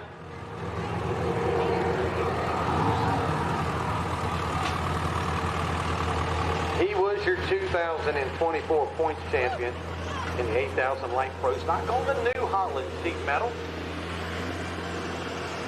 He is a farmer by trade. He's got about 600 acres of corn. He's got some beef cattle that he raises right there in Madison, Virginia.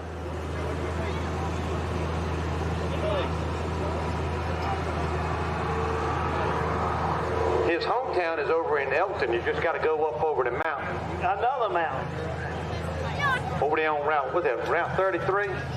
When you come out of Ruckersville and you jump on over 29 and run on over. And you got to go up over the hill and back down.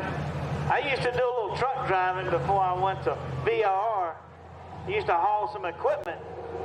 I used to go up 29 a lot toward Fishersville. That old Mack I was driving, it was a 2000 Mack. That old bulldog, it's short-legged. He like flat lane. It does. When I go up 29 and hit 64 and go up the mountain, she said, "Oh, what we doing?" That's right. I had log trucks pull out past me and blow the horn. They said, "Man, get out of my way." Well, let me tell you, Granddaddy told me one but two trucks ever made, and Mac made both of them. But then once you went downhill, she run like a You can knock it in neutral on the coast down. Oh, man, you can't hold it back. Now I know why they put 13 speeds in them things. Shifting gears, going up and down hill. I drove a 1970 Ford with a 250 Cummins with a 13 speed. Now I know why they got a 13 speed in a 250. Bradley Seal looking on that right-hand side line on the mother-in-law's nightmare on the New Holland. Nothing but blue.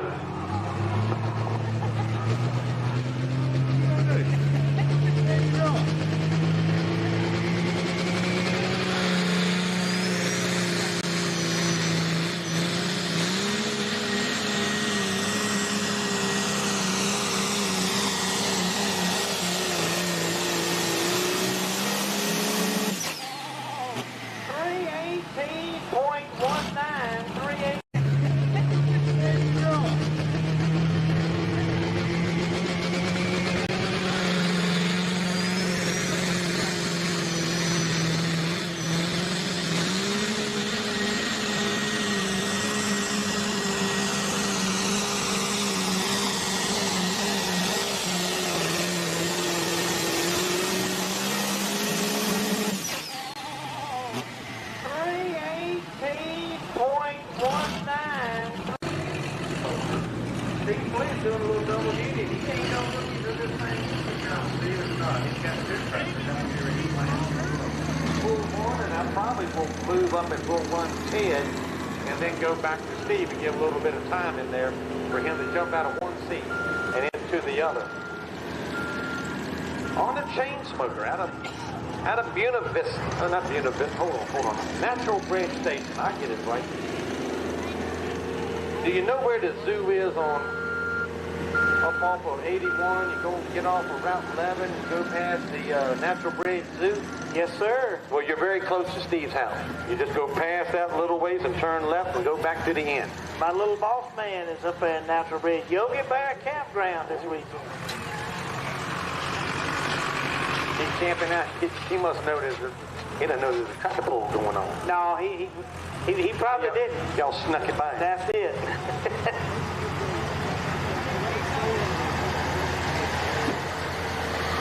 I'm going to the coast fishing next weekend. I don't think he was real fond of that either. No, basically, I had to retire from my job because tractor pulling got in the way of everything. Oh yeah.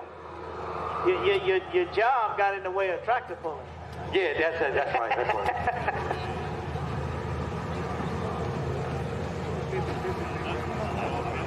Oh, they just told us 50-50. They're going to do a 50-50 drawing. They're counting the money. They got a lot of quarters to go through, and they're counting them.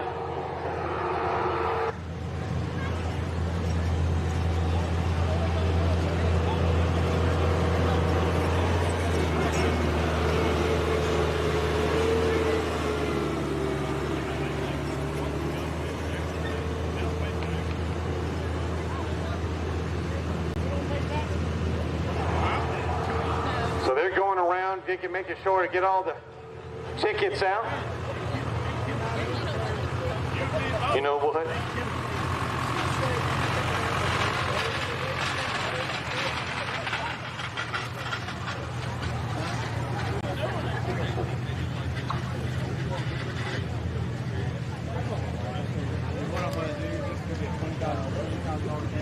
Steve Flynn coming up next. Yeah, they'll work this in. He's ready to go. Bring him on.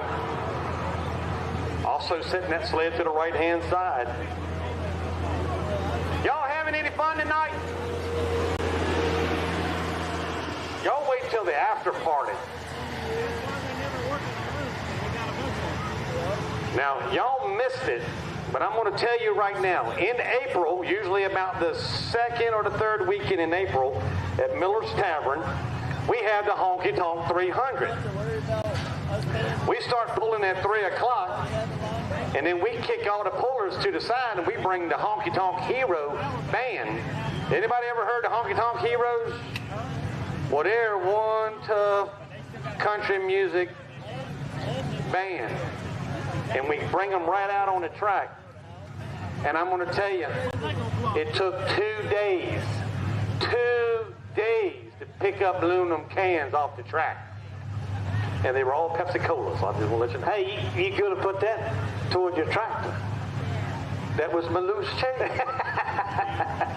Now the man tells me he don't want the cans squished up. He wants them whole. He don't want them squished up. I said, man, you got to be kidding. He's trying to trick you, see. Had 14 bags. He's trying to trick you. He don't know you got a pulling tractor to upkeep. Yeah, he does. Steve Flint. Looking for 318, guys. Got to go a little bit past 318 to get that top spot building that booth.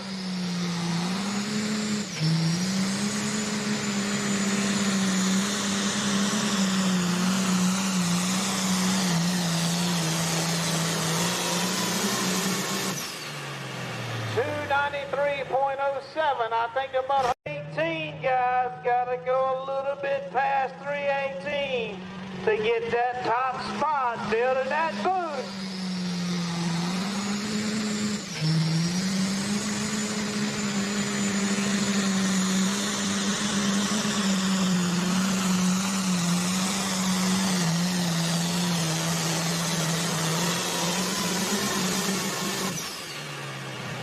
290. We talked about that earlier. We saw the tractor skate a little bit towards the end. 293.07. The track's getting chewed up on the right-hand side of the door. 26.9 down just a little bit on his speed. All right, on the start line. Matt, we need to get that chalk box down to the right side line. Get out.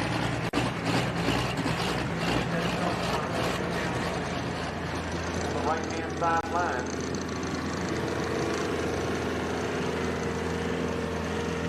And I do believe we might go back to Ted Ingram on the Acme Rocket out of Dillwyn, Virginia. And that'll give Steve a little bit of time to get off one tractor and back onto another.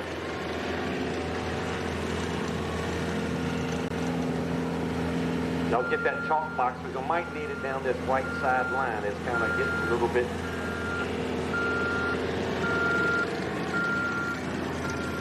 Well, I tell you what, I enjoy this weather. I really do.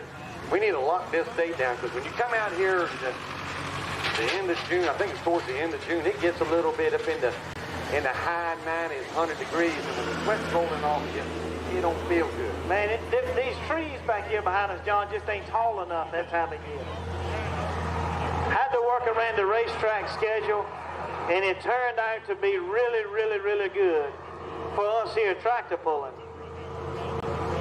Had some rough weather earlier in the week. Well, just a couple days ago, this morning early, we had a storm in my neck of the woods and over toward Danville. So, John, we got Dan River not far from here. People will say, some will believe it, some won't, that those storms follow that trail of water, that river. It's true, I know, I work on the river. It's true. You'll think you missed that storm and it comes right to you. Because I don't live that far off the river, the James River, that comes all the way down.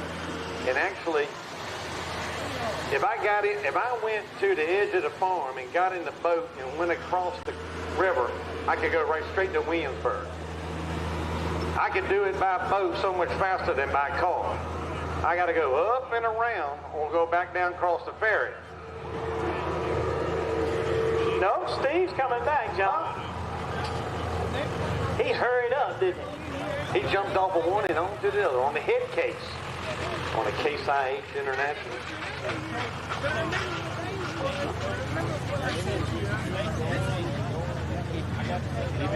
Lord, they just told me they're out of hamburgers. Where's Bill Rice? We gotta go get a cow. We gotta go to Cowman's house. Somebody said Bill Rice was a cowboy. I said, a man like that, I'm gonna call him Cowman. He ain't no boy to me. That's Cowman. Did he get bologna burgers? All righty. Get your 50-50 raffle tickets out. Hey, expensive neighborhood.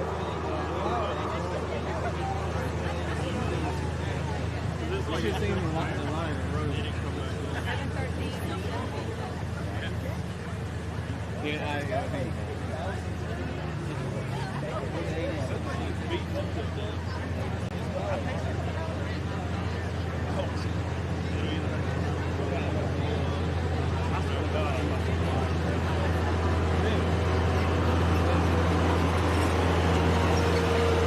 All right, get your tickets out. Y'all ready? The winner is going to take home about 5 tanks of gas. Steve Flint right now on the head case on his second tractor.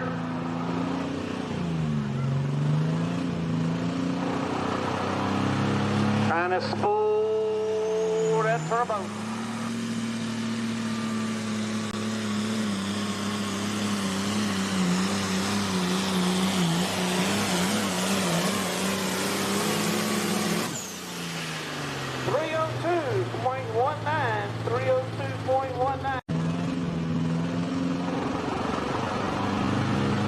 Trying to spool that turbo.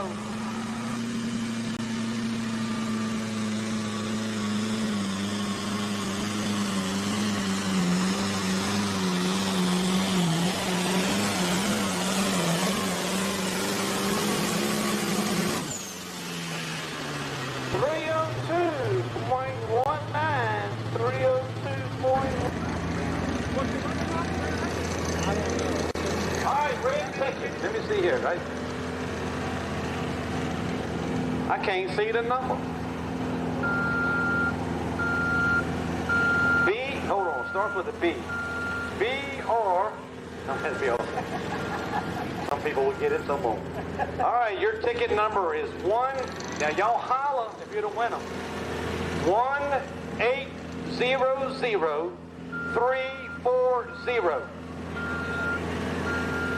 Now, ladies, if your husband gets up and says he's got to go to the bathroom, follow him. The number 1-800-340. We got a winner. They're all the way. Oh, Lord, have mercy. That's that same guy was out here the other year and wanted T-shirts, and he was always trading his shirt for a T-shirt. He's back.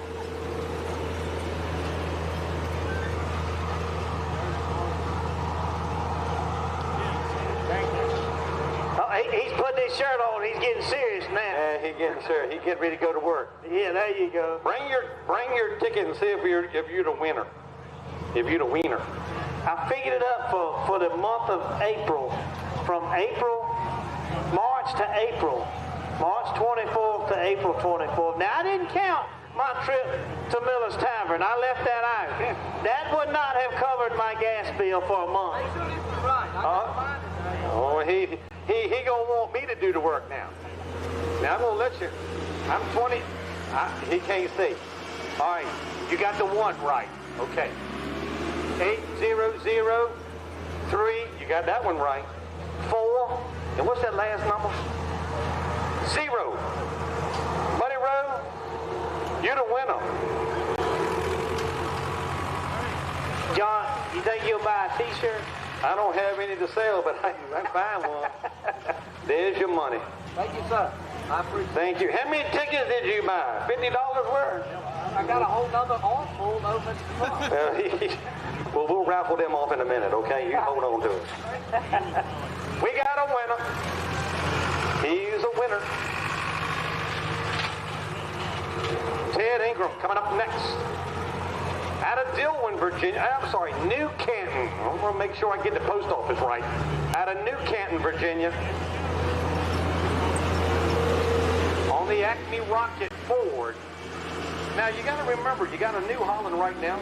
Bradley's sitting at the mark of 318. They're dancing around it, but they're just a little short.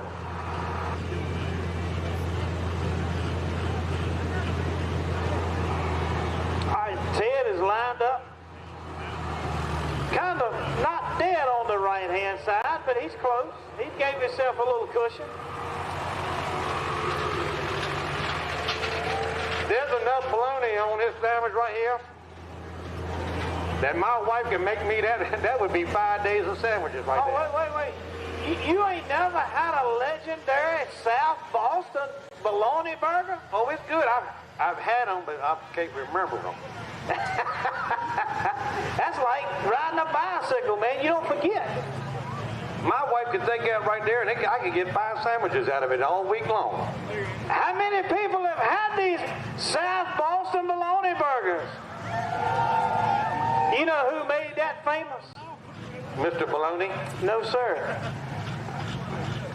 If I'm not mistaken, the Sadler brothers made that bologna burger famous at South Boston Speedway. If I'm not mistaken. I think it was one of the Sadler brothers, and it used to be in racing. Elliott or either Herman.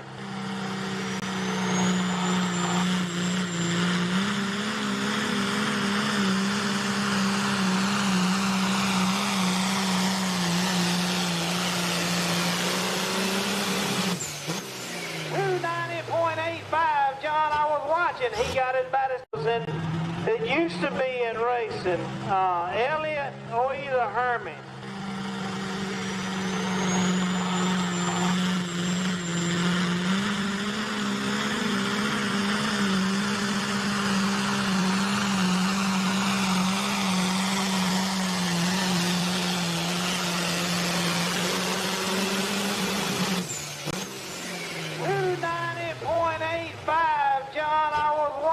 he got it. All right, finishing up out here tonight, those 5 in the class. Number 1, Bradley Field.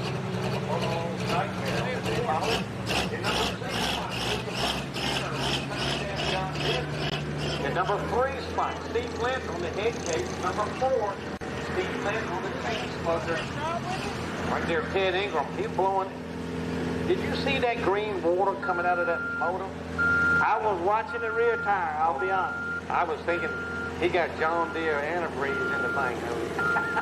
Put him on the number 5 spot. So that finishes up that class. Your next class. Guys, don't go anywhere. My favorite, one of my personal favorites coming up next, 6200 National Sportsman 4-wheel drive, 650 cubic inch wedge motors, no Hemis, wedge motors. We got 10 in the class. John, one of my favorite classes.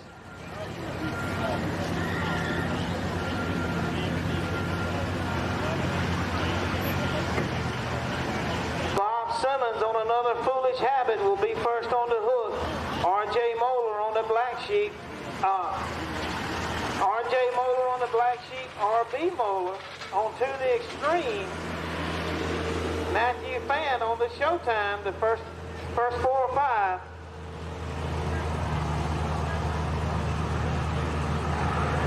Then we go to Aaron Smothers on the Money Hog Chevrolet.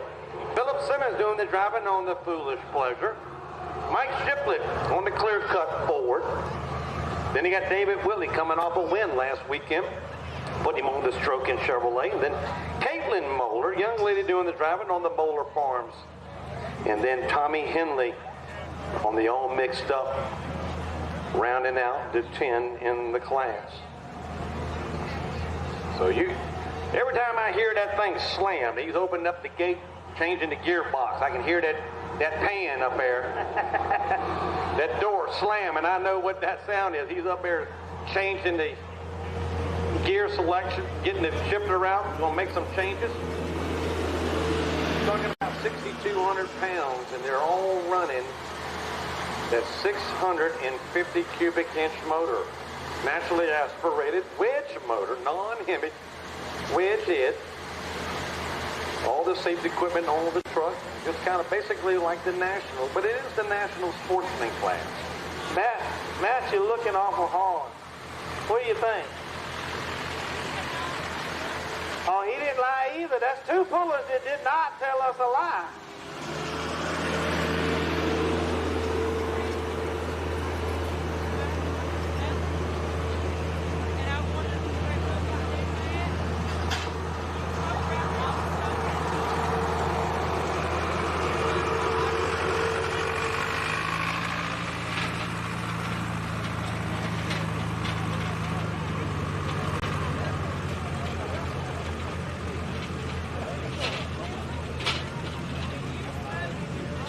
I wonder what that bologna burger would taste like if it had some biscuits and gravy on it.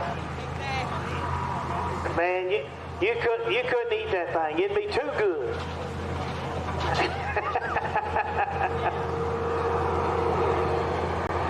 Now Matthew was down here analyzing the mud hole. I see him thinking about that thing. Which side you think? I think he's going to the left side. It's getting chewed up. You can see it kind of drifting in the center to the right-hand side. It got a little humpy hump. But it all depends. Somebody might jump over there and run it and it stay good. You don't know. I believe if he had a mud bogging background, he'd shoot through it.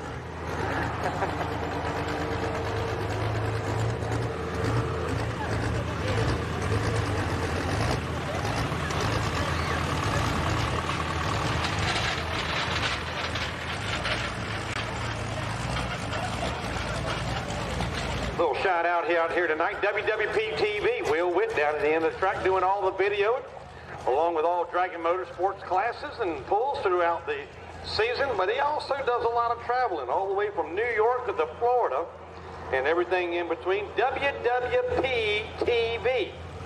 Get on your YouTube channel. Everybody knows what YouTube stands for. You get YouTube. Go on YouTube, WWP TV. Subscribe, hit that like, thumbs up button, You get to watch all the highlights videos and say, okay, I couldn't make the pull, but I want to be able to watch it. You'll put it out there and you'll be able to see the highlights of what goes on in and out around Dragon Motorsports. If you want to know where we're going to be next, you can go to our website or go to the Facebook page, Dragon Motorsports INC. Dragon Motorsports INC on the Facebook page, or you can go to Dragon Pull, P-U-L-L, dragonpull.com, and be able to click on the schedule and see what's going on and where we're going to be next in the scheduling and what we've got going on about classes throughout the year for the 2025. All right, guys, Bob Simmons, another foolish habit. He's your test puller. Pull those earplugs back out, guys. You're going to need them.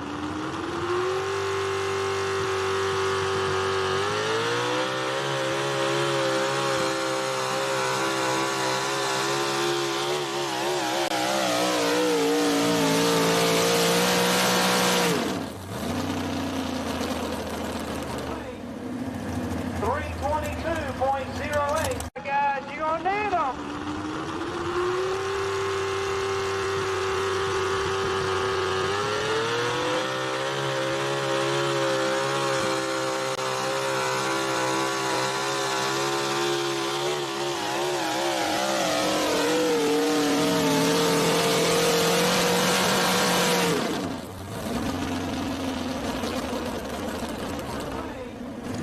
Keeping it. Keeping that pull. There you go. There's your measured distance. 322.08. That's the distance to beat. Studebaker. What do you think, Studebaker? 322.08. Now, these trucks normally run at 29 to 30. He shot the hole. He just figured he had a good, clean shot. First puller to class.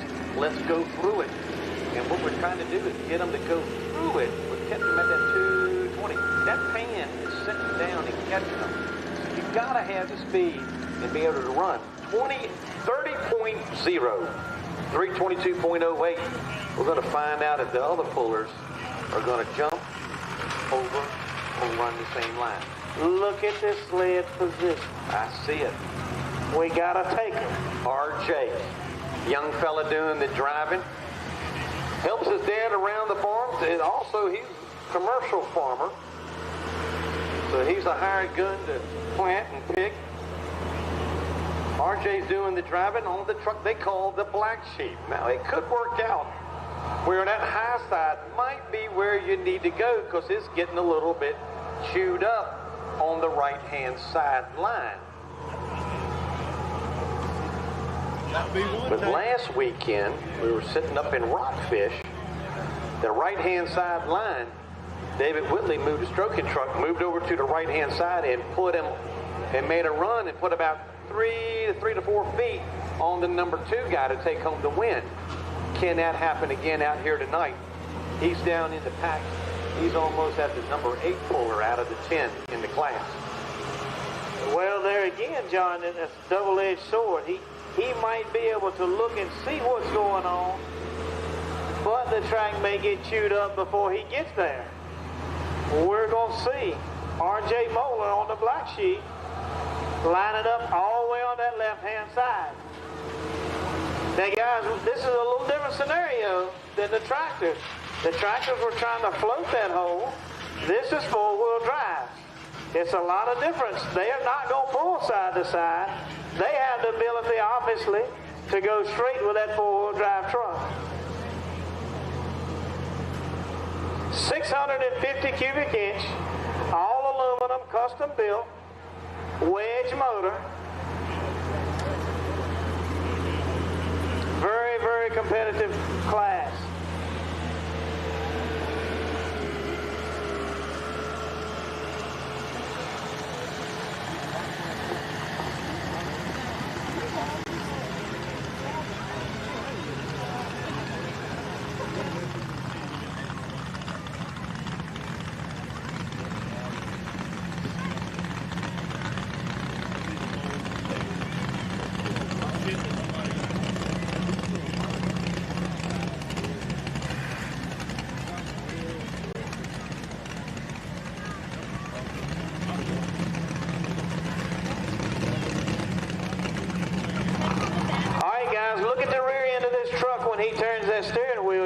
see the back end of that truck slide a little bit side to side. There's virtually no weight. The least amount of weight they can get on the back of these trucks. A good-sized man, not a big man, a good-sized man, go to the rear of this truck and pick it up off the ground. There's no weight. They run their tires pumped up like balloons on the back, the front's half flat. When that weight hits that truck, it squats the back a little bit. Those front tires still got a grip all the way across. R.J. Moeller on the black sheet. He's just trying to get all that old 87 octane gas out of it, that's all.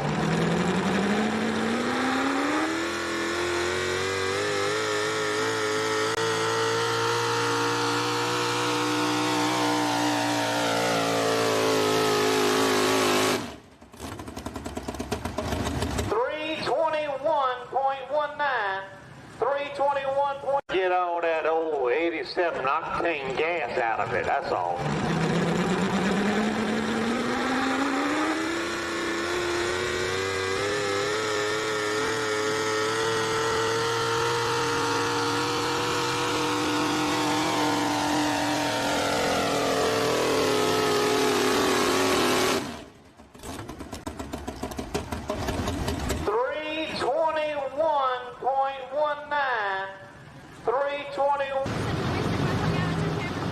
It'll be R.B. Moeller to the extreme. He put him on your #1 spot last year as your points champion on the Dodge. That thing's been called a lot of things. Old yellow submarine, yellow bug, whatever you want to call it. But now, we're going to see what he does, where the sled's going to be set for him. It don't matter what you call it, as long as you're calling it to the pay window. That's right. Call it a win. Calling it to the left side. That was a good, smooth run right there, R.J. He's kind of up for the Rookie of the Year starting off. Young fella doing the driving in the black sheep truck.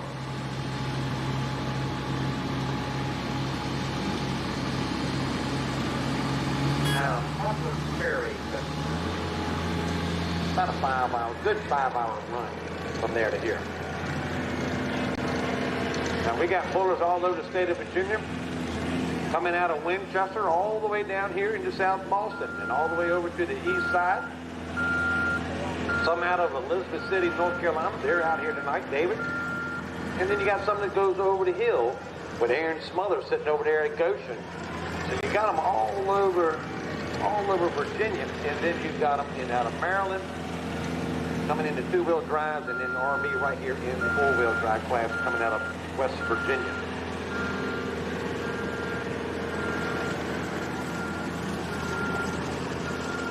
Now you mentioned Aaron Smothers. Now he had a rolling chassis for sale. Is that truck still for sale, or has it moved? That's always been, Aaron's always been right up in there in the mix. Well, that truck there, I believe he kind of parked it and then went into another truck, setting up a whole new chassis and a new body. But I think that truck is the old Money Hog truck has been sold. Where it is, I do not know. But I do believe it went out of Goshen and maybe headed north. But Aaron's a good, tough puller, and he's going to watch out and see how his magic's going to work. He's all the way right there in about the middle of the pack, out of the 10 in the hook.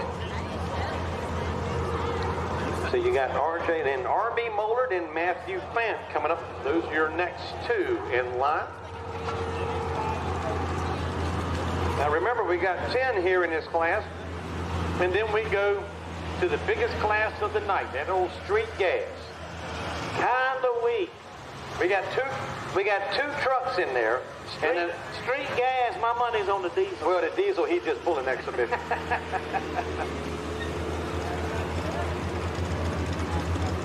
Good-looking truck and a great running truck. All right, Dodge fans, do we have anybody? To the extreme, we call that thing the old submarine. We all live in a yellow submarine. You know that song. You probably used to sing it in school.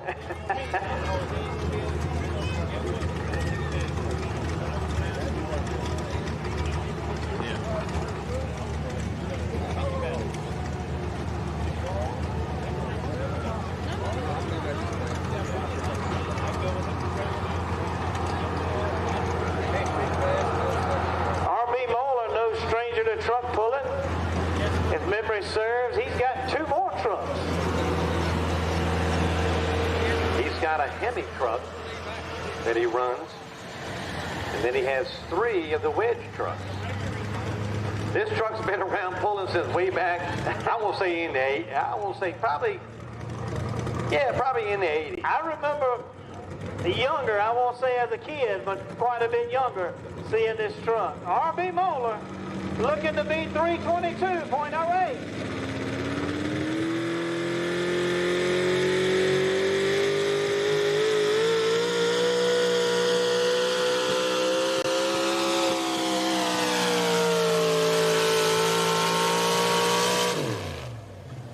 How about 332.52?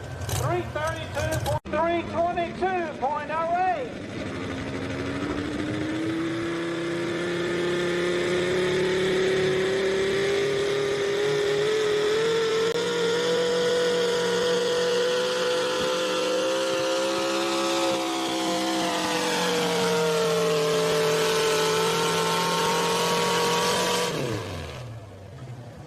How about 332.52? 332. So we can get it up out of there? Y'all watch what he does right there, how he takes these trucks, how he moves them around. Really neat how he does this. You got to remember, all the weight on these trucks are way out on the front end. You're not a whole lot of weight on that rear end.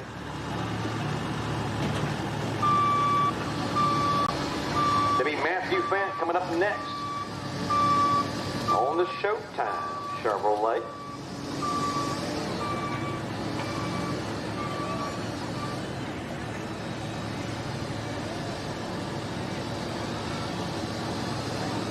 He didn't win the 50-50, so he's saving gas.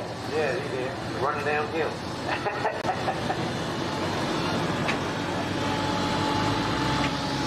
Guys, it's hard to make that sharp of a turn with these trucks. Now, you got to remember, this thing ain't got no slip rear end. It ain't no limited slip. It's all 4 pulling hard at one time, evenly. So it's hard for them to make that turn down at the end of the track. Already, your next puller, Matthew Fant. Just outside of Culpeper. In Madison County. We'll be up there in his neck of the woods come probably in the middle of June. Pushing on the pull. On the Showtime, John, this, now correct me if I'm wrong, I know you will, but this used to be the Big Show. Is that correct? It was the Big Show, and then they changed it up a little bit, and they reworked the chassis and got another body on it, and then called it the Showtime. Showtime. Now, they used to pull a truck by the name of Showtime in a different class. It did. It was in the 6,300-pound class. And Skylar, usually Matthew's wife, is running that truck, but she's off somewhere, not out here this weekend. So now Matthew's driving Skylar's truck. And he's got a Hemi truck, correct? A Hemi truck, the blue Hemi. Matthew is a profession, he's what you call an arborist. Exactly. He's a tree climber. Yep, in layman's terms, he cuts trees. He cuts trees. Fans Tree Service. Does a fine job.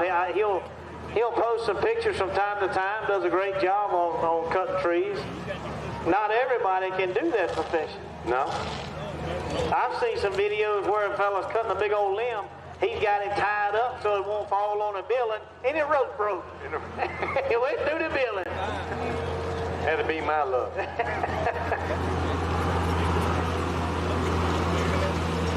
After Matthew, it'll be Aaron Smothers on the Money Hog, and then Philip Simmons on the Foolish Pleasure. Those 3 coming up next. John Phillip had a little hiccup. Spun the wheel off that thing in Miller's Tavern. Left front wheel come off. Yes, it broke the spindle, and on Phillip, it just shoved it right on out there, and looked at me, it almost came right back and glued on.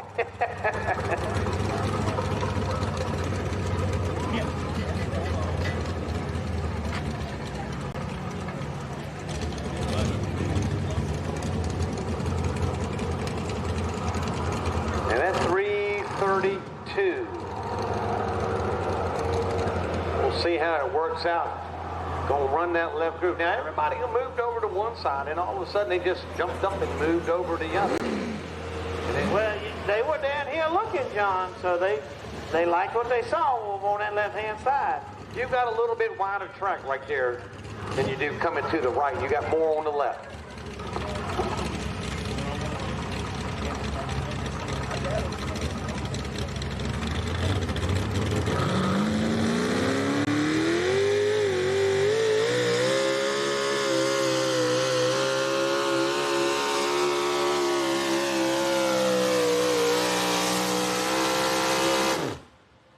Just a little bit short, 328.11. 328.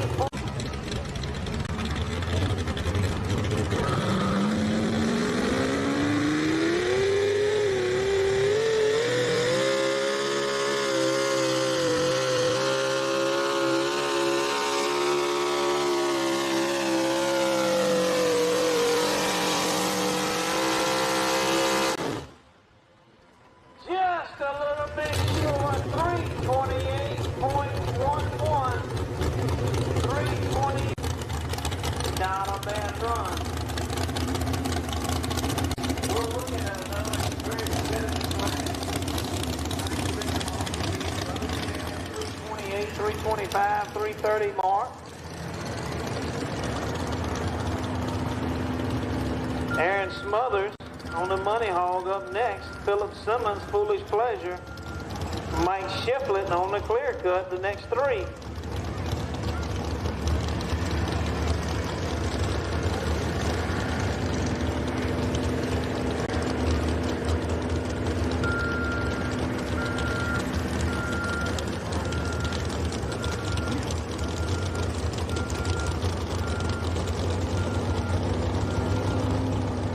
Yep.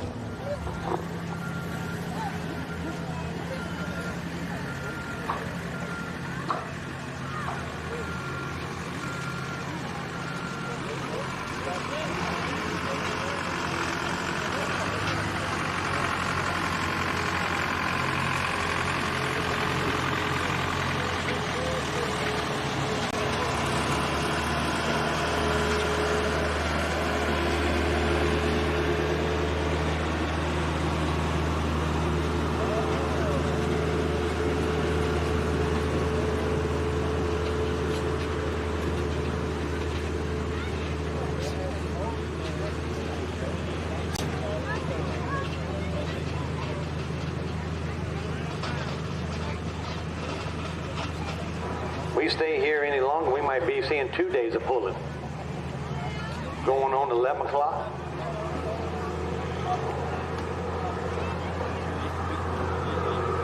Don't worry, we in the short rows, we ain't got much more to go. 6 more in this class, 3 in the next one. How about it, South Boston? Have you had a good time tonight?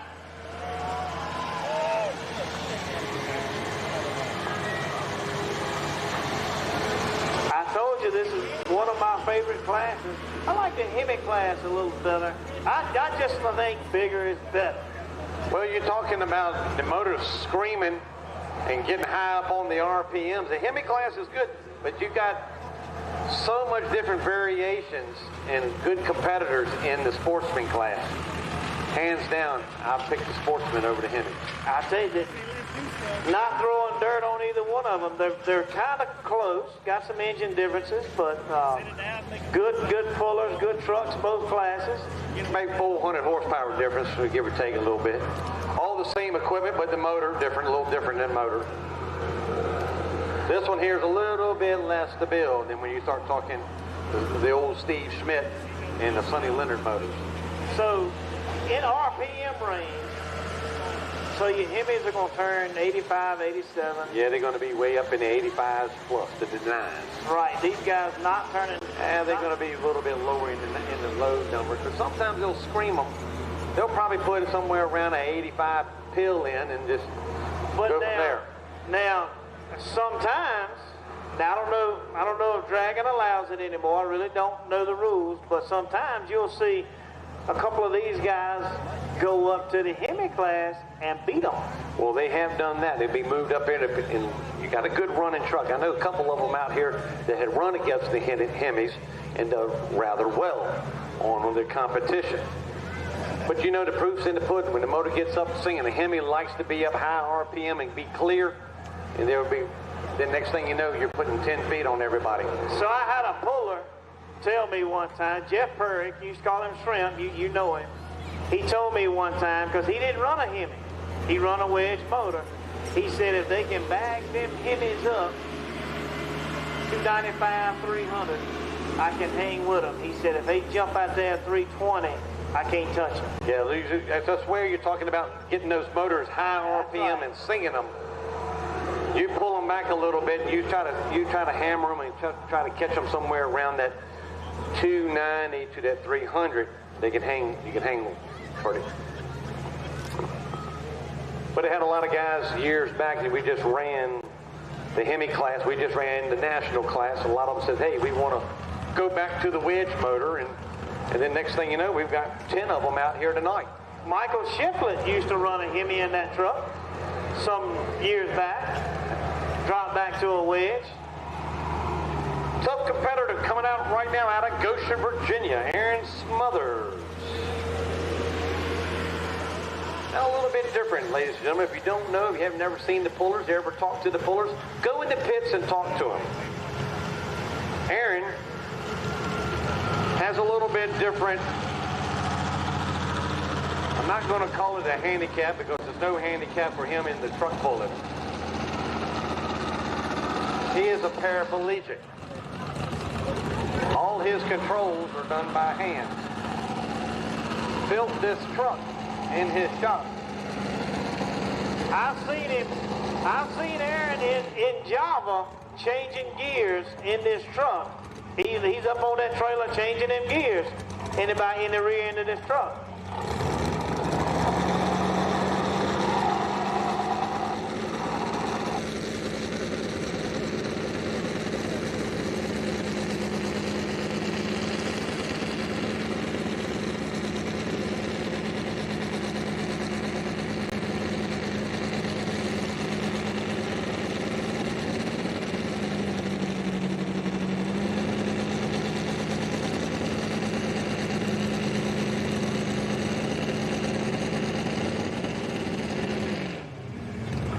Different setup. It's got a centrifugal clutch. You hear the RPMs. It starts engaging the clutch, starts moving the truck. Backs up, goes back to an idle, reaches up on the gearbox. He's got a forward and reverser. Just put it in forward or reverse, whatever gear, because all the gear's done in the drop box.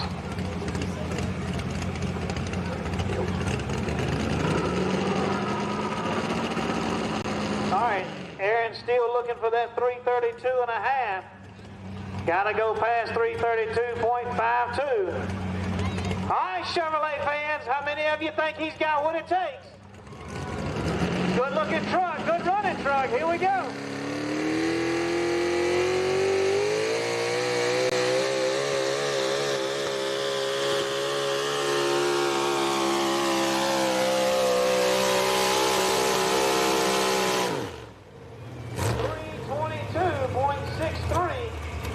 Got what it takes.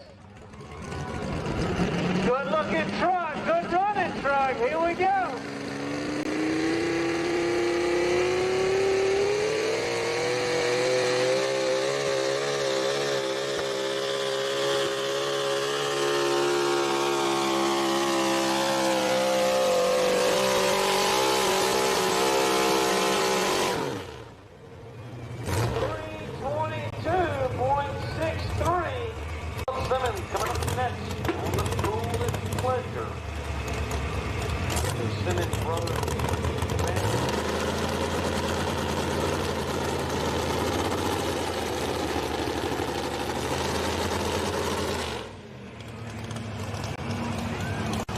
Running the GMC, they call it the foolish pleasure.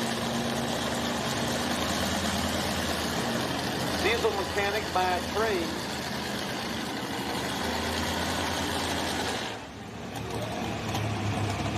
Look at the end of the track, guys. I told you, look at them guys picking that thing up. Watch this. They scoot that truck. Scoot it back in a little bit. And that guy got hit by a skid steer. Now, I'm not going to go arguing with him.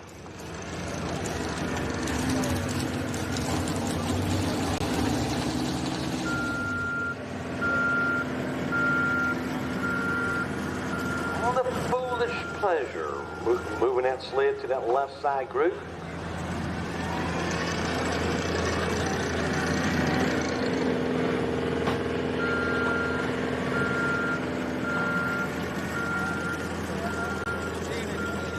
And then you got Philip, then Mike Shiflett, then David Whitley, Caitlin Moeller, and then Tommy Henley.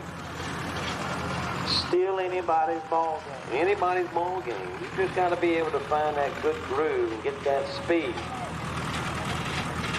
Now, last weekend you had Tommy Henley was sitting in your number one spot about the middle of the class and pulled and made a good run. And then David Whitley come in on the stroke and moved a little bit over to the right-hand side and made a run on the track. Kind of like the same conditions what we're having out here, because they had well over 2 inches of rain and the water was sitting on the track Friday afternoon, and they're peeling it off, getting the water off the track. So they were dealing with a hole with water. But David moved over to the right-hand side. He is a second-generation puller. His dad, Ken Whitley, the original Big Daddy Motorsports out of Elizabeth City, been pulling all over the country. I don't think there's a dome around it he hasn't been in pulling. Astro Dome, Williamston Dome, we go everywhere. Ken used to run with the old TNT pulling series back in the day when they had the indoor pulling. Back in the late 80s, 90s, they went everywhere. Had the indoor pulls, and along with truck pulling and the monster trucks. Indoor pulling, now they capability of pulling year-round, where outdoor pulling,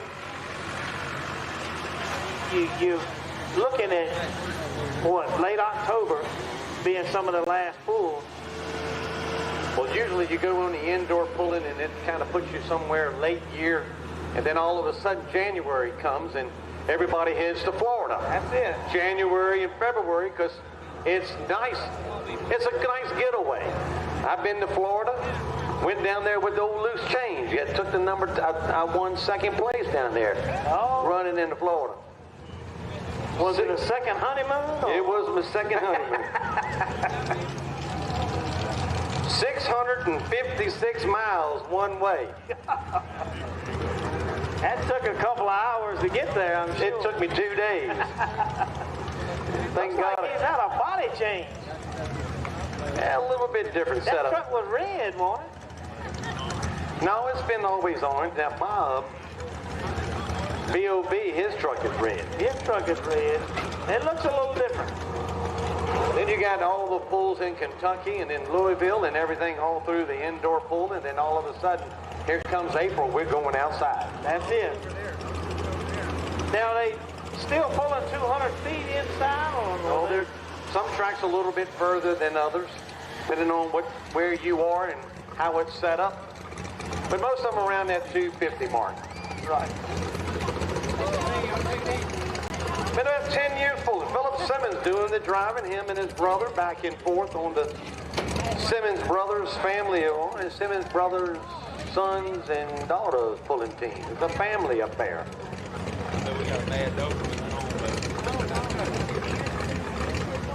Backing on up. Now this is where we had a little bit of trouble at Miller's Tavern, where that left front spindle came loose, had a crack in it, and it pulled the bolts and it popped the wheel off.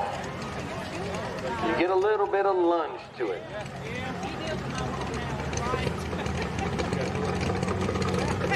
.332 is the mark set right now, and they're all dancing around that 322 to 328.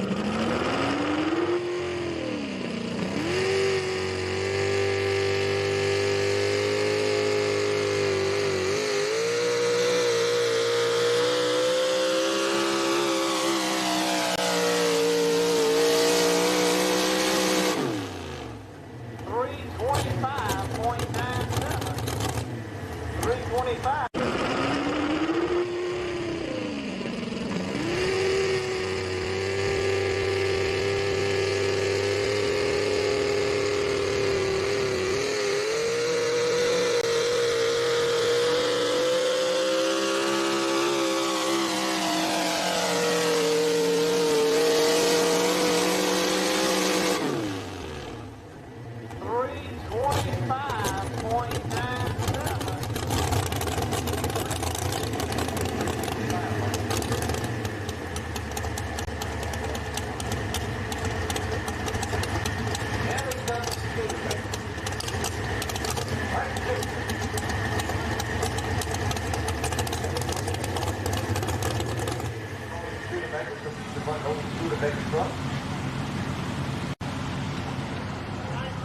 Shiflett and Son logging and Shiflett and Son hauling.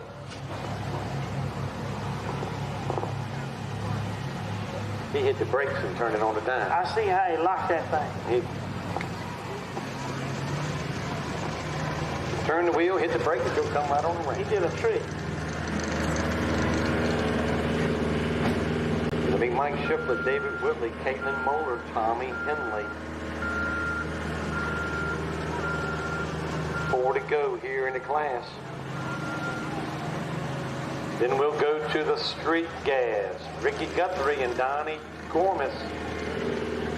We got a Dodge and a Chevrolet next. Then we got Brent Cleva on the diesel. And then we're looking in the short road going home. Now, ladies and gentlemen, if you leave out here tonight, be safe going home. We thank y'all for being out here. Hope you enjoyed yourself with this truck and tractor pulling to benefit the Tuberville Volunteer Fire Department and all those volunteers. We appreciate everyone out here tonight. And remember, you've been to a pull, don't get on the road and get pulled. That's it. That's it.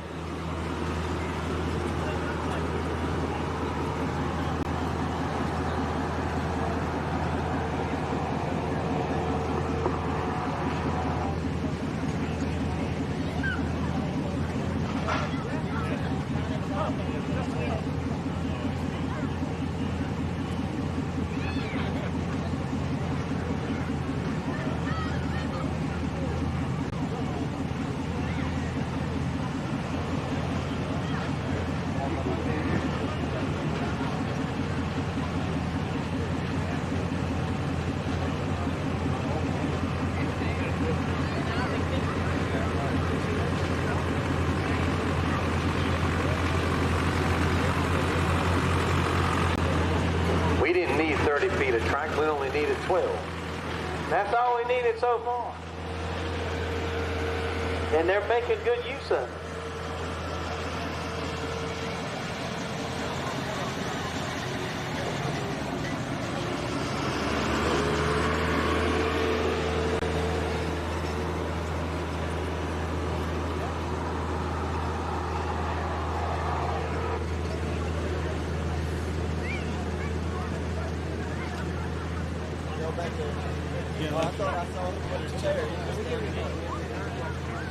When the light is just right, I can look down on that track and see the cleat marks from those trucks. So you know they're getting power and getting the bite. Well, you know, it's got that soft spot, but the track has held up overall really well. It's been a really tight track. It's been said by some of the pullers, South Boston Speedway, South Boston Pulling Track has a power track, and that I think it's proven true.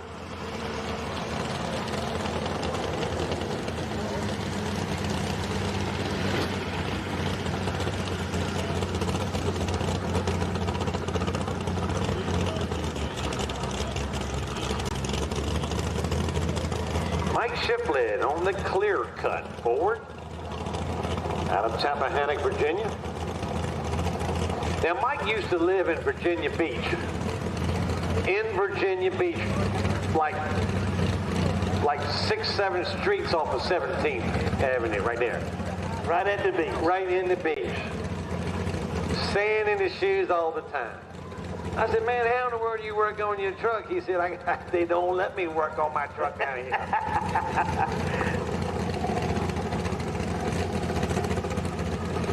He said, I had to move. I had to leave the beach to go truck pulling and move back up towards West Point and now make this home in Chappahannock.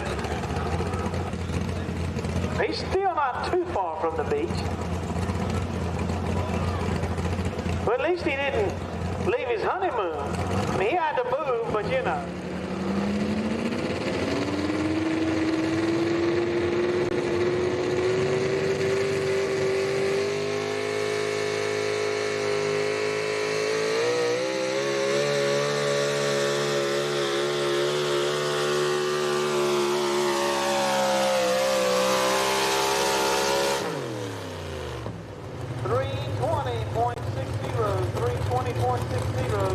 Down a little.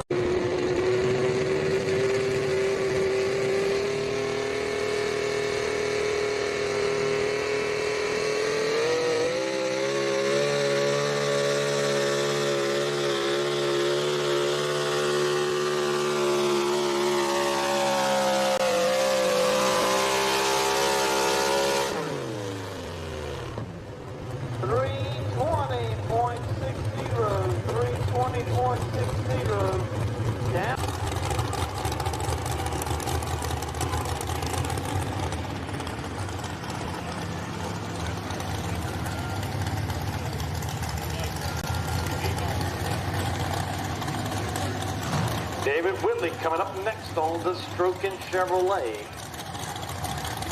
at Elizabeth City, North Carolina. Been about 3 years pulling, but he's been around pulling a long time. Running a 2005 Chevrolet, 632 cubic inch Steve Schmidt motor.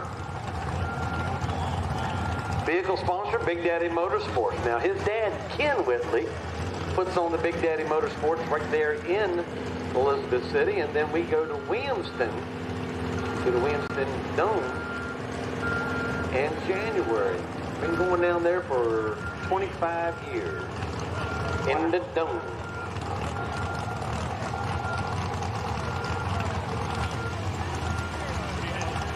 He said his favorite pulling track is the Dome. Good looking truck, John. Good running truck. Ken ran a truck years back called Stroking, and it just kind of revised that and got a reboot or reloaded or whatever you want to call it, reset.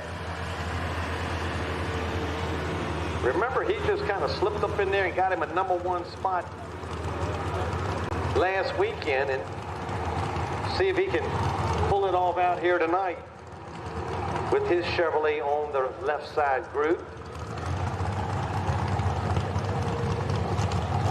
You think one of the last couple would jump back on this right side, or you think they're going to hug that left-hand line? Well, we'll find out. You can either be a hero or zero, but they moved to the left and started making distance. It might be something here on the right. I don't know. But it doesn't look like it gets too awful bad down to the last 30 feet of the track. That's where that sled is dropping at that 250 and dragging. It's still staying pretty smooth.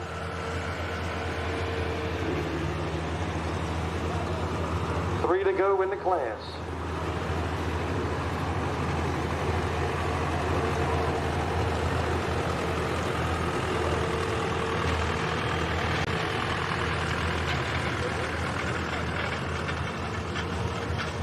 You got to remember, all night long, all the winners have been through the center. That's true. They've been through the center, unless then all of a sudden, Billy comes in and moves to the right-hand side and takes that class, and then it started from there. That's it.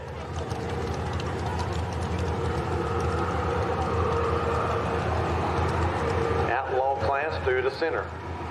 The V8 tractor class through the center. Billy went to the right.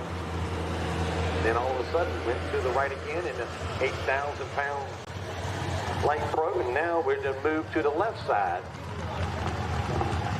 All righty, looking for David coming out on the track. Now RB Moeller right now, 332 and some change. Putting the old Extreme right now, engine number 1 spot. Matthew Fant sitting at that 328 mark, sitting on the number 2 right now. And then Philip Simmons on the Foolish Pleasure, rounding out your top 3. And then it goes to Aaron Smothers and then Bob Simmons. Those are your top 5 right now with 3 to go.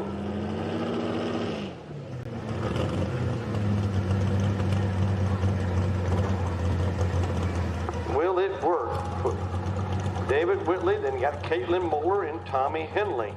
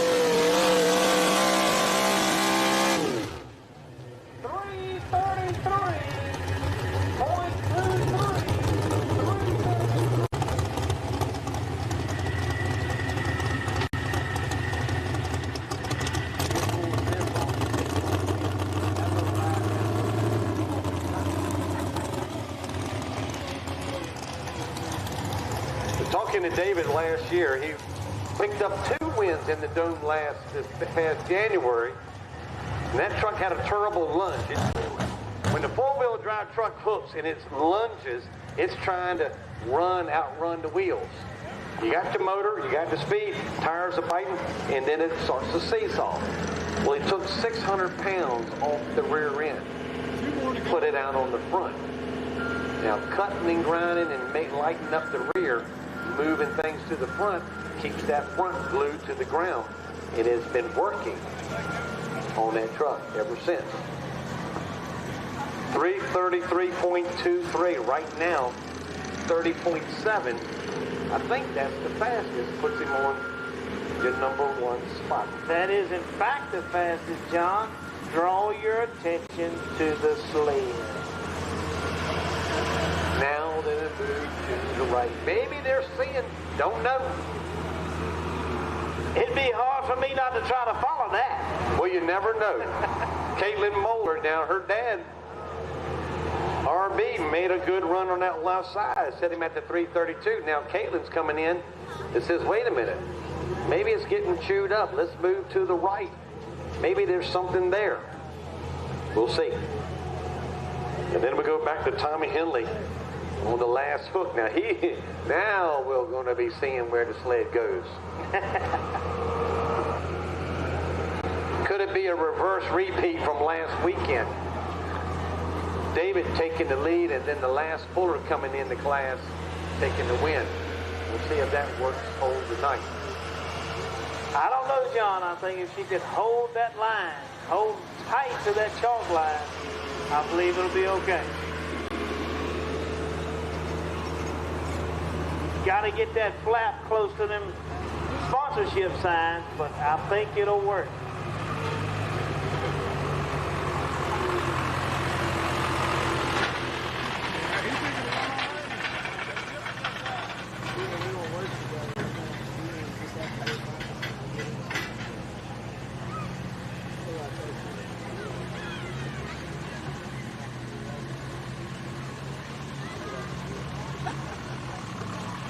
Look, I'd be like, yeah, you know a whole lot more than me. It don't matter. Once you hire him, you're good. Like, yeah, no, he's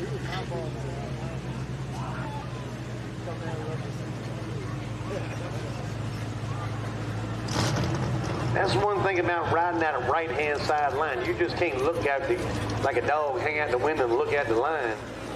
You got to look across the truck or through the body to look at that white line. A lot of them have that raised hood, or actually the flip body, and plexiglass on the back side, so you can look through, down through the floorboard and look at that right side line.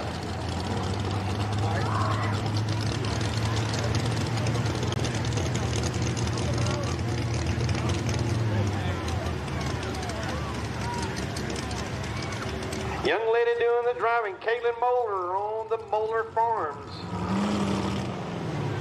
Oh, I told you she was light.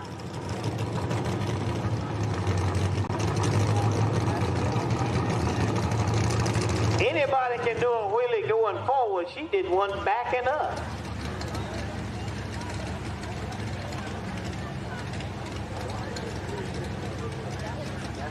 John is kind of like in the movie Days of Thunder, where Harry Hyde told Cole Trickle, he said, go to the outside, it will work.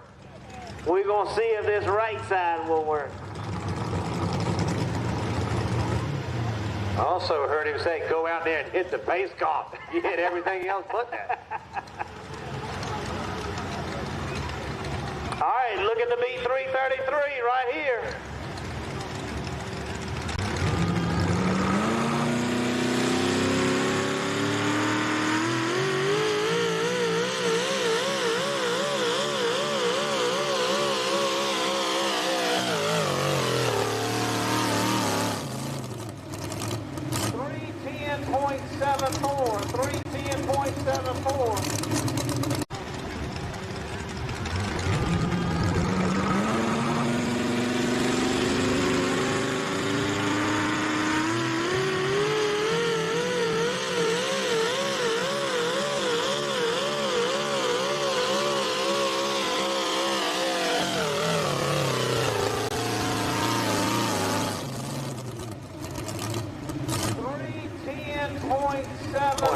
And it takes about 10 minutes to change the gear set.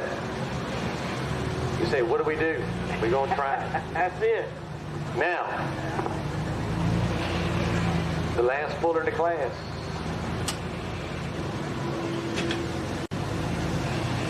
And then there's one. Tommy Henley. Well, they all mixed up. Running this Chevrolet. Track's going on to the other side.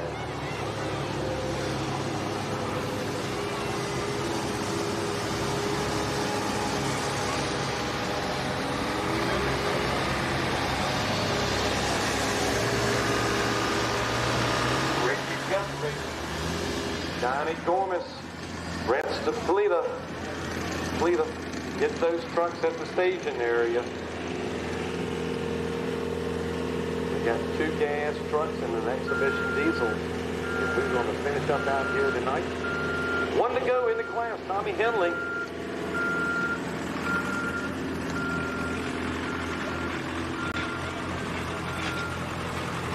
Been about close to 20 years of pulling on the S10 Chevrolet. 650 cubic inch motor out of Sabbath, Virginia.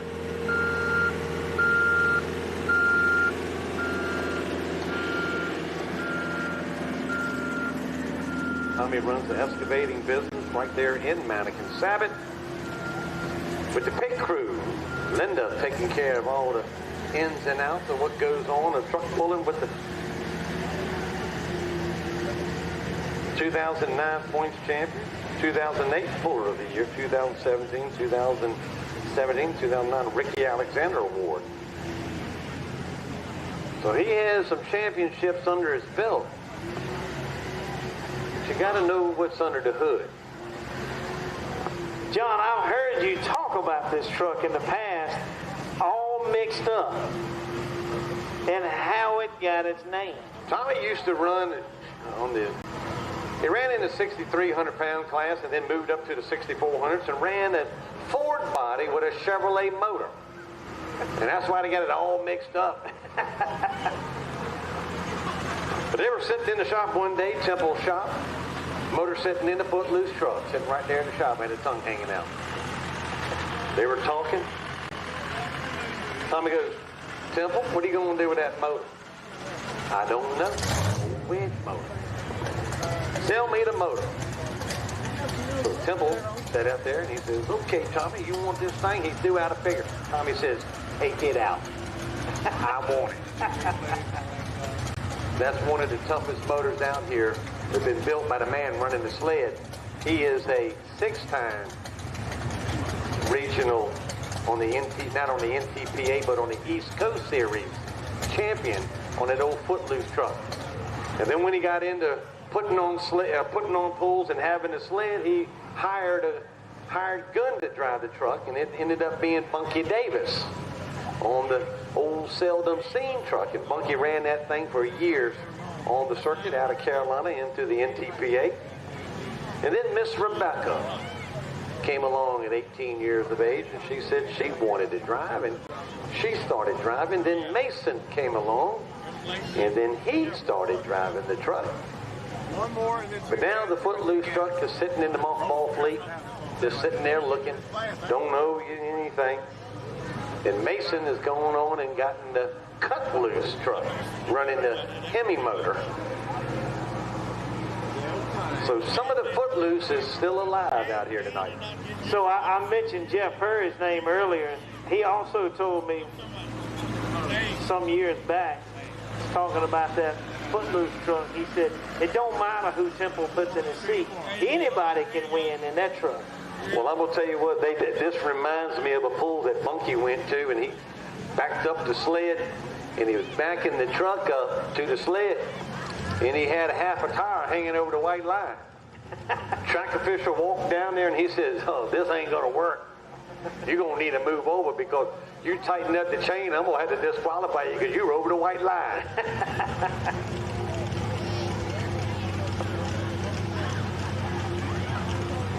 So the sled never moved. The truck just moved over a little bit. There you go. Tommy Henley, last puller in the class right now. I know old David sitting on pins and needles because he knows what happened last week. Last puller in the class came in and snuck the win away. Will that happen again tonight? David sitting back there saying, no.